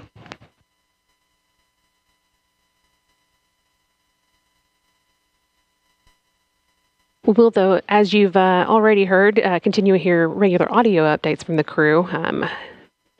Everything going well now that Starliner is just under 30 minutes into today's flight. We've got about a minute and a half left to go into that orbital insertion burn that will be kind of the final end cap, really, to today's ascent, which, again, took place at 10:52 a.m. Eastern when Butch Wilmore and Sunny Williams launched inside the first Starliner to carry crew members on board from the Cape Canaveral Space Force Station, Launch Pad 41. They made it to orbit about 14 minutes later, and now we are just again waiting for this first of a series of burns that will set Starliner on its way to a rendezvous with the International Space Station that is scheduled to take place at 12:15 p.m. Eastern, 11:15 a.m. Central tomorrow.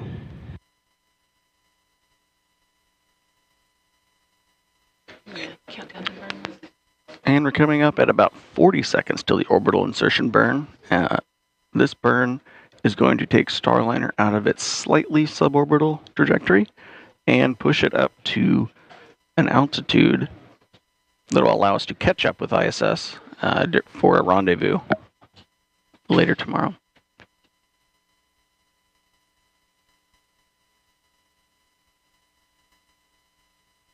"15 seconds left to go, and once again, you'll be able to see those engines firing on this digital screen here that show when the burn has started. 2 seconds.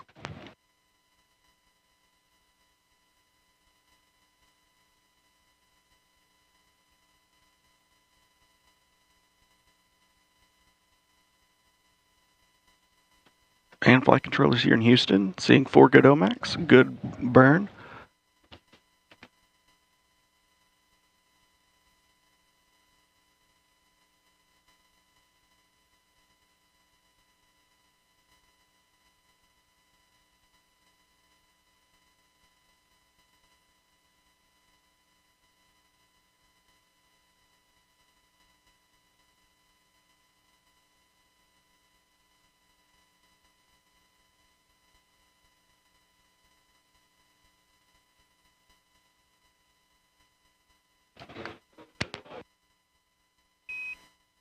We took a look. That was a good OI burn. You're maneuvering to NavCal 1. Good OI burn, going to NavCal 1.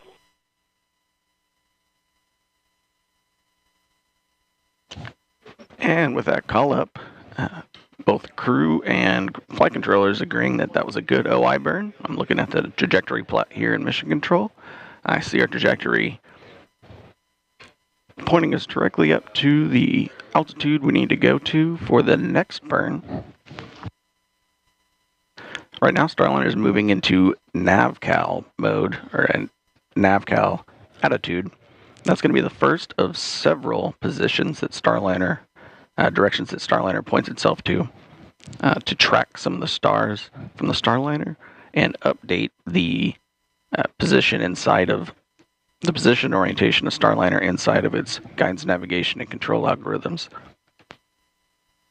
And of course, you're seeing lots of happy faces and cheers here there in Florida.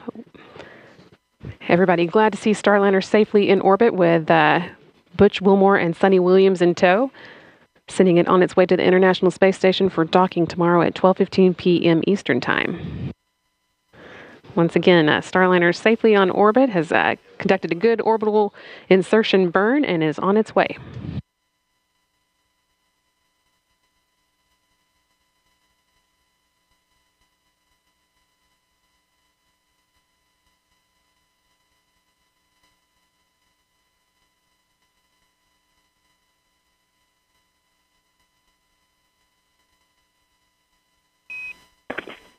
Starliner, Houston.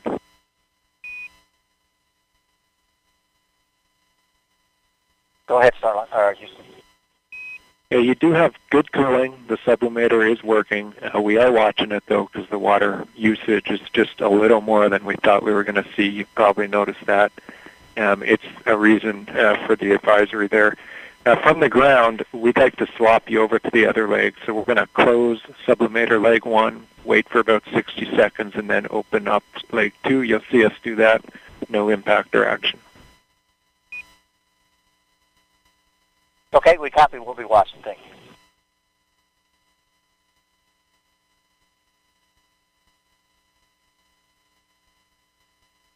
you.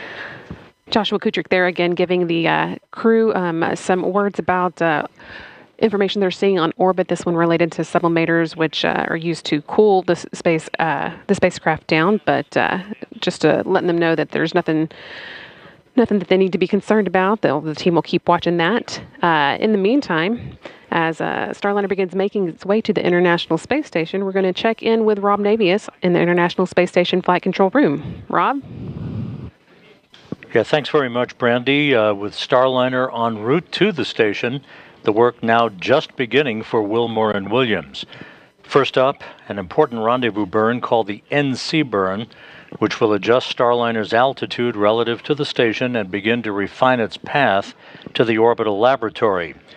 Flight Dynamics will be assessing the accuracy of Starliner's initial trajectory and will update any adjustments to that trajectory for subsequent maneuvers to be conducted over the next 24 hours. Now, we're expecting to hear the first of 3 audio reports from the crew during their free flight on how the ride uphill to orbit was before they move into what are called far-field demonstrations of the vehicle. That will include manual piloting tasks and a manual translation control test. That will prove Starliner's ability to execute a manual docking if required, as well as an abort capability prior to docking. Keep in mind, we're providing continuous coverage now of Starliner's flight to the International Space Station. On Thursday morning, rendezvous operations will begin in earnest shortly before 10 a.m. Eastern Time, leading to a targeted docking for Starliner to the station at 12:15 p.m. Eastern Time. So please stay with us around the clock as we bring you every minute of Starliner's flight. For now, we're going to sign off from the International Space Station Flight Control Room here in Houston and go back to Megan, Dee, and Mike Fink at the Cape. Hey, and welcome back to the Space Coast of Florida, where about 36 minutes ago we witnessed the launch of a United Launch Alliance Atlas V rocket carrying the first 2 astronauts, NASA's Butch Wilmore and Sunny Williams, inside Boeing's Starliner capsule to the International Space Station. The first time ever, Starliner now in the right orbit to rendezvous with the space station in just over 25 hours. How are you guys feeling? How was it to watch launch? Again, just right over the water behind us here. I mean, this is extremely exciting, obviously a long time coming and a culmination of so much hard work by so many teams. But of course, we're going to be even happier when we see Starliner dock and even happier when the hatch opens and we watch Sonny and Butch float into the International Space Station. Oh, absolutely. Yeah, well said, Dee. I mean, this is exciting. We've built up to this moment for years and years, and it finally happened. I got to see a Starliner launch with my friends on board. How cool is that? And I could feel like the whole planet was cheering for them. Yeah, it was really nice to see it happen. There were a lot of emotions here at the host desk among the three of us, as well as the crew that's supporting us here on the host desk. And it's just a history-making launch. Sunny, again, the first woman to test an orbital spacecraft. That's amazing. And then again, the last time people flew to space in an Atlas-class rocket, 61 years ago. CFT, this final test to certify Starliner. And then once in orbit, the first time in NASA history that the agency will have 3 different crew spacecraft operating in space simultaneously. So that's the International Space Station, SpaceX's Crew Dragon, and again, once Boeing Starliner spacecraft gets there, Boeing Starliner spacecraft. So really just like a lot to celebrate. It's amazing. You know, Mike, I know you've been part of Starliner's journey from the very beginning, working alongside Butch and Sunny and all the teams across Boeing, NASA, ULA. So talk to us, how does it feel to see this rocket from your perspective? I was so impressed all the way through the launch countdown and all the way through orbital insertion burn.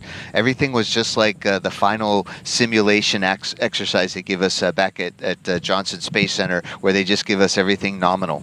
And there we are. Everything was fine. No hiccups, no drama, nothing to worry about. And so I was really happy with Butch and Sunny, and for Butch and Sunny, and happy with the whole team. As Butch said, thank you to the United Launch Alliance for a great ride up, and welcome them to the club of rocket companies that can send humans into space. Now we just got to get to space station in 24-ish hours. That want to discuss, let me know if you're there. And we've been asking for some questions on social media, so we still want to get to those because there have been a lot. So why don't we pull up one question here right now? This one's from Ramon. What is your favorite part of being an astronaut, Mike? Is it days like this? Definitely days like this, Ramon. Very much glad to be an astronaut on this day. I think Butch and Sunny might be a little bit happier than me to be an astronaut today, but this is definitely a great day. And if you're not on the rocket yourself, helping your friends is a really great way to be an astronaut. And so, Mike, talk to us about, this is, again, a crewed flight test. Certification is what's next for Starliner. So what's the process to get us to your flight next year? Well, first we have to, Butch and Sunny, they've gotten to orbit. That's, kind of step one. Now they got to get to the space station and complete their flight test objectives. Once they land safely in a desert somewhere with the airbags, and we'll analyze. The Boeing team will analyze the flight test data, see if any improvements, any changes, any things that can be improved and made, and then we'll get ready for us at the post certification mission number 1 that we call Starliner 1. I think Dragon had a similar one. They called themselves Crew 1. Well, we're Starliner 1, and we'll be ready to fly when the spacecraft is. Right. And so obviously there's still a lot on this road for Starliner, but when you do fly next year on Starliner 1, Mike, I know that there's a bunch of people here who are very excited for you, so much so that they created this shirt. Oh, no. I love it. Mike Fink Fan Club. That's right. Oh, he's hiding, guys. He's hiding behind his computer right now. I am deeply humbled. Thank you. No, yes. It just goes to show that so many people are invested in Boeing and NASA and ULA working together on the Starliner program. So we celebrated together with the crewed flight test today and launch. And again, we still have so much more of the mission to go, and we can't wait for your flight for Starliner 1. All righty. Thank you very much. Thank you again to everyone who submitted questions throughout the broadcast. You really helped to contribute to the broadcast. And Mike, really great to have you here marking this historic launch with us. It's great to be on the team, and you guys are both are extreme professionals, as well as our production team and the PAO team that's right up the hill from us. Great job, everyone. Absolutely. And today's liftoff could not have happened without the many teams across the country supporting this launch, which, of course, is just the first of many critical milestones for this flight test. Yeah, that's right, Dee. So our coverage tonight or today won't end here. First up, we have a post-launch news conference starting at 12:30 p.m. Eastern Time right here on NASA TV, followed by continuous coverage of Butch and Sunny's transit to the International Space Station. Starliner is on course to dock at the station in just over 25 hours from now, and then the ISS crew will welcome them on board. Again, we will take all of that live on NASA TV, NASA Plus, and our social media channels. And their journey will provide the data needed to bring Boeing closer to having the continuous privilege of carrying astronauts to and from the space station. Hey, and that's the perfect opportunity, right, to pull up this QR code we have ready for you. If you scan it, it'll take you to go.nasa.gov/CFT, where you will find everything you'd want to know about this crew flight test and also NASA's commercial crew program, which is why we're flying today. Mike, it's been great to have you with us. Your insight today was important and invaluable. Thank you very much, and the Boeing company should get a big pat on the back today for a job well done so far. Yes, again, congratulations to all the team. Thank you, Dee. Thank you, Mike. We really appreciate your time here on the official launch broadcast of NASA's Boeing crew flight tests. And that's going to do it for us here on the Space Coast of Florida. For Boeing, ULA, and NASA, thank you so much for watching our official broadcast of this historic crew flight test. We leave you now with a replay of launch. Have a spectacular day. Here are the astronauts, Commander Butch Wilmore and pilot Sunny Williams, as you can see, suiting up for their mission into the history books. This is a tradition. The whole idea here is to lose to the chief. Out of the suit-up room, Commander Butch Wilmore and pilot Sunny Williams walking to an elevator at the end of the hallway. Our CFT crew taking their first steps outside, now en route to Launch Pad 41. Crew transport vehicle is into the pad. Butch and Sunny arriving on level 12. Last look at planet Earth for a while, saying hi to us. Hi, Sunny. Butch getting in there. Gotten strapped into their seats here. Hatch closure complete. Roger. 3, 2, 1, ignition. And liftoff of Starliner and Atlas V, carrying 2 American heroes, drawing a line to the stars for all of us.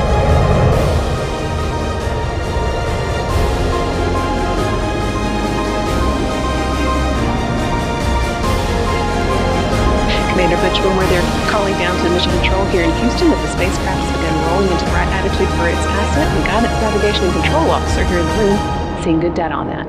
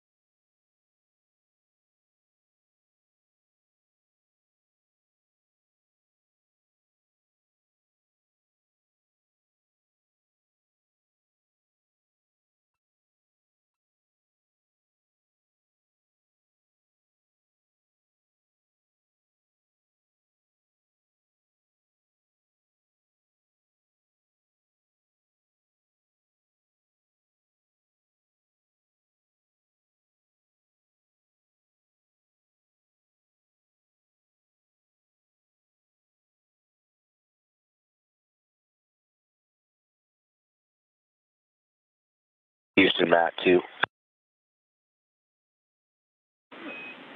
Go ahead, sir.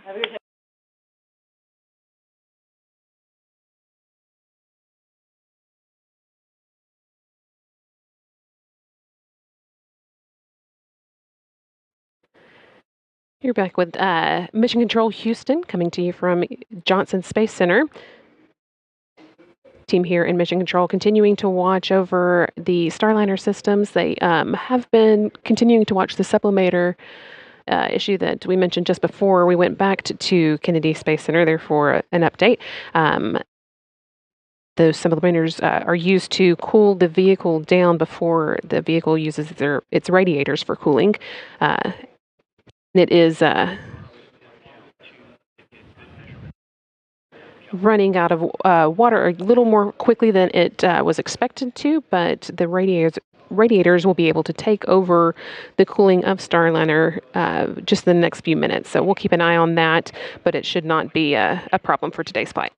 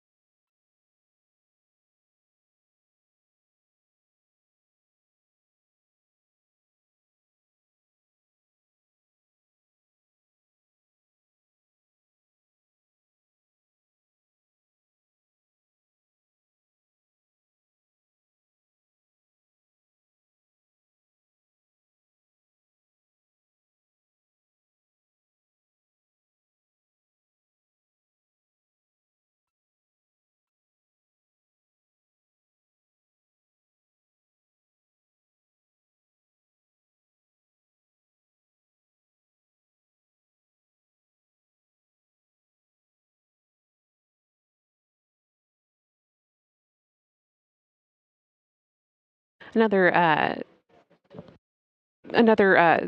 update that we got while we were getting those final words from Kennedy Space Center was that the team here on the ground is getting good data from the VESTA system. That is a key system on board Starliner. It stands for Vision-Based Electro-Optical Sensory Tracking Assembly, which is a long name because it's very important.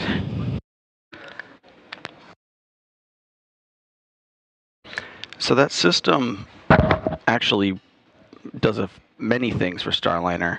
It's a combination star tracker. It's also the cameras that look at station and tell the Starliner flight control system exactly where it is and which direction it is pointed relative to space station. So the spacecraft autopilot itself will use that information during docking for automated dockings, and the crew can see those cameras while they're doing their manual docking, should they need it.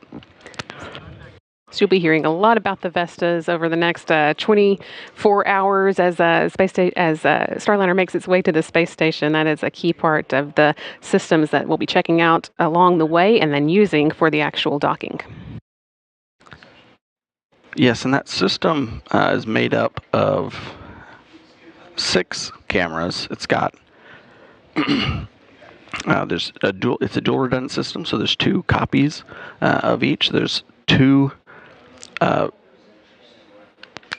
regular spectrum cameras that similar to what the human eye can see. One for a narrow field of view for looking longer distance. One for a wide field of view for shorter distances. There's also an infrared camera that can help Starliner see station while it's in the dark. It also has a laser-based LiDAR rangefinder that can also pick out the structure on station and kind of paint a 3D view of station inside of the flight computer. So that gets tied in with the rest of the data to help Starliner know exactly where it is relative to station.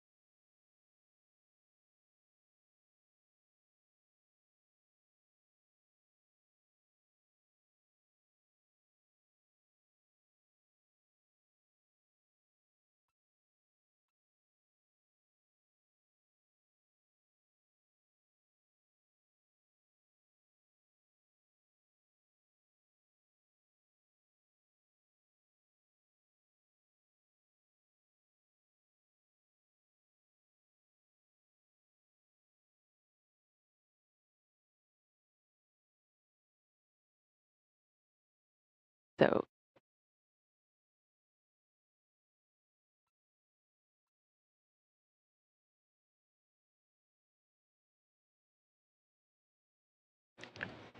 Starliner's finishing up its third of 3 navigation calibration maneuvers.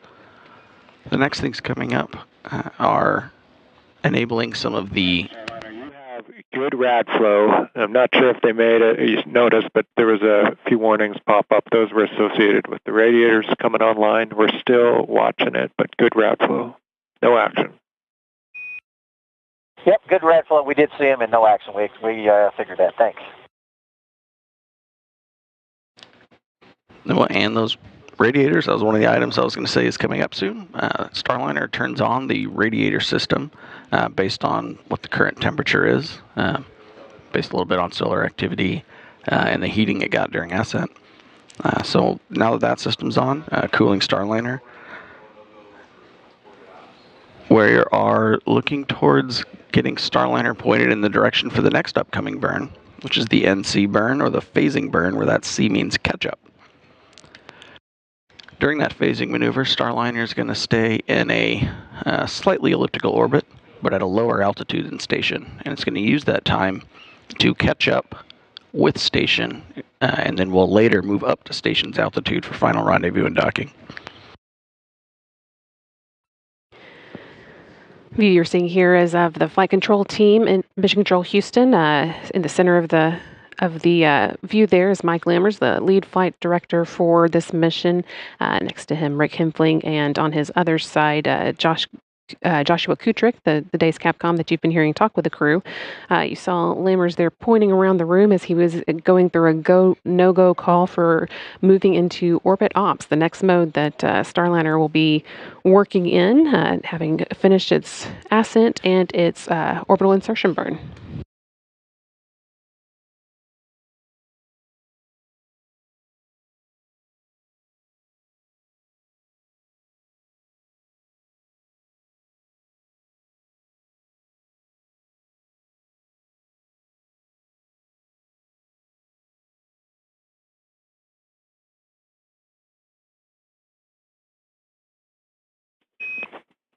Starliner, you have good cooling, and your go for orbit ops. Outstanding. Good cooling. Go for orbit ops. And with that, we have another message we'd like you to relay.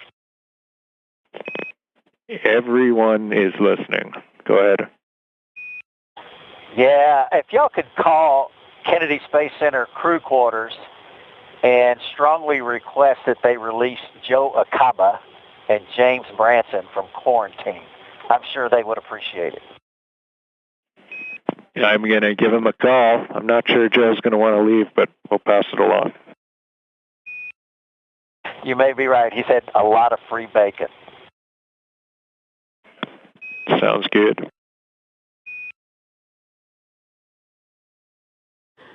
You heard there that go for orbit ops that was communicated up to the crew that we were talking about just a moment ago. And also, of course, but when we're calling down that the chief astronaut, Joe Acaba, can be released from quarantine.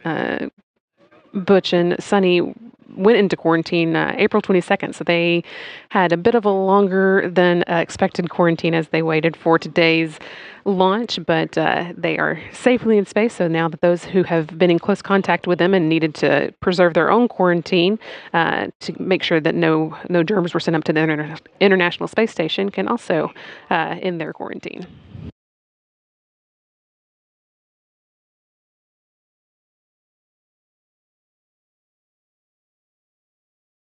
And Houston, are you ready for PCS activation?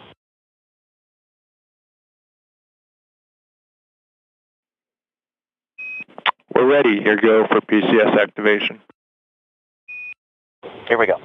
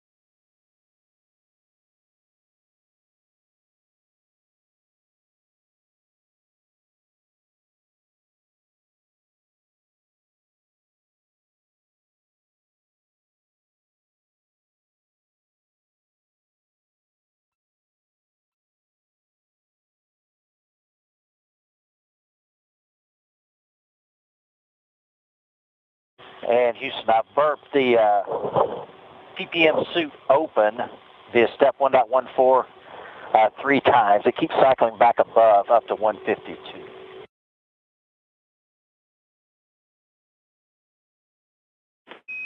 Okay, we copy all, and the word is that you can just hold there and move on. It's a good value. Okay, we'll go with that.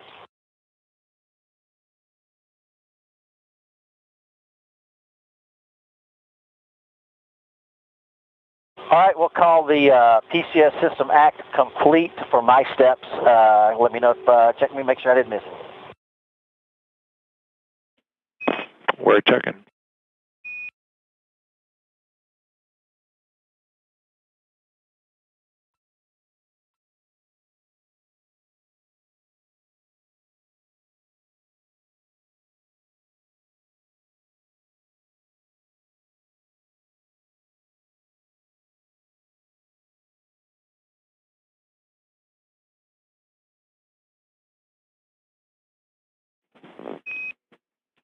Starliner, your PCS activation looks good. Outstanding.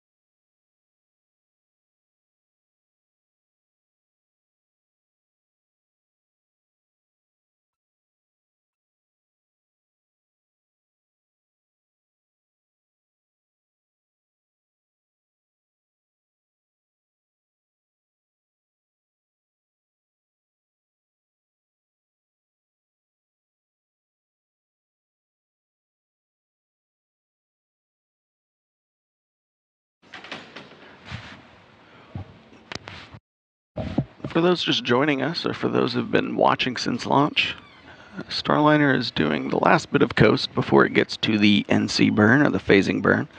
We've got about a little over 9 minutes till we get to that burn. In the meantime, Starliner is currently in the process of turning back on its OMAC engines, or its orbital maneuvering and control jets. Those are the larger thrusters that will push Starliner for large burns, large trajectory changes on orbit.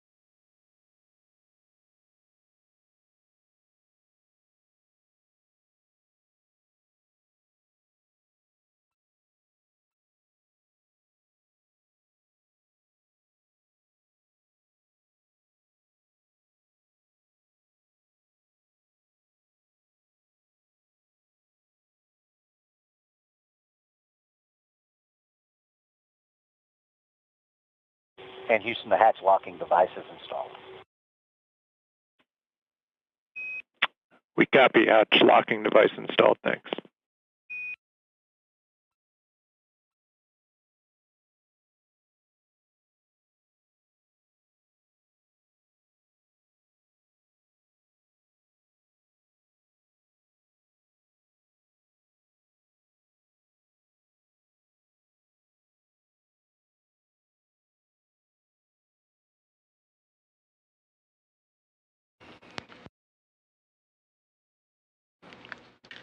And Starliner is finishing its pointing maneuver to get into the NC thrust line orientation. That is getting Starliner pointed in the correct orientation to perform the NC burn. Step 9, com check, air to ground. Step 9, com check. Houston has you loud and clear. I read you the same. We're set up via the table. Roger.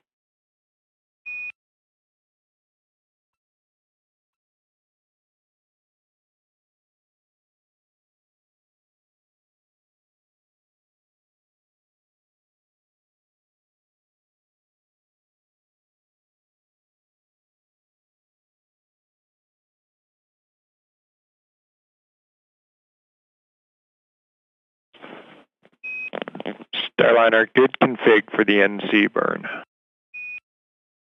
Good config for NC.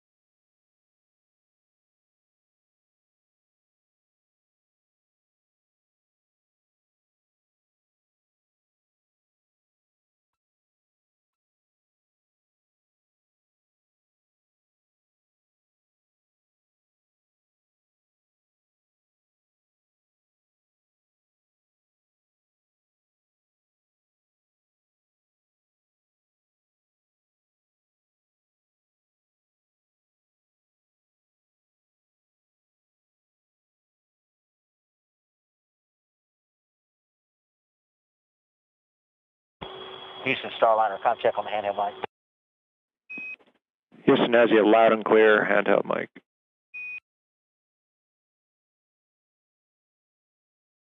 Give me another 5 count there, Houston.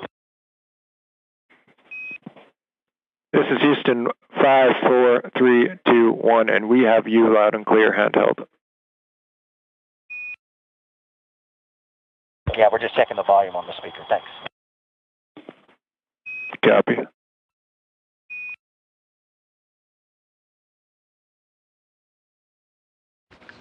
And you just heard some back and forth there between Mission Control and Butch Wilmore. The crew switched off of using their headsets. That way they don't have to stay wired into the console the whole time and wear those headsets. They've switched over to the speaker and handheld mic inside Starliner for any communication they need to do down to the ground. We're now coming up on about 3 minutes till the NC phasing burn.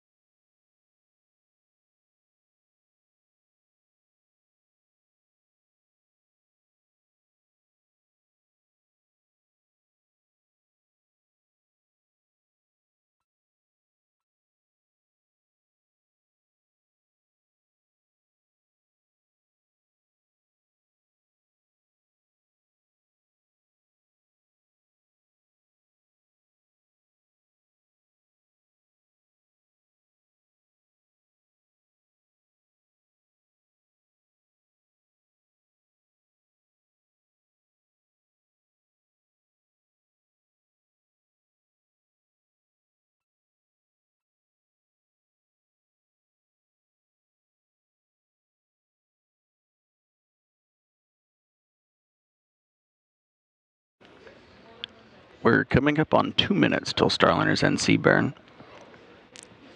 Starliner is currently pointed forwards in the direction that it's traveling. It's going to fire its thrusters, increasing the altitude of the other side of its orbit. So right now, Starliner did its orbital insertion burn to raise its altitude. Now it needs to raise the other side of its elliptical orbit. We're expecting that NC burn to be about 25 seconds long.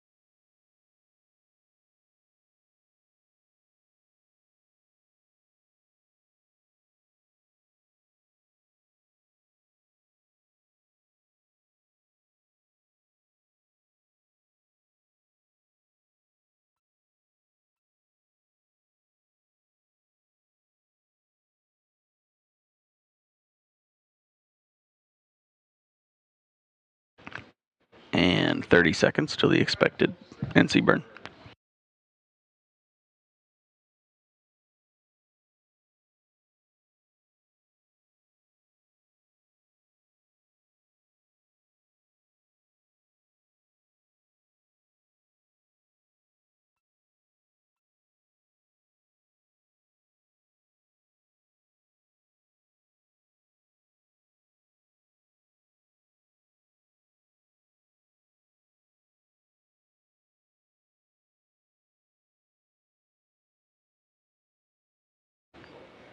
And NC burn is starting for good OMAC burn. Engine burns.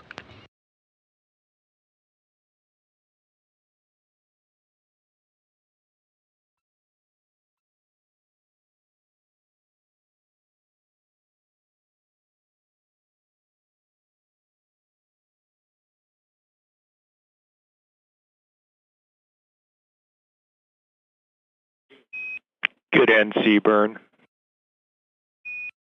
Good NC.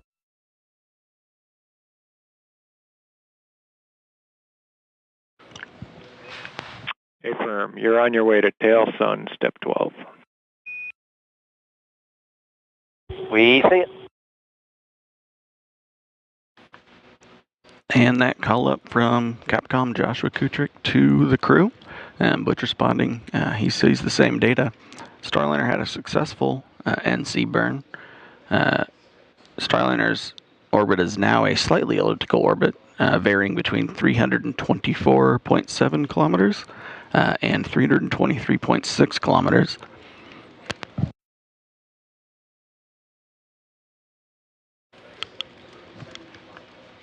In the meantime, while Starliner waits for its next burn,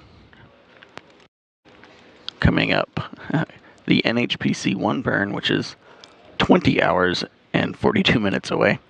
Starliner is moving itself into a tail-to-sun mode, so it's going to point its solar rays back at the sun and just use it to kind of top up the batteries while Starliner continues its phasing catch-up maneuver with ISS.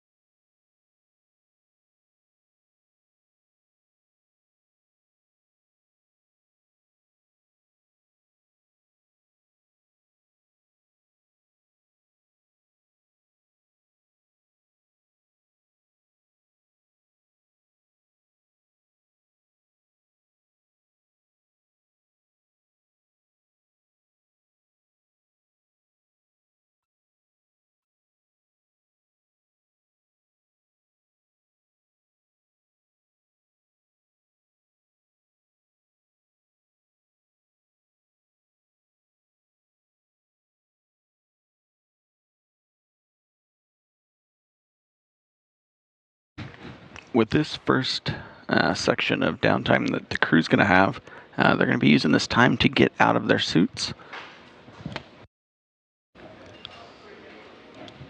Should take a few minutes per crew member, but in the meantime, Starliner is also starting to open up its NDS NASA docking system entry cover. That should stay open for a majority of the flight. That way Starliner will be ready for docking.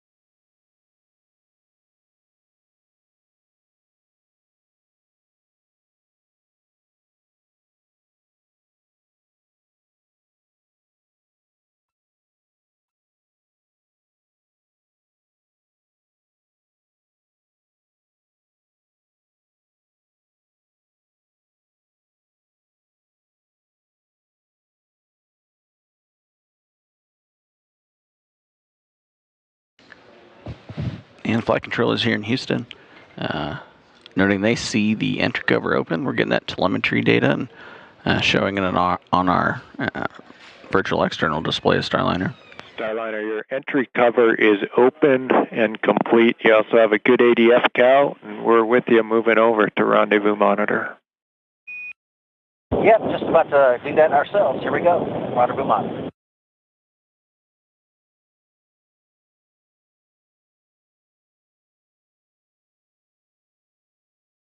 And crew acknowledging, they also see NDS cover open. Also noted getting called up is good ADS cal for attitude determination system. Now that Starliner has moved into a different orientation, just confirming that its internal calculation of its position and orientation agrees with what the crew's seeing on the ground.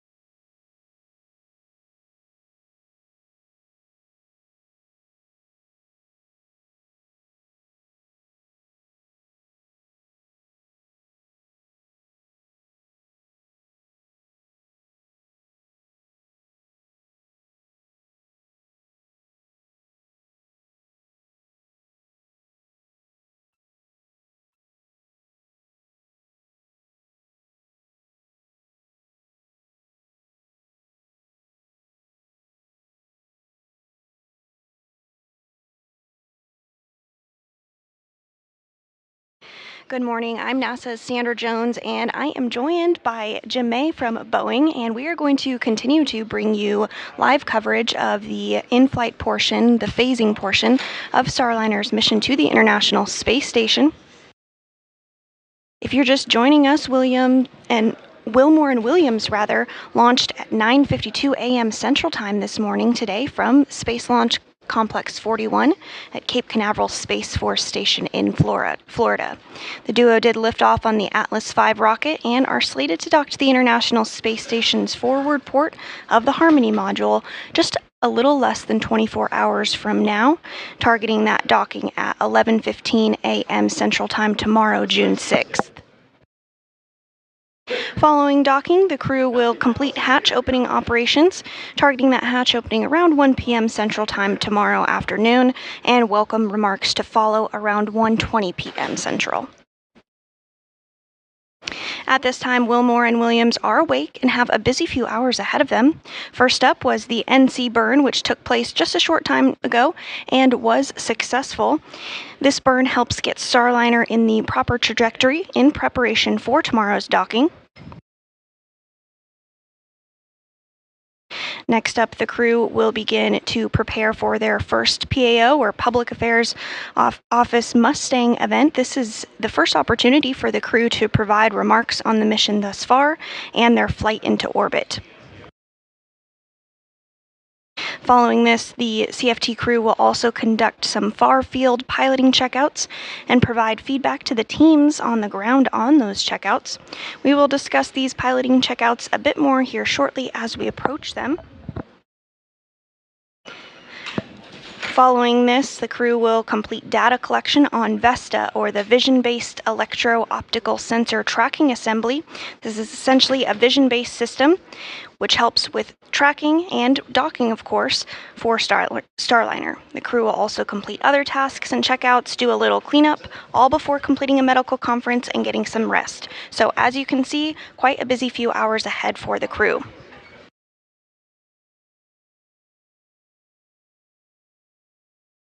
Because this is a test flight, there are multiple checkouts and tests that occur as part of the eventual certification process of Starliner.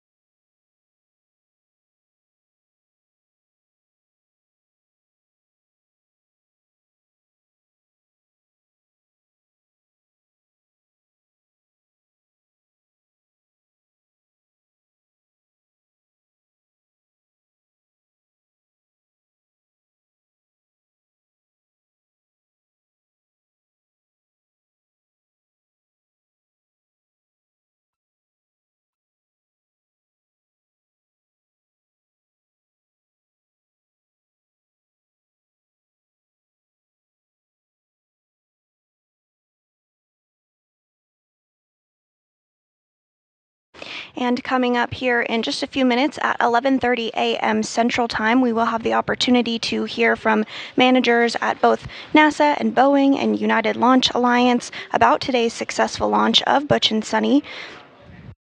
You can tune in and listen into that news conference on the NASA TV channel or the nasa.gov website. We will be splitting our channels, so we'll have a media-only loop that will be provided as audio-only coverage. We are continuing to cover every step of the way along this mission until we do dock, but we will be splitting those channels out in order to broadcast the post-launch news conference.